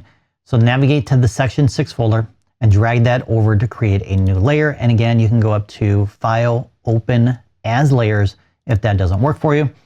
Now with the move tool, I'm gonna go ahead and move this up so it covers up those antlers all together. So I think right there will be good. I'm gonna go ahead and apply a black layer mask, and then I can begin painting in the stars exactly where I want them. And make sure you have white selected to paint that on. You can add as many or as few stars as you want. I'll leave that up to you. Now there's one more thing we need to do. We need to tone this down just a little bit because it's a little bit too bright, I think. So I'm going to go ahead and grab my black now and paint with that with a lower opacity. And I'm going to begin painting in some different strokes here to tone this down a little bit. So we're left with just a few stars, not too many. And I don't want that big white glow in some of these areas here. And this will help tone that down. Now, depending on the colors you chose, if you have a really dark background, you may want to change the blending mode to either screen, darken only, multiply, or something else to help blend those colors in. Also, depending on the stars you chose, if you're choosing something else, you may need to choose a different blending mode to help that blend in with the background. The other thing you can do is you can go to your levels tool here to adjust. Actually, we need to go back and select the image layer here and then adjust the white and the black points to try and darken it up that way so we can brighten up these stars by going to the left here. That's a little bit too far. And then you can darken it up some more this way, and that might help blend it in a little bit more as well. But now I'm starting to see an outline here, and that's why you may want to go in and choose a blending mode to try and get that to blend in a little bit better. So here's the original and the final edit. All right, so the final composite project consists of a couple of new challenges, reflections and drop shadows. So when you're done with this project, you'll have created the world's tallest giraffe. So let me show you what we're going to create. Here is the original image that you're going to work with. And when you're done, you're going to add a couple of photos and boom, this is the final artwork. How cool is that? I love it. So let's go ahead and get started by opening up this image, which is in your section 6 folder. And let's go ahead and grab the other two files here, the clouds and the giraffe, and go ahead and add that as well. And let's go ahead and turn these layers off for now. All right, so we have a lot of steps to cover, and we're going to start off with the foreground by making a selection of the sky. And when I did this project initially, I used the fuzzy select tool. So go ahead and use whatever selection tool you want to use to make a selection of the sky, and go ahead and get that done. All right, with the quick mask mode here, I'm gonna go ahead and refine my selection if needed. Looks like I did a pretty good job. I need to clean up a little bit here, so I'm gonna go ahead and do that next. The other thing I wanna do now, real quick, if you're wondering how I'm navigating around, if you hold your space bar key, you'll get the hand tool, and then you can move around the canvas as needed. Now, the one thing I wanna do is I want to adjust this peak right here because we're going to make this canvas taller. And when we do, we'll end up with a flat top for this mountain peak. And that's not what I want. So I'm gonna go ahead and come in here and adjust it by creating a slope like that. All right, so once you have your selection, go ahead and invert it and apply a layer mask via the selection option, and boom, the sky is gone. All right, let's increase our canvas size now by going up to Image, Canvas Size, and for the height, we're gonna type in 3500. And once you click your Tab key, make sure you adjust your position of your image to the bottom of the new canvas. All right, I'm gonna go ahead and zoom all the way out with Command or Control, Shift plus J, and now we have room for our cloud and our giraffe. So let's work on our clouds next. Let's turn that layer on. And let's go ahead and move it behind the foreground. Now, right now, the image layer is way too large. If I zoom all the way out here, let's see, if I go up to View, Show Layer Boundary. So this is the size of that layer right now. And I want it to be closer to what we have for our canvas. So I'm gonna go ahead and resize that by going up to Layer and selecting Scale Layer.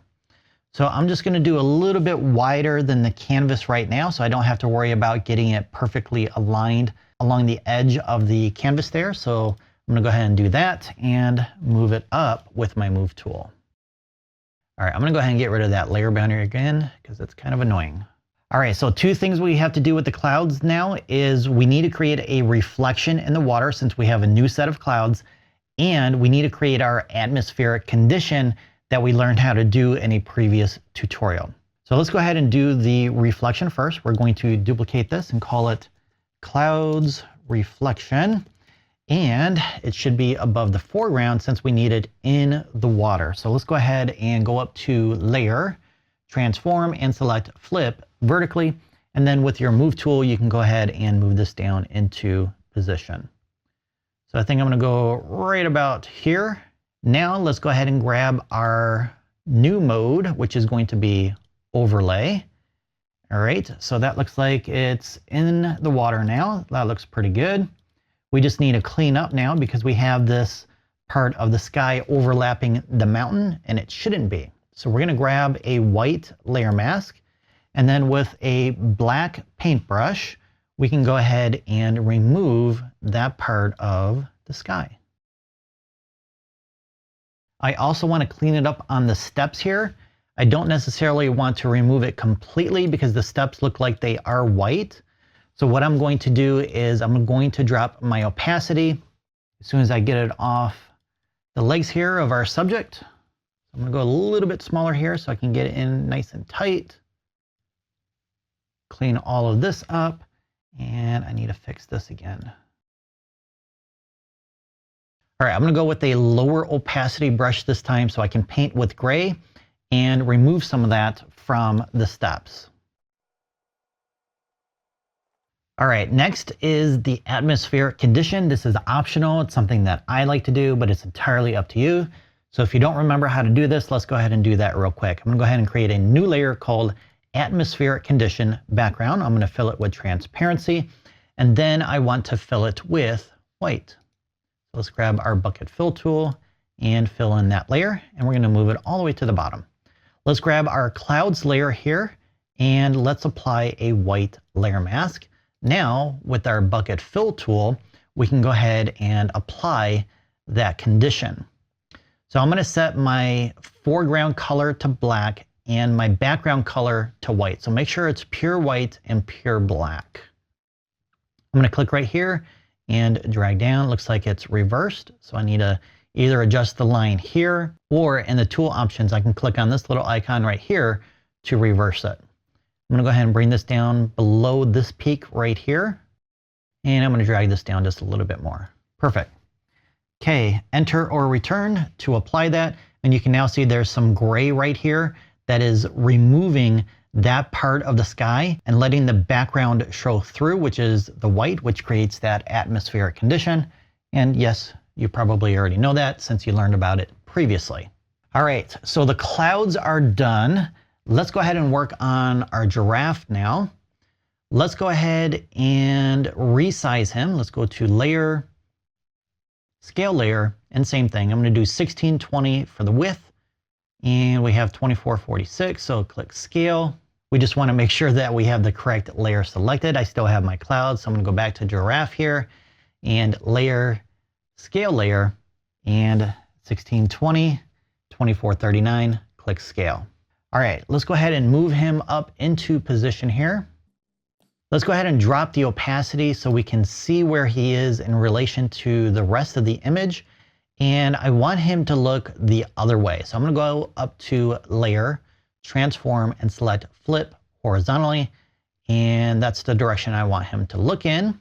And I think I have the position exactly where I want it. All right, so I did a pretty good job there. Let's go ahead and put that opacity all the way back up because now we need to get rid of the sky. A lot easier this time since it's a solid blue. So I'm going to go ahead and make my selection here and apply my layer mask.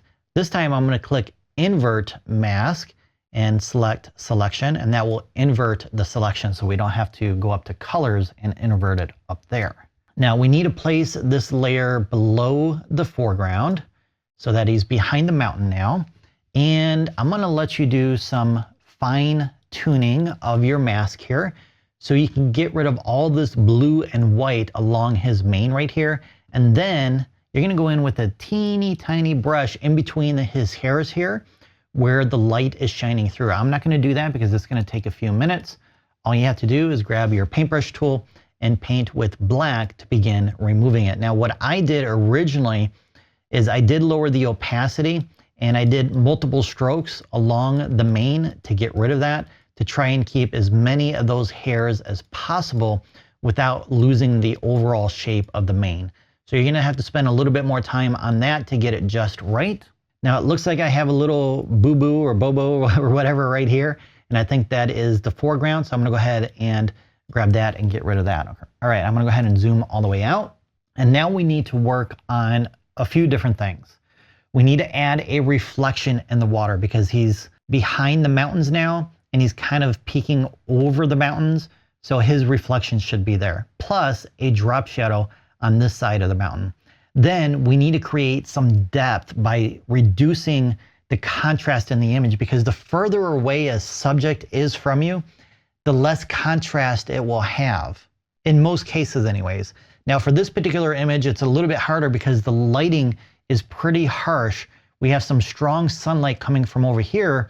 And then if you take a look at the mountain here, we have a strong hard edge shadow here. And then we have the same thing on the giraffe as well.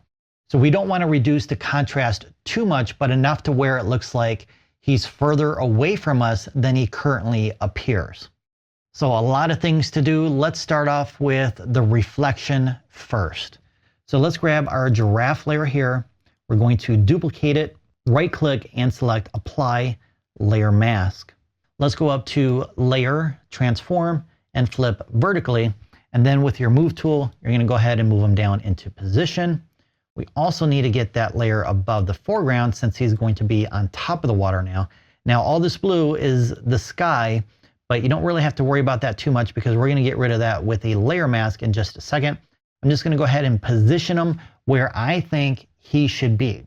Now he's directly behind the mountain and he's kind of peeking over. So how far down you go depends on where you think he is in relation to the mountain. If you take a look at this peak right here, that reflection is all the way down here. So I think it should be in that same general area. So I'm going to go right there. Let's go ahead and apply a white layer mask and clean up this sky. Actually, I need to go back because I had invert turned on. I'm going to go ahead and turn that off and redo it. And now we're going to get rid of the sky along the edges and the bottom here with your paintbrush tool. All right, let's change the blending mode to overlay to help that blend in. And let's go ahead and drop the opacity down as well. and that's going to definitely help blend it in some more. Now, the one thing I want to do here is zoom in because I don't think this part of the draft should be on the steps at all. So I'm going to go ahead and paint that out.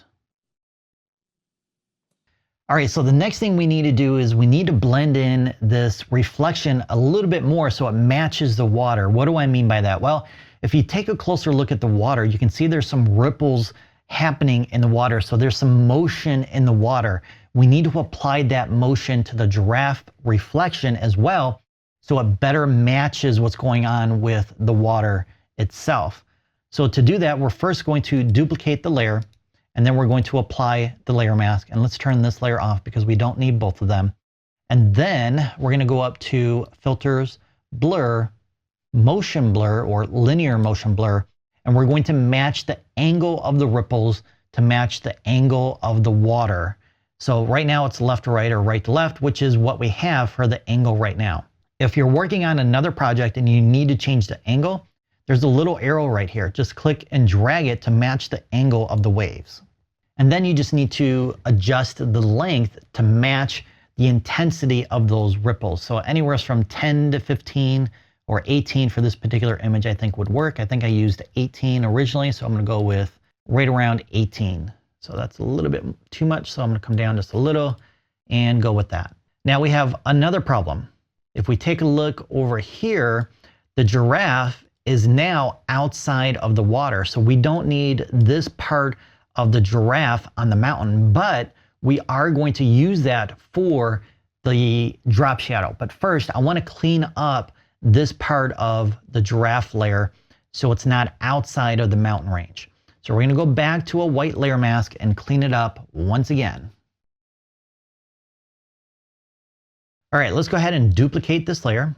We're going to go ahead and turn this layer off just for a moment, because what we need to do with this layer mask now is get rid of this part of the layer, or the reflection part of it on the layer mask.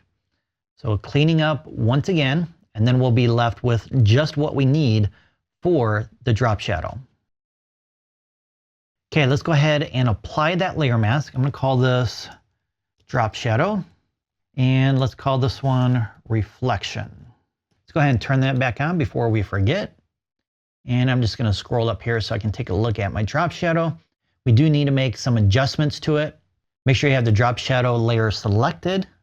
And let's go ahead and darken up that layer. I'm going to go up to Colors, and I'm going to go with Levels.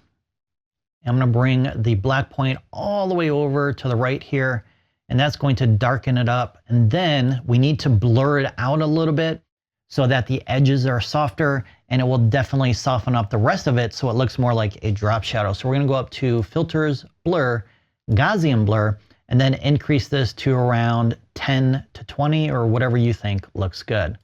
Now, as we're doing this, as we're increasing the amount of the blur, it's starting to go on the outside of the mountain range here. So we need to go back in and clean that up once again with another white layer mask. Now, I would spend a little bit more time on this than I am right now. So you're going to need to spend a little bit more time to fine tune everything so it looks really good. I'm kind of making a mess here, trying to go through this as quickly as possible so we're not here all day.